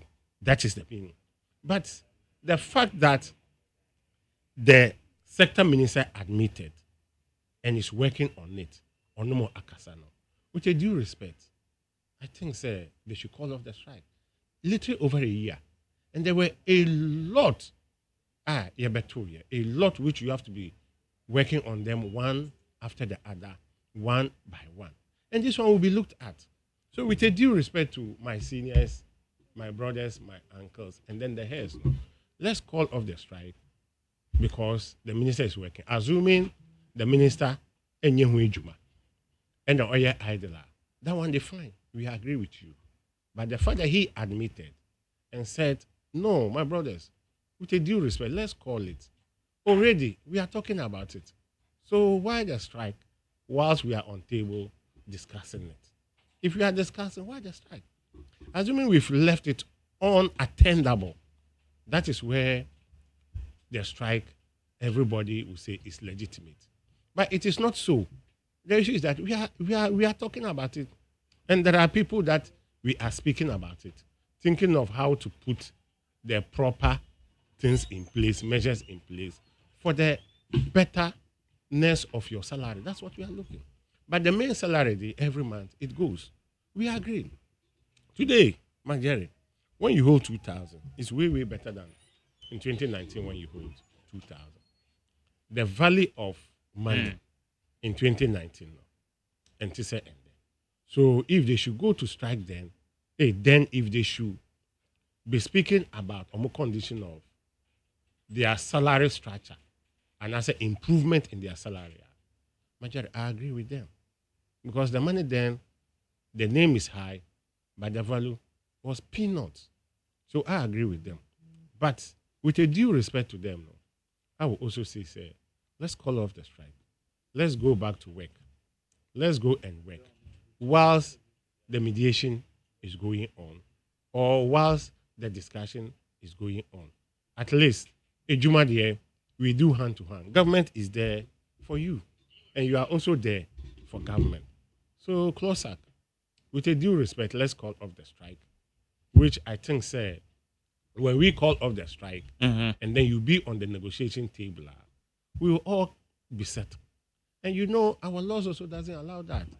It looks like you've sat, it looks like you are going on strike to intimidate one side to agree with your terms and conditions. But CLOSAC, but I usually say they are working and yes, such intimidation. Not necessary. That is what we don't want to believe. That is where I'm coming. We don't want to believe. That is why I'm telling them the fact that the mediation is going on, McJerry, they have to call off. They have to call off and support the government, help the sector minister, Dr. Rashid Pelpu. In fact, I applauded him when he spoke the day before yesterday. There were one of the stations in the evening, Eyewitness. I said, I agree with them. I understand them. But with a due respect to them, they should call off the strike because mediations and settlements are in place. And yes, ABI, they've sat idle. Even they are aware. So they should call off so that we continue with the settlement and then the mediation and see where it will reach. You who be a ebedu. Now we agree on.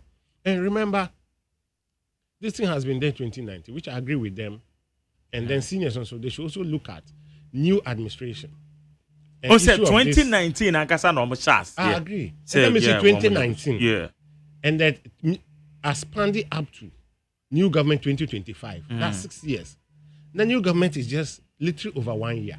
And this thing is staring at the face of the new government. Who said it is a blow to the new government. So what we are telling CNOSAC is that the leaders of CNOSAC, with a due respect to them, they should kindly return to work so that, as the sector minister said, Dr. Richard Pepono, said the mediation is going on.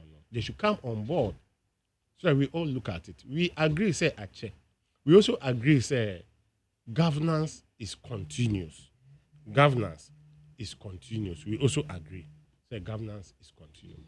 But the fact that we agree governance is continuous, sometimes, Nepana Abba, I feel no ordinary share then, to ho. When she share no, and 2 hoye. Now she share no 2 hoye, no blow way bar. A na a hand. So, with a due respect to CNOSAC, they should call off the strike. With a due respect to them. Even that will be the association Akraf also belongs to. All my colleagues belong there. With a due respect to them, we should call out the strike immediately so that we also support the sector minister. We support the sector minister so that the sector minister will deliver and then at least things will move successfully. Okay, may I say, Malika Daman, now, what's in a candidate 100.9 as soon my main message way quickly. When say my name is Tata from Sunyane, former President J. Kufuor. Okay, I think I've read this one. I can't wait that. When say good morning to McJerry, tell Kwabena to go and listen. Sung by the legend Bernie Spear, title This Man, and I'm sure he will love it. Kwame Osrane and Odia Bay. Sami Buacha Samaikas said the situation we found ourselves today is very disheartening. The government, which is making all sort of that the dollar is down, fuel is down, rice and oil is down, and still the people are complaining. Why? Teachers are crying, nurses are crying, and even gallant cocoa farmers are still crying because there is no enough money to pay them. Our electricity bills have increased. Electricity prepaid meters, a lot is happening. And the question is, what is the basis of the economic stability? That's Sami Boache. Well, so we told Ghanaians that NDC can never be an option, and they didn't listen. Here we are today. Cocoa farmers are suffering. Light bill is killing us. Cost of living keeps increasing. Meanwhile, the government has reduced cocoa prices. Jomo Pokuase Festus.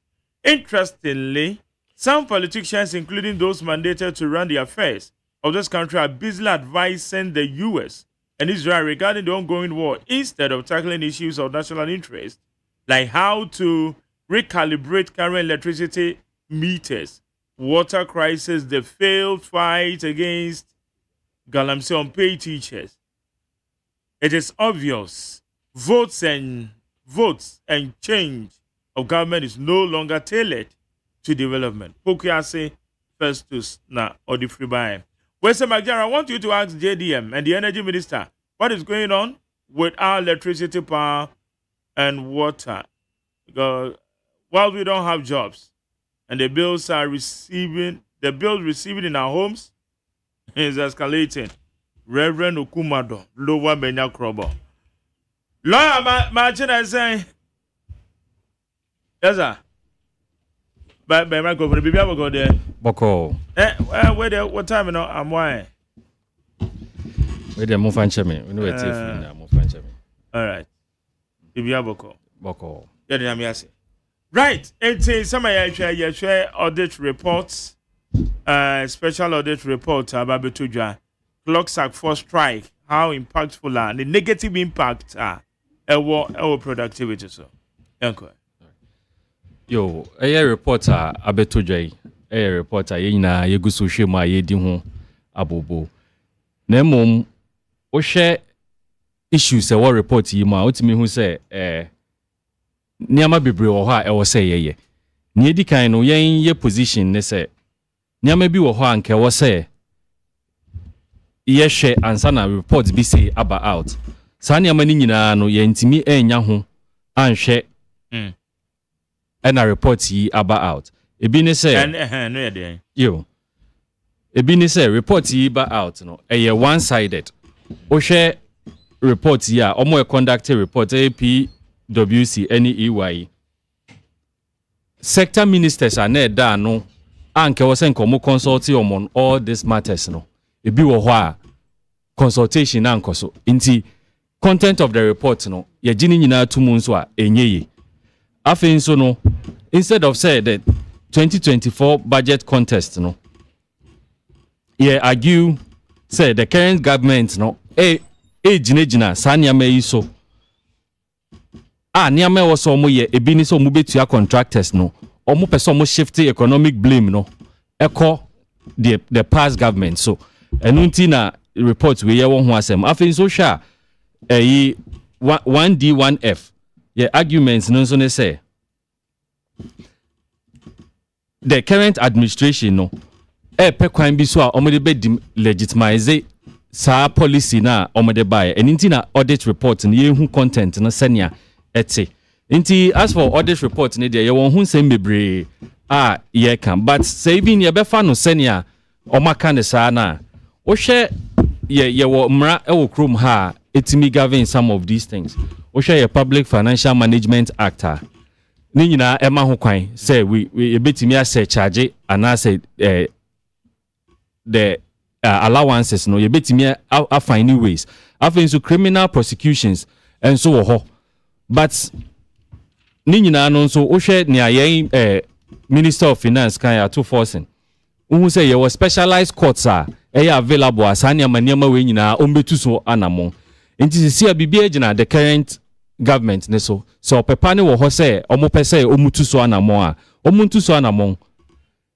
evidence against allegations say allegations nkwa no mo be make without the necessary evidence yentimi nye what we are supposed to do nti we need a political will ye here or pepa no say omo betu so anamon na bibia ewom no ommema ye hu na yen MPP de bibia ye gina no ye gina ho a say audit report we no the preparations any near echo into the report na enti say senior na was say eba out inti sinto bebre e wo report ne ho eno na me wo ka efa audit report you. Yeah, but those are analysis here na the organizer but audit report is eba aya na what may you involved na say na my analysis no is it because efa nipa ne ho a because I remember very well said time and MPP wa ben mo no audit reports about that affected the previous administration almost or say na yes can nyina na nipa na di bi wo hokra na bi ana nifa so yes nipa na di nifa so no ne ade but eno ne ye measuring tool for now how we embezzle public funds. And in the preparation of this report you have to make near reports which is likely to indict I was so making all this them a part of the process. Unti an audit reporter indict all these ministers, any ministries one gets you more involved in the preparation of the audit report. Obi anywhere just a report atum. Inti so almost person audit reports, audit report to ma. I was say ministers any omo abemu in the previous government mo engage at various levels so that audit reports ne ba yenim say enkikan bia ni ho. But in the current state there, a bear then say a beji audit report we nyina atum. Yes. Okay. All right. My phone call clock strike here affected productivity. Say we two we na say we say obeko abeju maybe mako bibia. see you nipa na bi akwa to na ministers no ne ade na omo adwumayɛfo na kasa de ɔma te atua ne negative impact Bernard yo closer striking some utie near the government kana we are engaging them ye no more AD but the effect ewo yen so as oman no eno na ewo say yehwe na omo anamontu bi a ometime tu sa anamon no say woko ministries woko local government woko je permit kra kwesidan kra obi ani ho a obehwew policy a aban nankasa aye omo implementation of their policies at the various levels no kra no omo ntimi implement policy because of all this strike in the effect of the strike no African so eba yesika sema your fiscal and your revenue leakages boka esan say all these institutions no omo generate internally generated funds omo generate sika but aban spend sika work offices ne ade nso adwuma bi ani ho a ekoso we nyina nso ye car ebo aban no say sika ni nyina say na me brother kan ye betimi de aye roads say sika ye boka nyina ye betimi de say sika ni nyina ye roads ni bi inti a waste of expenditure wastage ye tu sika gu keke and a revenue collection so sika ba ban ho de be ye mpuntujuma no ni nyina nso no ye ntimi ensanka esan strike we inti say government ni wo bibi ya e wo so tu ho ana montem na yetimi ensure say nia omope no ye de amomo ana say obepen fine we bi solve issues na ye solve issues no enu no mum beboa yen since because ye twen so nyina na we are engaging them say ababa ye say nyuma ye to we are engaging them minister ni omakasa we are hoping to come to an amicable solution enu no de emwa because ye share effect na ewo yen so ye economy eni ni ama ye lucia then it is better say sa problem no ye be solving in term na efi ho nti kakra me wo kan say I mean, it has a tendency to say me affect investor confidence. It's an so investor now, but now do see kaba share economy mu. Na untimi nyeshe because of the bureaucratic setup. Baby aobe kubia omu nye juma. How then do you find value for your money? Inti we na effect. Osa abaini nsheno unti yao. Mo tama mo no mo science mo so na ezanka mo tu abaye say no de wo ka say nyeye because say mo na mo so mo wa be Malik. Yeah, mona mo abe mo sa ba dada ne sa no man tu ya. Mo maba ye de aso am. Manjeri. And intina you take responsibility. The sector minister e ka say omo ka ho asem. That is what he said on Eyewitness News in Drenyumre. O si uncrofo no be ye ka ho asem. We are mediating. Nti why are you out? Because ye ka ho asem. Eson say meti ho awufa ye ka ho asem. Ye ka ho asem. Nti ye ka ho asem no yesrew go back go back to ejumomo na monko ye mo ejuma because ye ka na momboa ye na ye ka ho asem nye den na ye nwie nye hwe bibia ye be kwakosi. So we admit governance is continuous, but sometimes also no there are some things you let somebody know, like you said 2019 2 memorandum of understanding issue here, but amba ya beto say is asset and liability. That is how inheritance are. Yeah, but to know it's a liability you take it and work on. So we've taken it and we are working on. So we plead with them. Said the minister is in office little over a year. He went to office somewhere February, March, little over a year, right? And yes, Reno is working on it. We should go back to what's the name, our workplaces and go and do. And there is something I want to take off about me, brother. I know you see financially about the audit report. Yeah. Every auditor say or be conducting a report. One, he takes all the receipts, all the invoices. Because I go microphone. Or J receipts or J invoices. And na edgy documentation, records, away jumano. Now what? Baby are on TRC no idea. No abisa questions. And it's a some of a ye what's the name? One or two. I'll just read only two of some of the allegations. Not when they are okay. Or say a contract between the Ministry of Defense and a company for vehicle intended for the borders surveillance and monitoring of the 2024 general election revealed that despite the assurance of a store's receipt advice an official document confirming that goods have been received, dated 12 October 2024. The vehicles had not been delivered at the time of review. So he went into details. Eka said, per the documentation and then the receipts, they had everything. No? On 12th of October 2024, no, the goods were delivered, but the vehicles were not delivered. When you look at another, what's the name? Another one, let's go. An auditor revealed that the government of Ghana also contracted a company to supply 10,000 metric tons of maize. That's and from the rice, Ministry, yes, and the rice. Oh, so they give evidence. And then when you come to 1D, 1F, lawyer said, my brother said, Unim, said mobilizations were paid to the contractors at the tune of this. If mobilization is meant to go to site and start executing the project, that one is a eye sorting when. So when you visit the site, now job is not being done. You don't even need someone to tell you. So they were clearly evidence. But all the same, I believe, there will be investigation. They'll be giving people an opportunity to also come and speak to their respond. Side of it. Yes, but I say, Bernard, baby, I won't phone. Yo, Nyame say, you're making a position clear on it. Say individual and items now, Oboboson. We can go into that.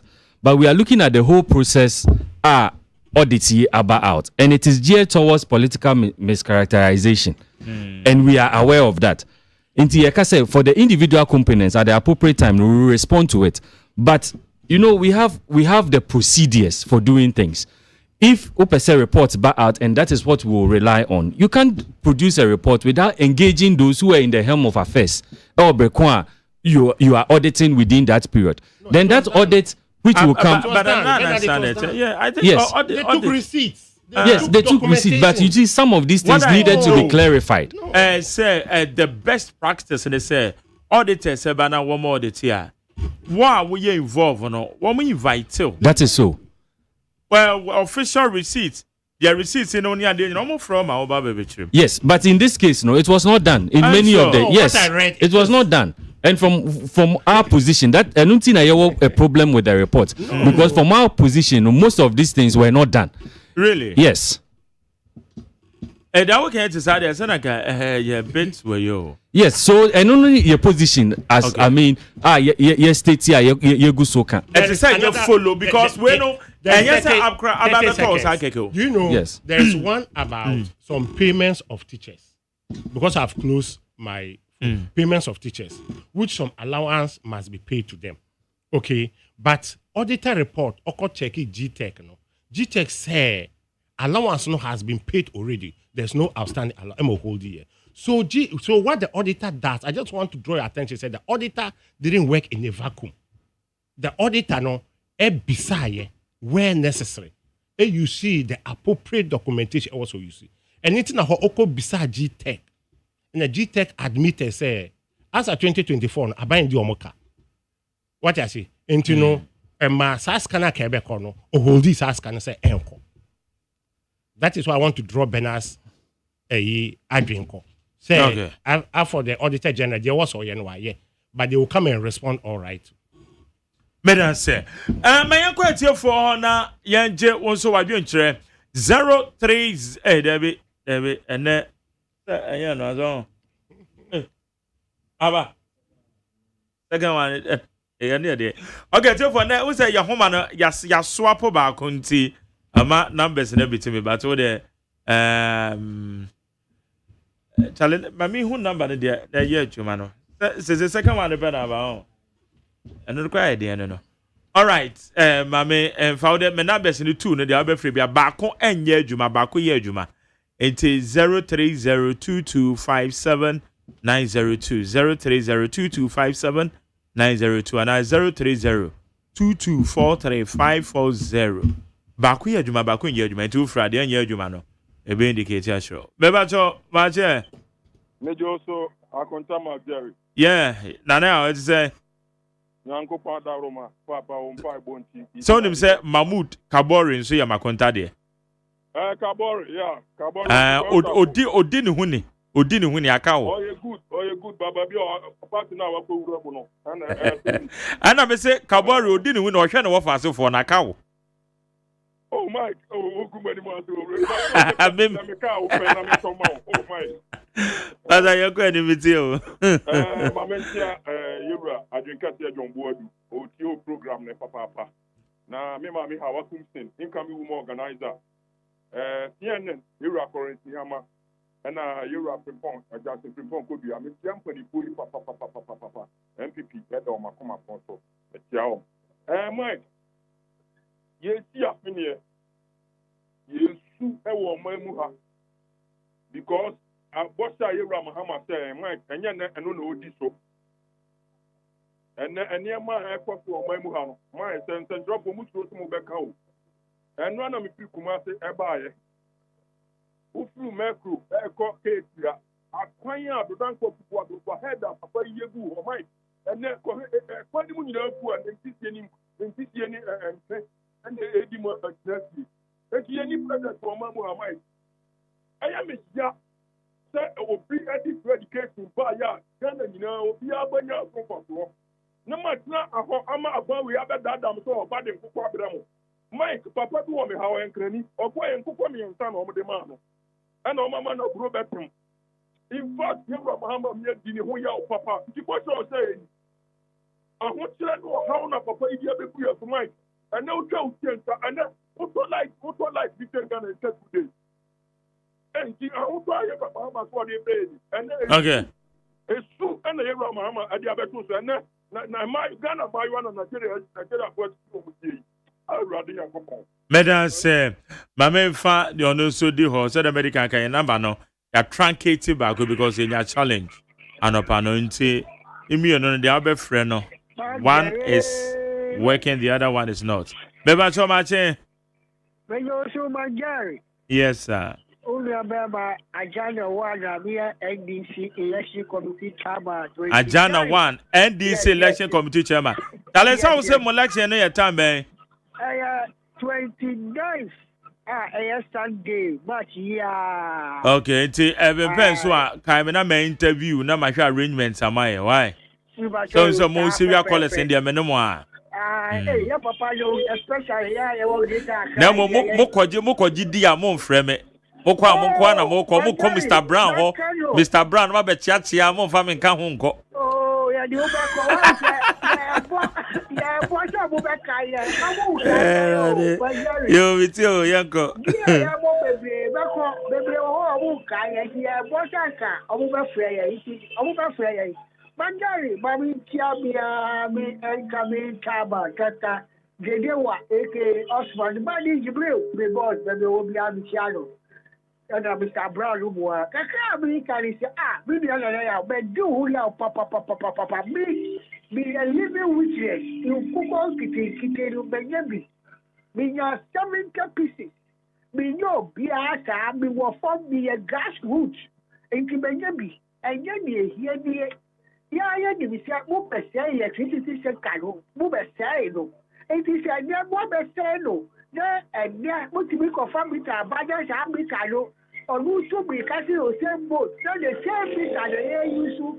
That's a 40 number who get pay for making sure that your best is on the number. Samusu, I am Plaza, and everyone will be able to see ya. Maybe a bit blamable because Sanka. Yeah, I know what you said. One guy, a penny for it, or when we are gonna buy. Kasi sawo buhu alwa ya ajimamelu bekaise ayali wawase ogwapa wadi boli da ya invite ayali wawa papa eti NDC boli mo egbu ase adase obu kese bu mechi obu geboja obu gebutu ayampia kaya fo obu jeje medase meba so mache okay, all right, okay. Meba so mache. Hello. Yeah. Yes, sir. Nigeria, electrician you. Yo. Nigeria, medical. Mami chewa chefo. Mami cheni mo yam for how commission na incoming chairman John Bodu. na Ghana for man ya mi di say niam bi wo Ghana ha ka me say politician for no o mo ya ma ye di o mu nya mo kakra say Magari ye be ka say ye be fa police na man fa ba ko to forms ye wi a ni ye di mrabi akotu mu age o mu sika free all the political party ni na o mo ye ba say obiye na wo ka say enye no eli kwan say uba obeto aso nyame me komani no hwe koko wasema andi sifo ka say Ghana for me ankasa me papa o koko owo do makrowi o efe o nkwankwanta me ni a omo mo ti koko ni nyina ye no mo kan say omo nto aba na man pipi na omo nko nto aso omo si da koko na mo be ene omo fa fo ma mo fere say koko no ye de koko practice uniska nti so o ka san se mi nyina ti Ghana ni no to aba ma. All right, Kafra. Aha, ena yedisi. Beba be sorry. Tiwe mame.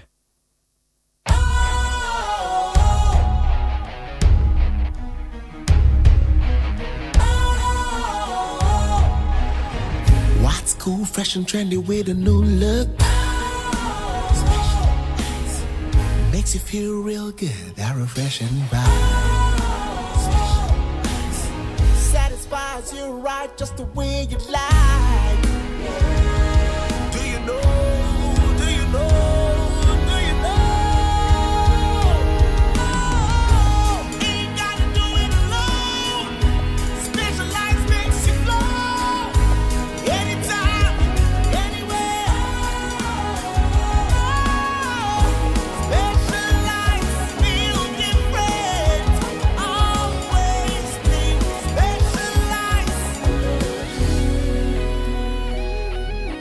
Special Ice Natural Mineral Water. Feel different. Think special. This advertisement has been vetted and approved by the FDA.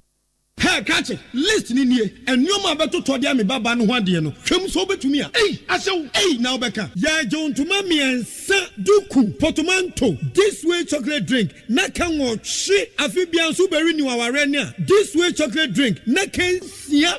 Asew. We dan kan no tumu ho. Me be mo anu so hye kura dia ka ho. Wo hwade wapi ho. O ka sa batete e da fom ho. This way chocolate drink. Catch up pay baba wari. Asew. Ye fi say this way chocolate drink ya sorry anopa no ne yenom ye bi hye fridge nom no se snack ye nya hoho a no ne de serve wo mo ye didi wie ne ye pebibia bogu ya de so a this way chocolate drink ne yenom and this way no ti ano a he se kire wom koko wom prick wom bibia wom ade wo hia ne so hye this way chocolate drink de wo hia ani so hye FDA ahwehwe se adwede nkratoe mo agye atum se eye. Hey, catch it. Listen in here. And you ma beto to dia me baba no hwade no. Hwem so betumi a. Asew. Now beka. Ya jon to ma miensa duku portmanteau. This way chocolate drink. Na kan wo hwe afibian so beri ni waware ni a. This way chocolate drink. Na kan sia. Asew. We dan kan no tumu ho. Me be mo anu so hye kura dia ka ho. Wo hwade wapi ho. O ka sa batete e da fom ho. This way chocolate drink. Catch up pay baba wari. Asew. Ye fi say this way chocolate drink ya sorry anopa no ne yenom ye bi hye fridge nom no se snack ye nya hoho a no ne de serve wo mo ye didi wie ne ye pebibia bogu ya de so a this way chocolate drink ne yenom and this way no ti ano a he se kire wom koko wom prick wom bibia wom ade wo hia ne so hye this way chocolate drink de wo hia ani so hye FDA ahwehwe se adwede nkratoe mo agye atum se eye. Jamo akwaba yen sorry jumede friend Ghana Montie. Midin the Maggerio OSEI AGYEMAN media said ma Alex Entry or your studio assistant Kodona me the producer. Abena frame bank and na ya osafo mu in charge of the social media handles. Amasacha me kwabena ma foni amasapo kuma Jesse ene bebo ma nkrata no wo mu di mu nsemebre yen. Media said da ebe ma Dr. Father Dixon na executive producer. The general manager Kennedy Santos say lawyer nia ono nso ebo ye chidom. Aso agbona na jare na na boaje ada sankroma yedamase. Yes sorry Ola Michael at the entertainment GH eba beto also. Ola Michael entertainment GH another babeto also. Yeah ko ye